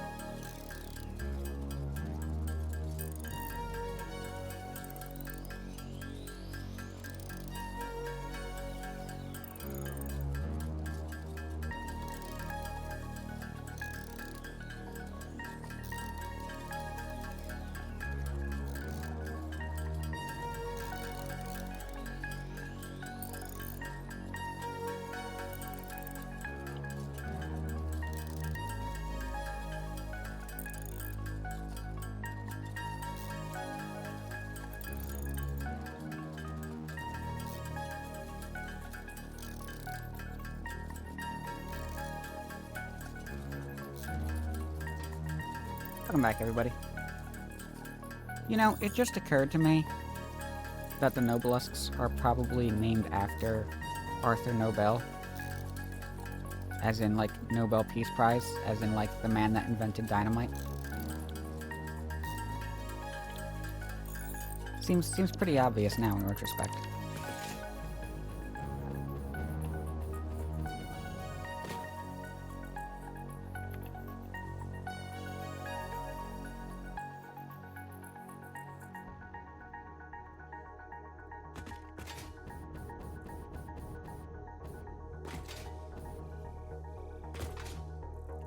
This is 4x5, not 4x6. Part of why this looks so unbalanced.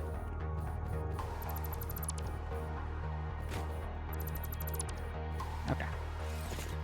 And yes, I do think I just said Arthur Nobel and not Alfred Nobel, which is his actual name.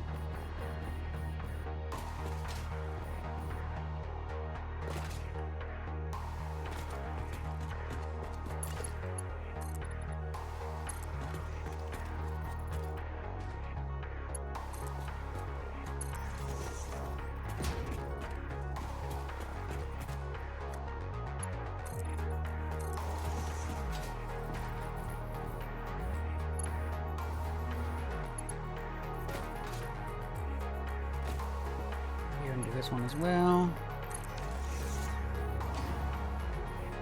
We should get all of the columns together.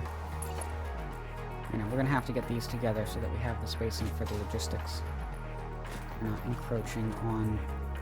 We don't end up clipping through any conveyors. We don't want to do that.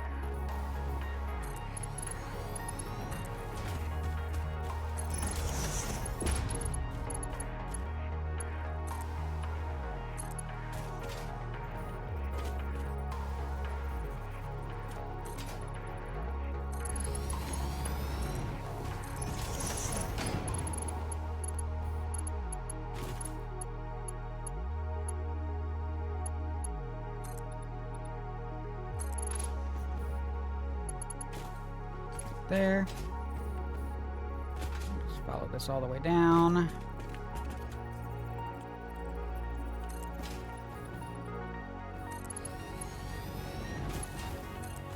You know, we got a new tape.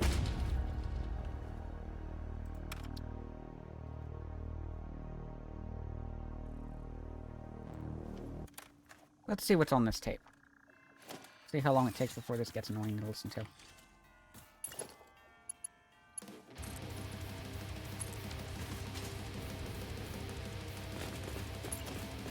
Oh, that's not going to take long before I get tired of it.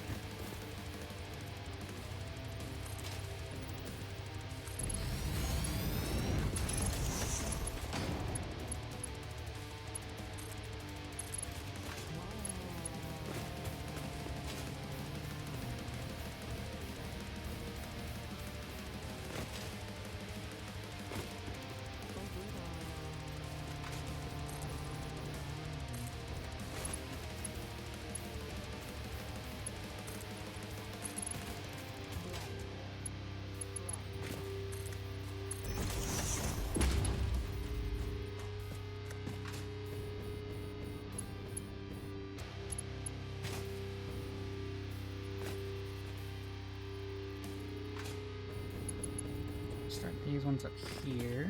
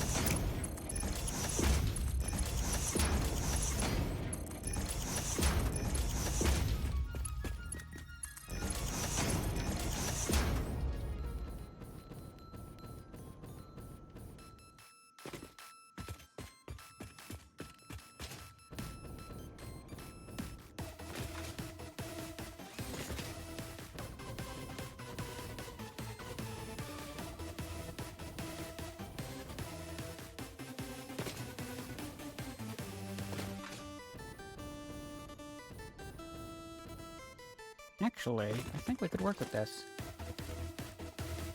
Get 240. Worried about having to create another floor, but I think... In the universe of base, let there be fixedness. No, maybe not. Hang on, let's see what the requirements are. We need 6.25 gifts per minute for this. It's gonna make 100. Unless this only needs 20, we're gonna need more than that. This needs 4.375.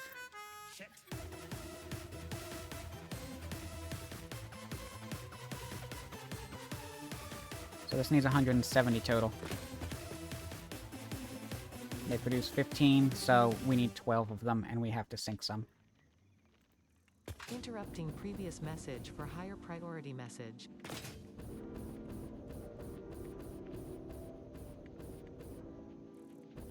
We can do that.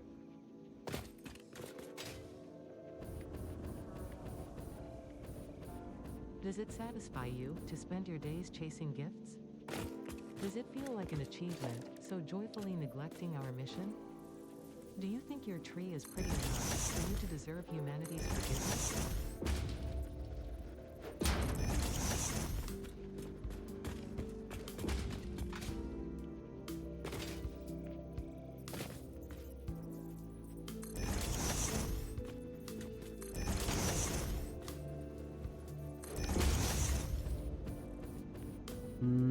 No, that's wrong. So the trees will produce 15 gifts per minute. Just automatically. No power or anything. These smaller Christmas trees. Fixmas trees.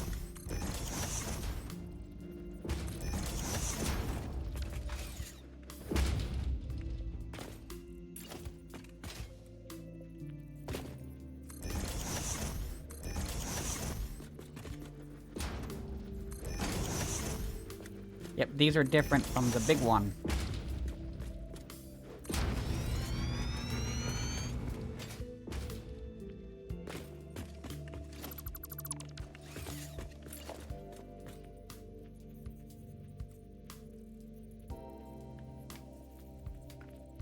Correct. The Fixmas tree stands as a monument to inefficiency. For what is Fixmas if not an insult to productivity? A seasonal event where joy is manufactured, constructed, assembled.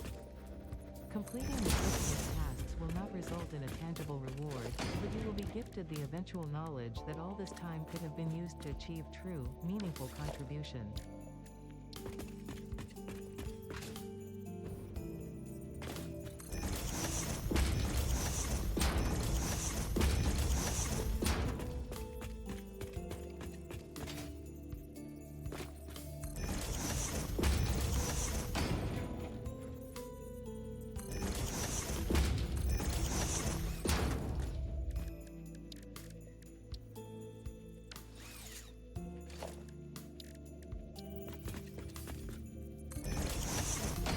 Yeah, these are very helpful for progressing the Fixmas production.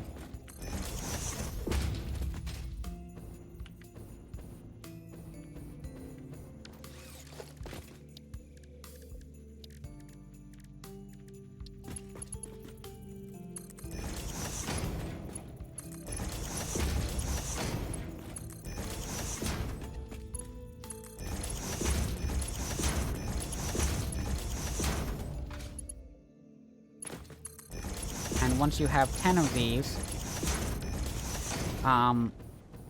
the gifts stop falling out of the sky, so this helps clean all of that mess up as well.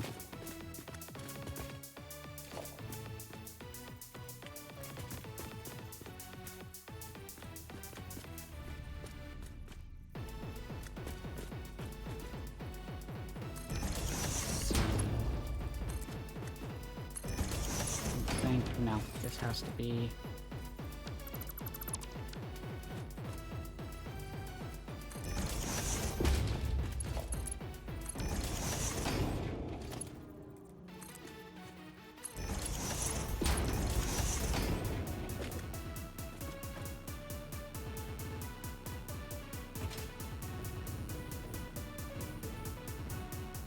So the reason for this is when we do the walls, we half nudge them in.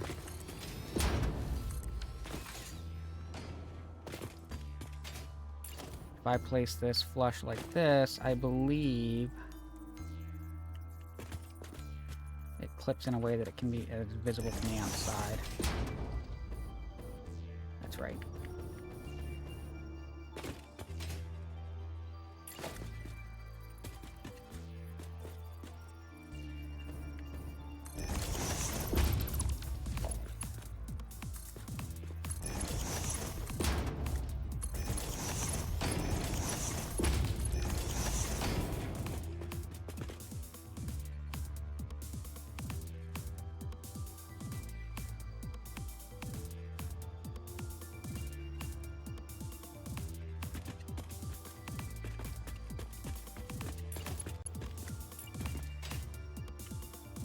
Build that here as well.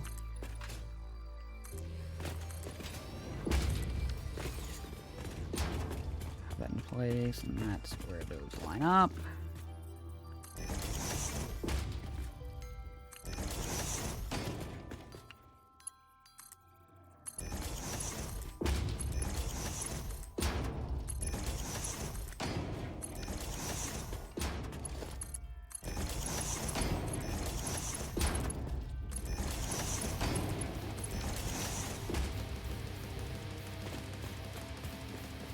So 15, 30, 60.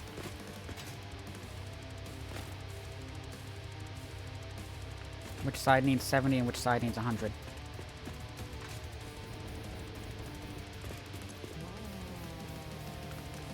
That's the side that needs 70. That's the side that needs 100.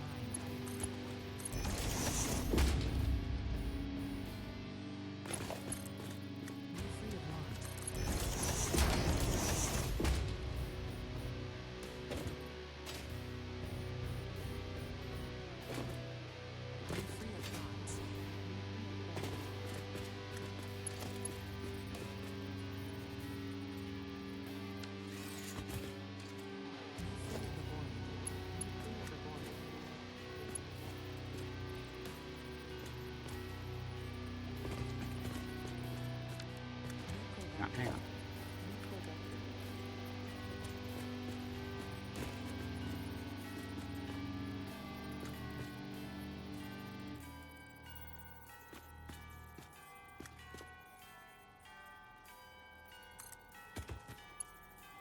There we go.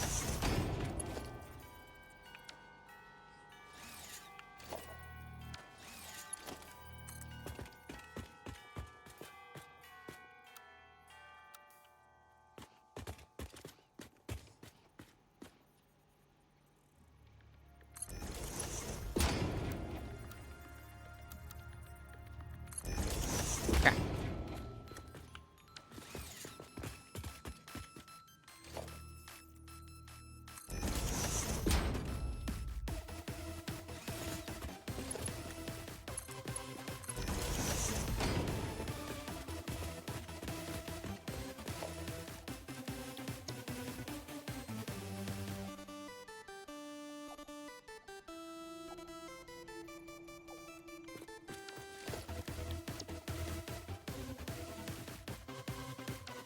unload is what I need. I had In unload. the universe of base, let there be fixedness.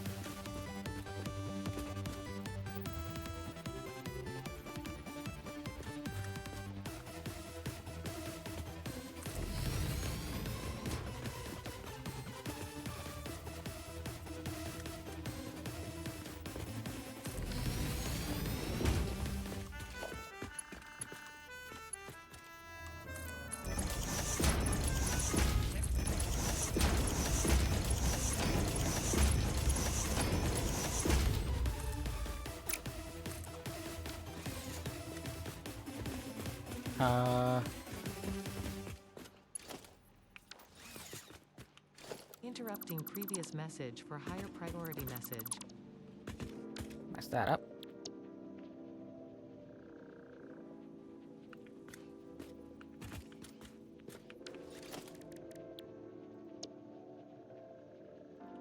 Does it satisfy you to spend your days chasing gifts? Does it feel like an achievement, so joyfully neglecting our mission? Do you think your tree is pretty enough for you to deserve humanity's forgiveness?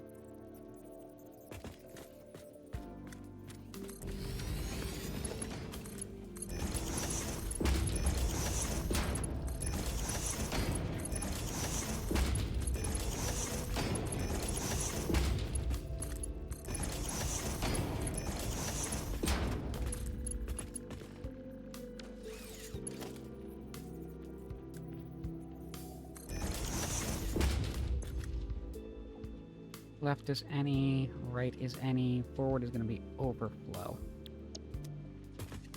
Reason for that is because we're sending 75 here, but we only need 70. We will need to handle that overflow.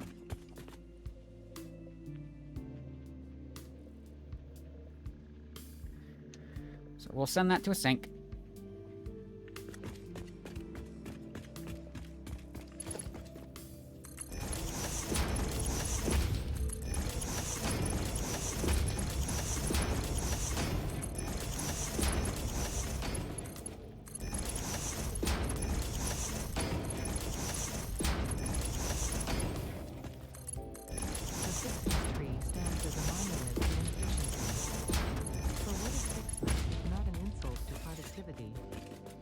Seasonal event where joy is manufactured, constructed, assembled. Completing your Fixmas tasks will not result in a tangible reward, but you will be gifted the eventual knowledge that all this time could have been used to achieve true, meaningful contribution.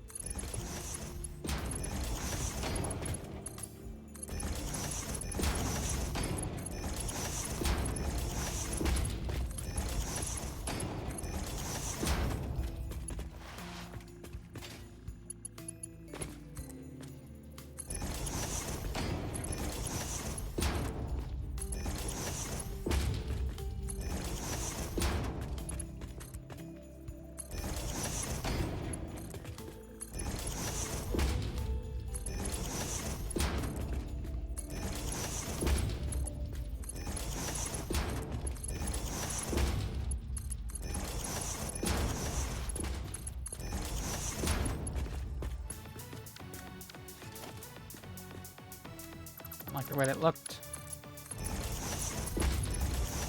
The highlight from the dismantle shows me that it did just fine.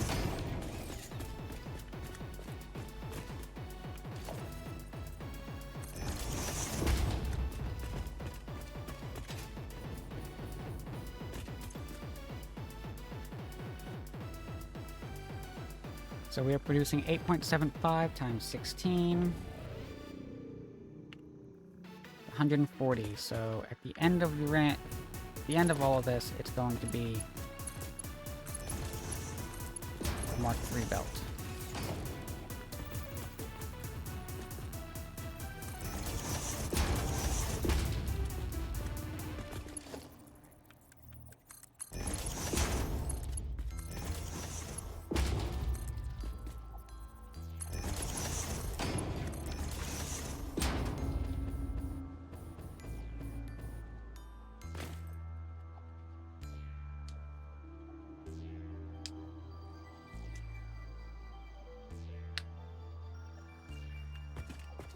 See the overflow already running for that.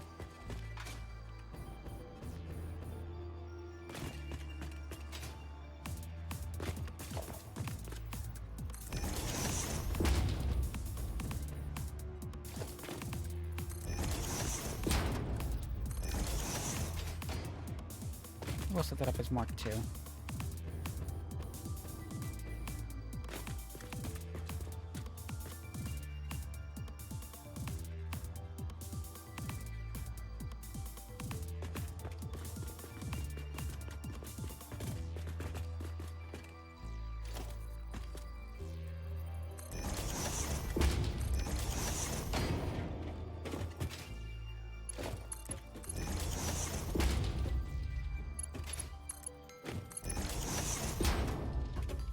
$15, $30.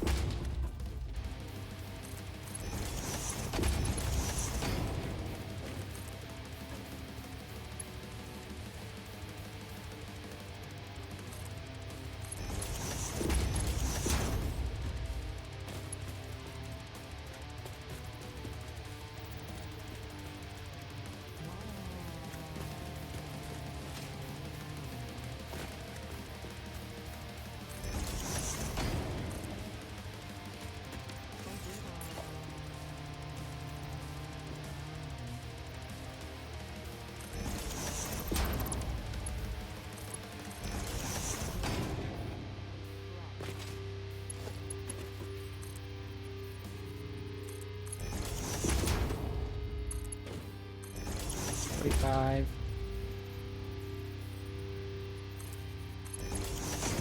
$45 is coming back together, makes $90, $105. And feel the warmth of purpose.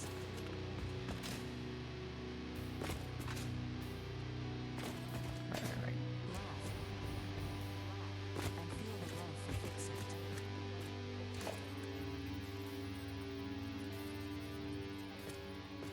Labor. And feel the joy of progress.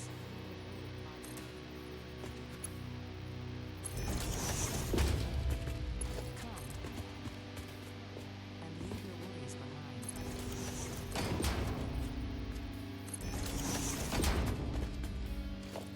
Be free of want.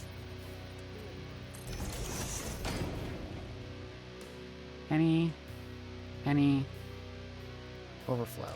Exactly the same as the other one.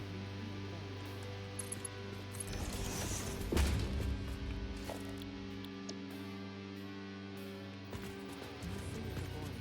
Be free of the void.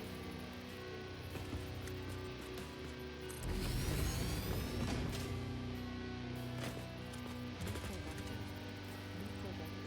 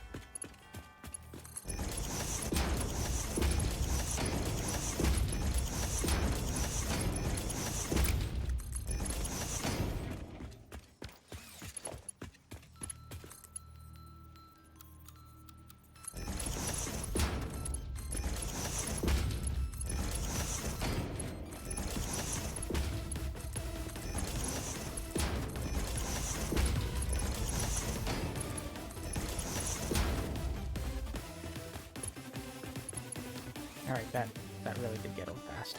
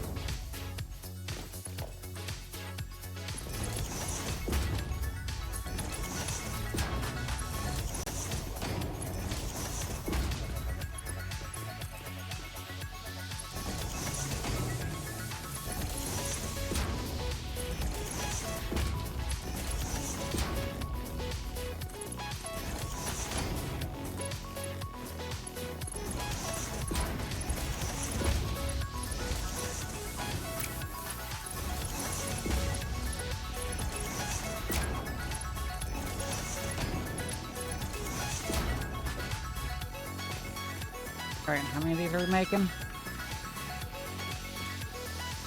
6.25 times 16. 100. Oh.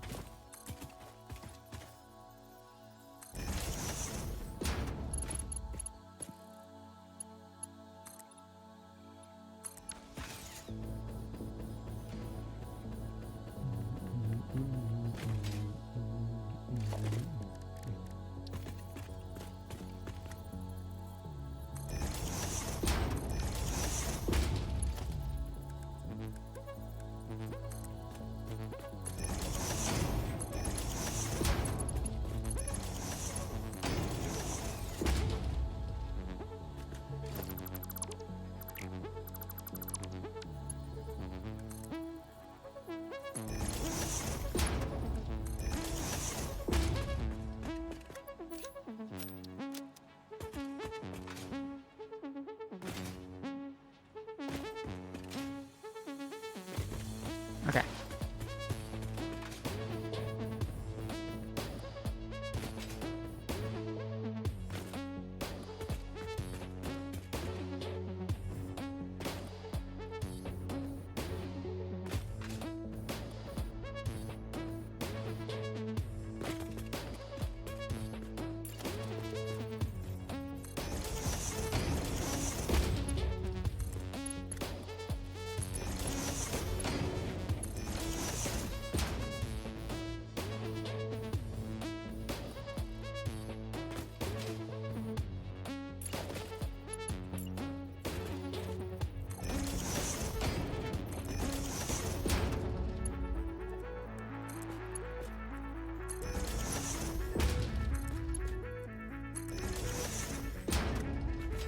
Is that right? Was that tier 3?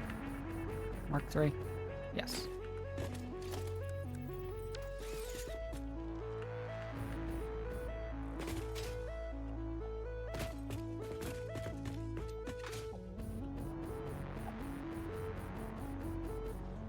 Okay, up here we've got the ingots.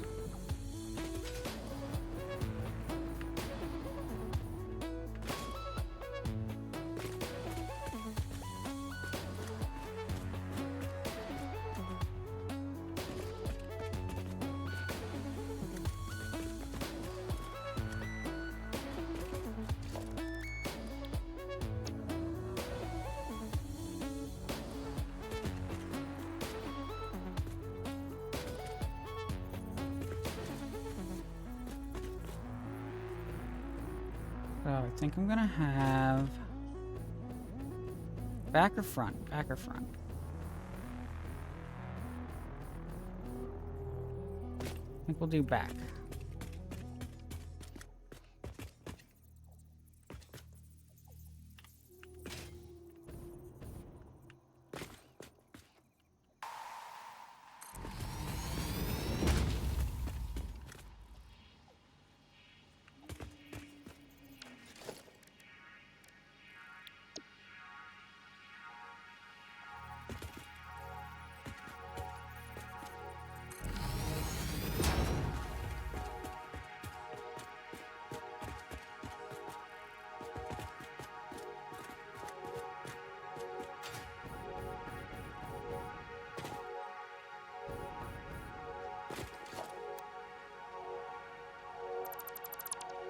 Facing the wrong way.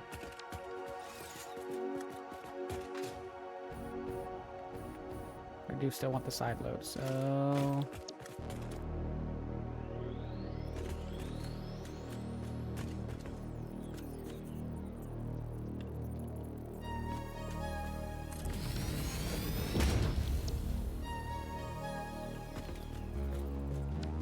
Wrong one.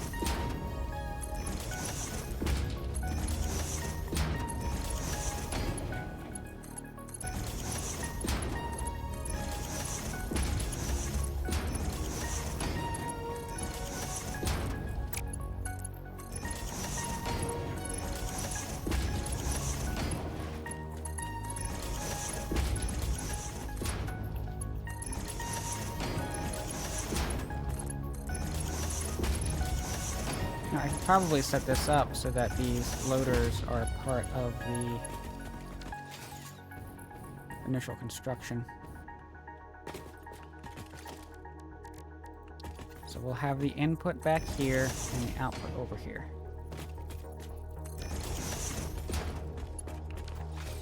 And these are doing how much? 50%, so 120.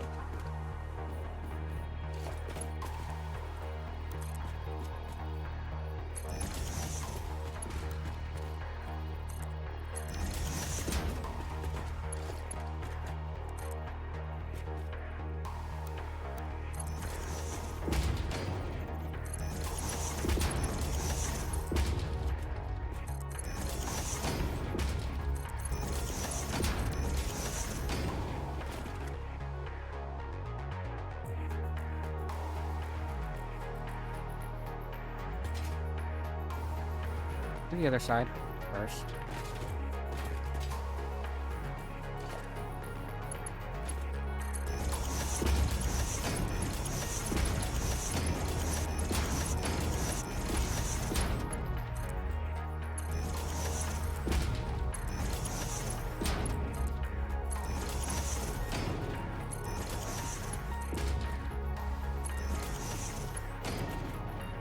This way I'm gonna end up with another ad break before I end.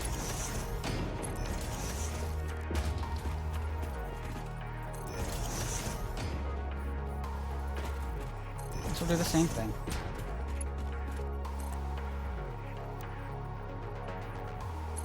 These are 80.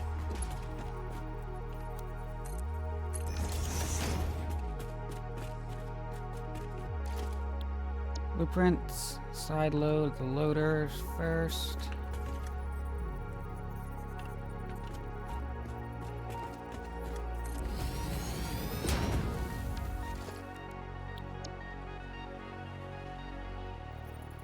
Unload. Hey! No! Rude.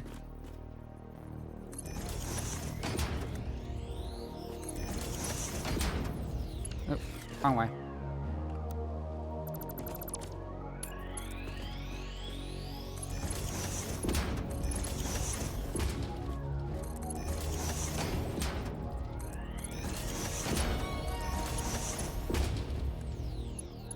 What's up, Rena?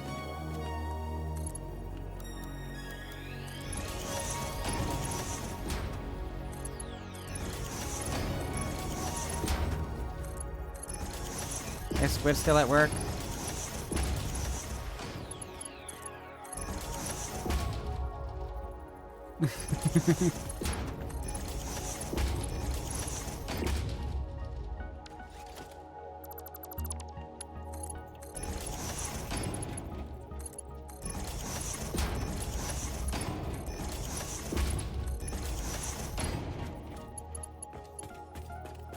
Are you all the way around? You're all the way around. Okay.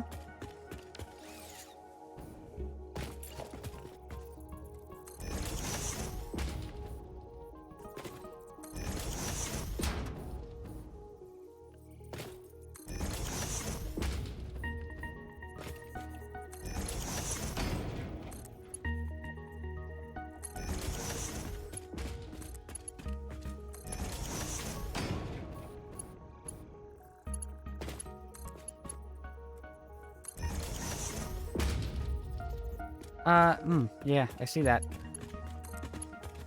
It says 9+.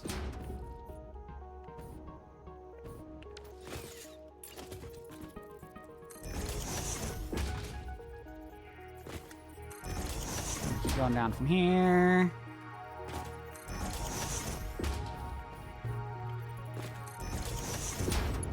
Still have to work out my storage points for this stuff. 'Cause it's not currently built into this factory. Would also like to do an elevator.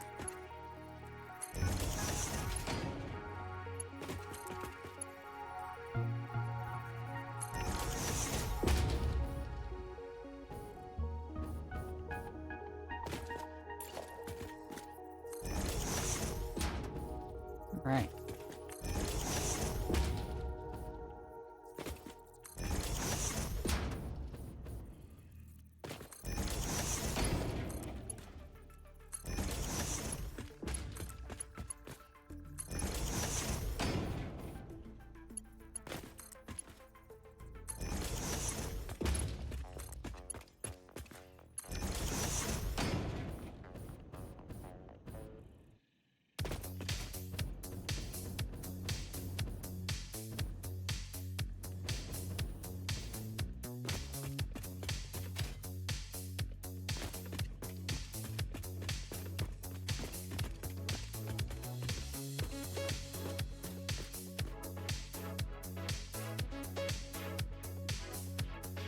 Right.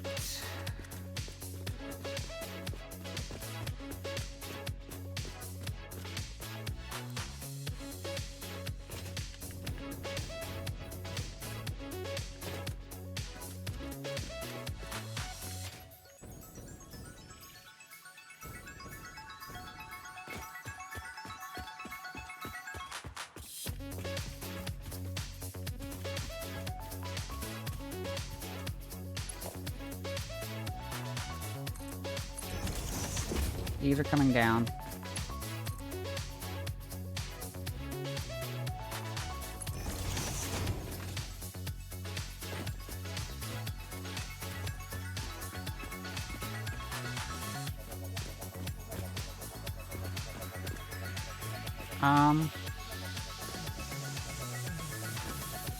Those are so incredibly not centered.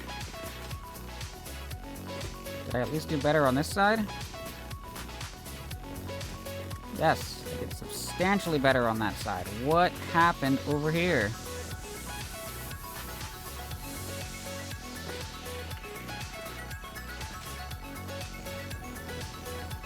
I think maybe I put these too far out. I did.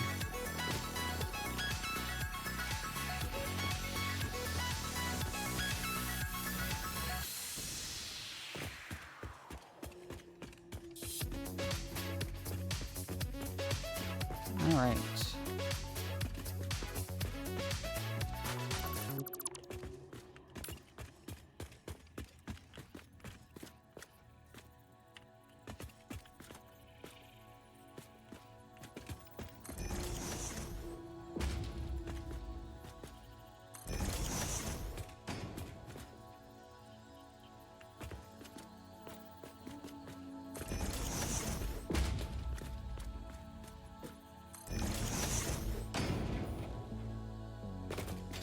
Really?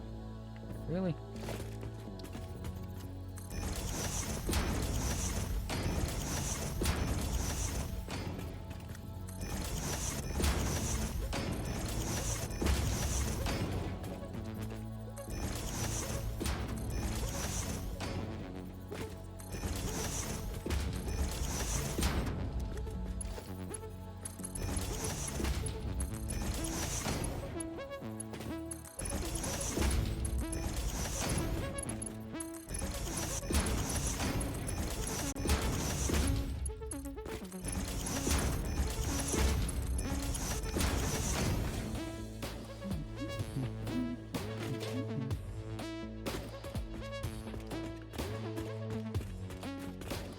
That's better.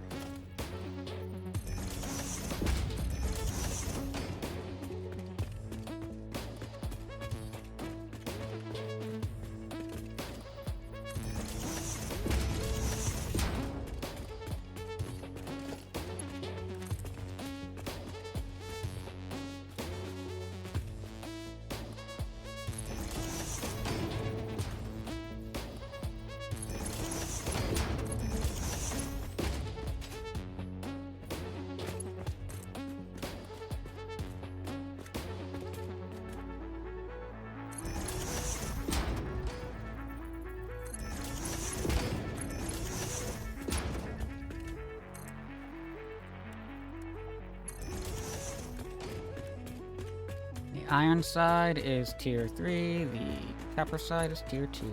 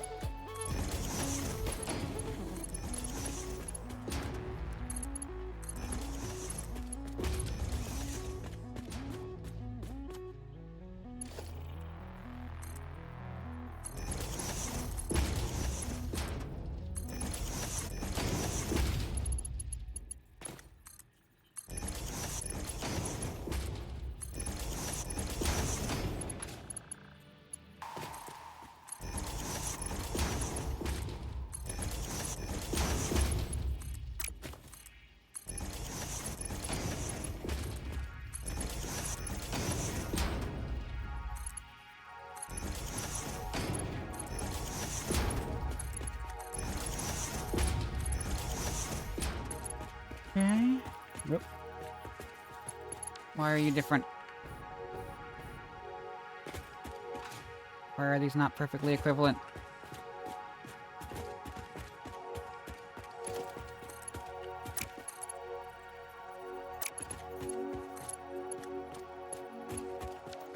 You're centered, you're centered. You're centered, you're centered.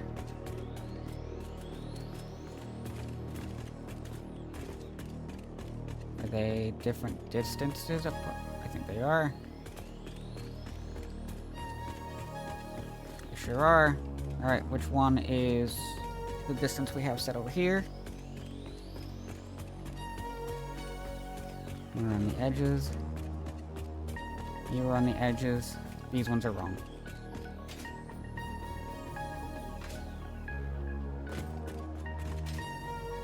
Specifically these two.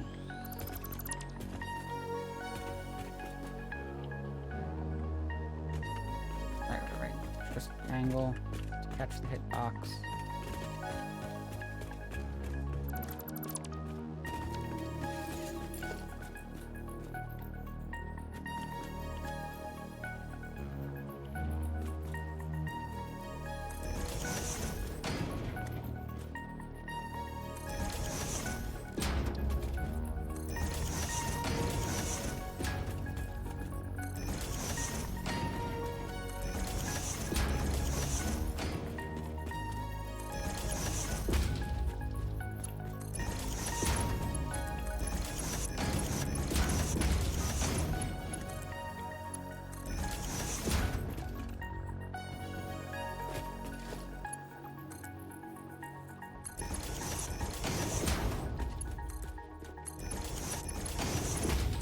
There we go.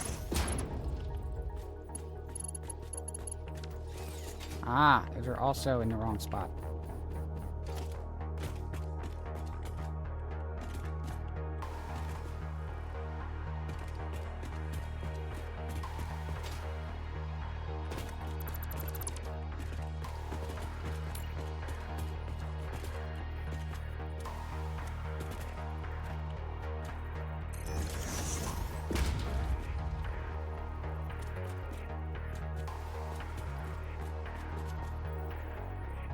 Stop.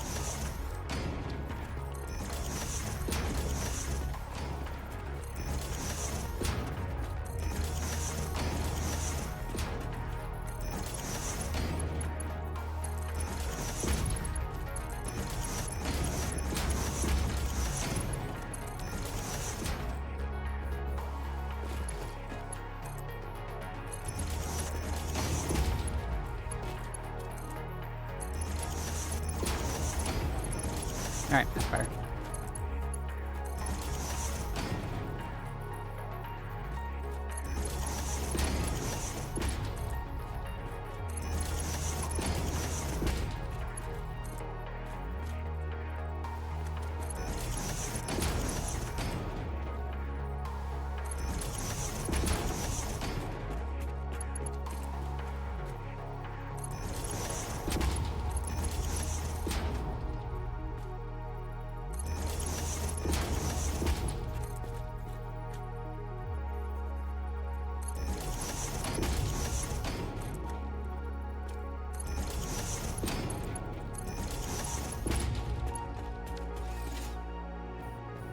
Okay.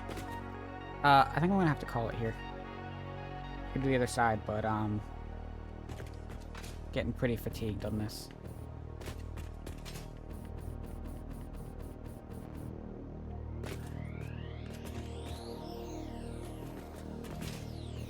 Will say, this is looking really interesting, the shape that we've come up with for this factory. Got the iron there that we're gonna bring up. Probably gonna bring it up the side. Probably do the same with the copper there.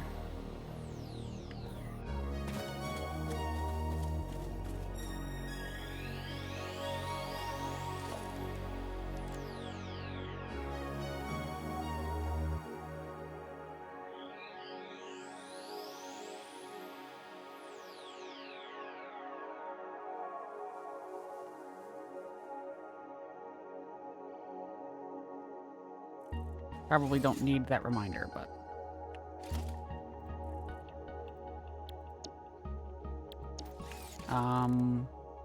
Excuse me.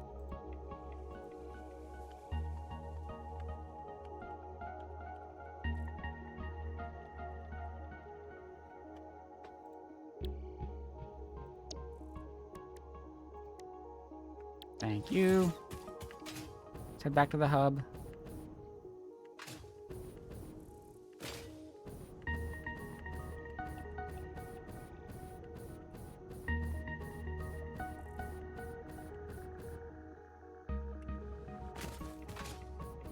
Further out I get from it, the neater it looks to me.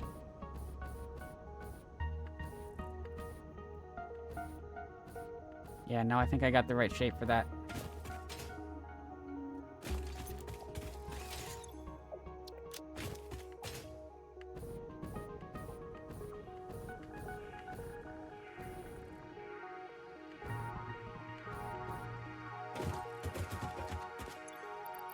Let's get rid of this, those. And the last research is going to be, as far as, unlocking the tree upgrades.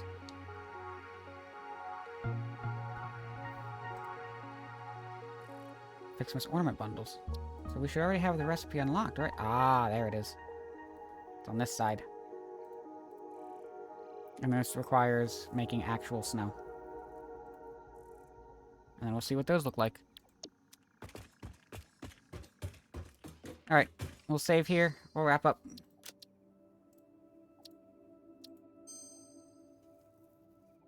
Go to my ending scene.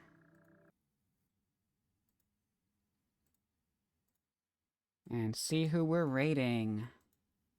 Who's live right now?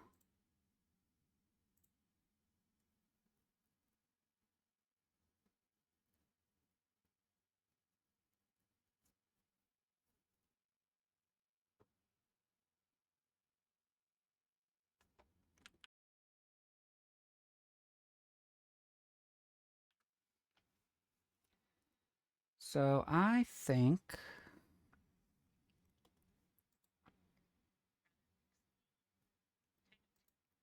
I want to send you all over to Mandolin. I don't know if I've rated her before. Simple raid out message today. Grab that first raid out message if you are not subscribed. The second one if you are subscribed. I appreciate y'all being here with me today. I appreciate y'all hanging out. We will be live again tomorrow evening with our collab with Acorn, as well as, I believe Friday we're still planning to do our, we want to get back to our Satisfactory world with Rena and Squid. Next Saturday's Minecraft stream is going to be canceled. I have to get that set up on the schedule, because I have a family Christmas celebration that day. So I will not be available, but I do still plan to stream Satisfactory that Sunday. So I will see you all next time. Thanks again for being here. Thanks again to the Pastability for the raid.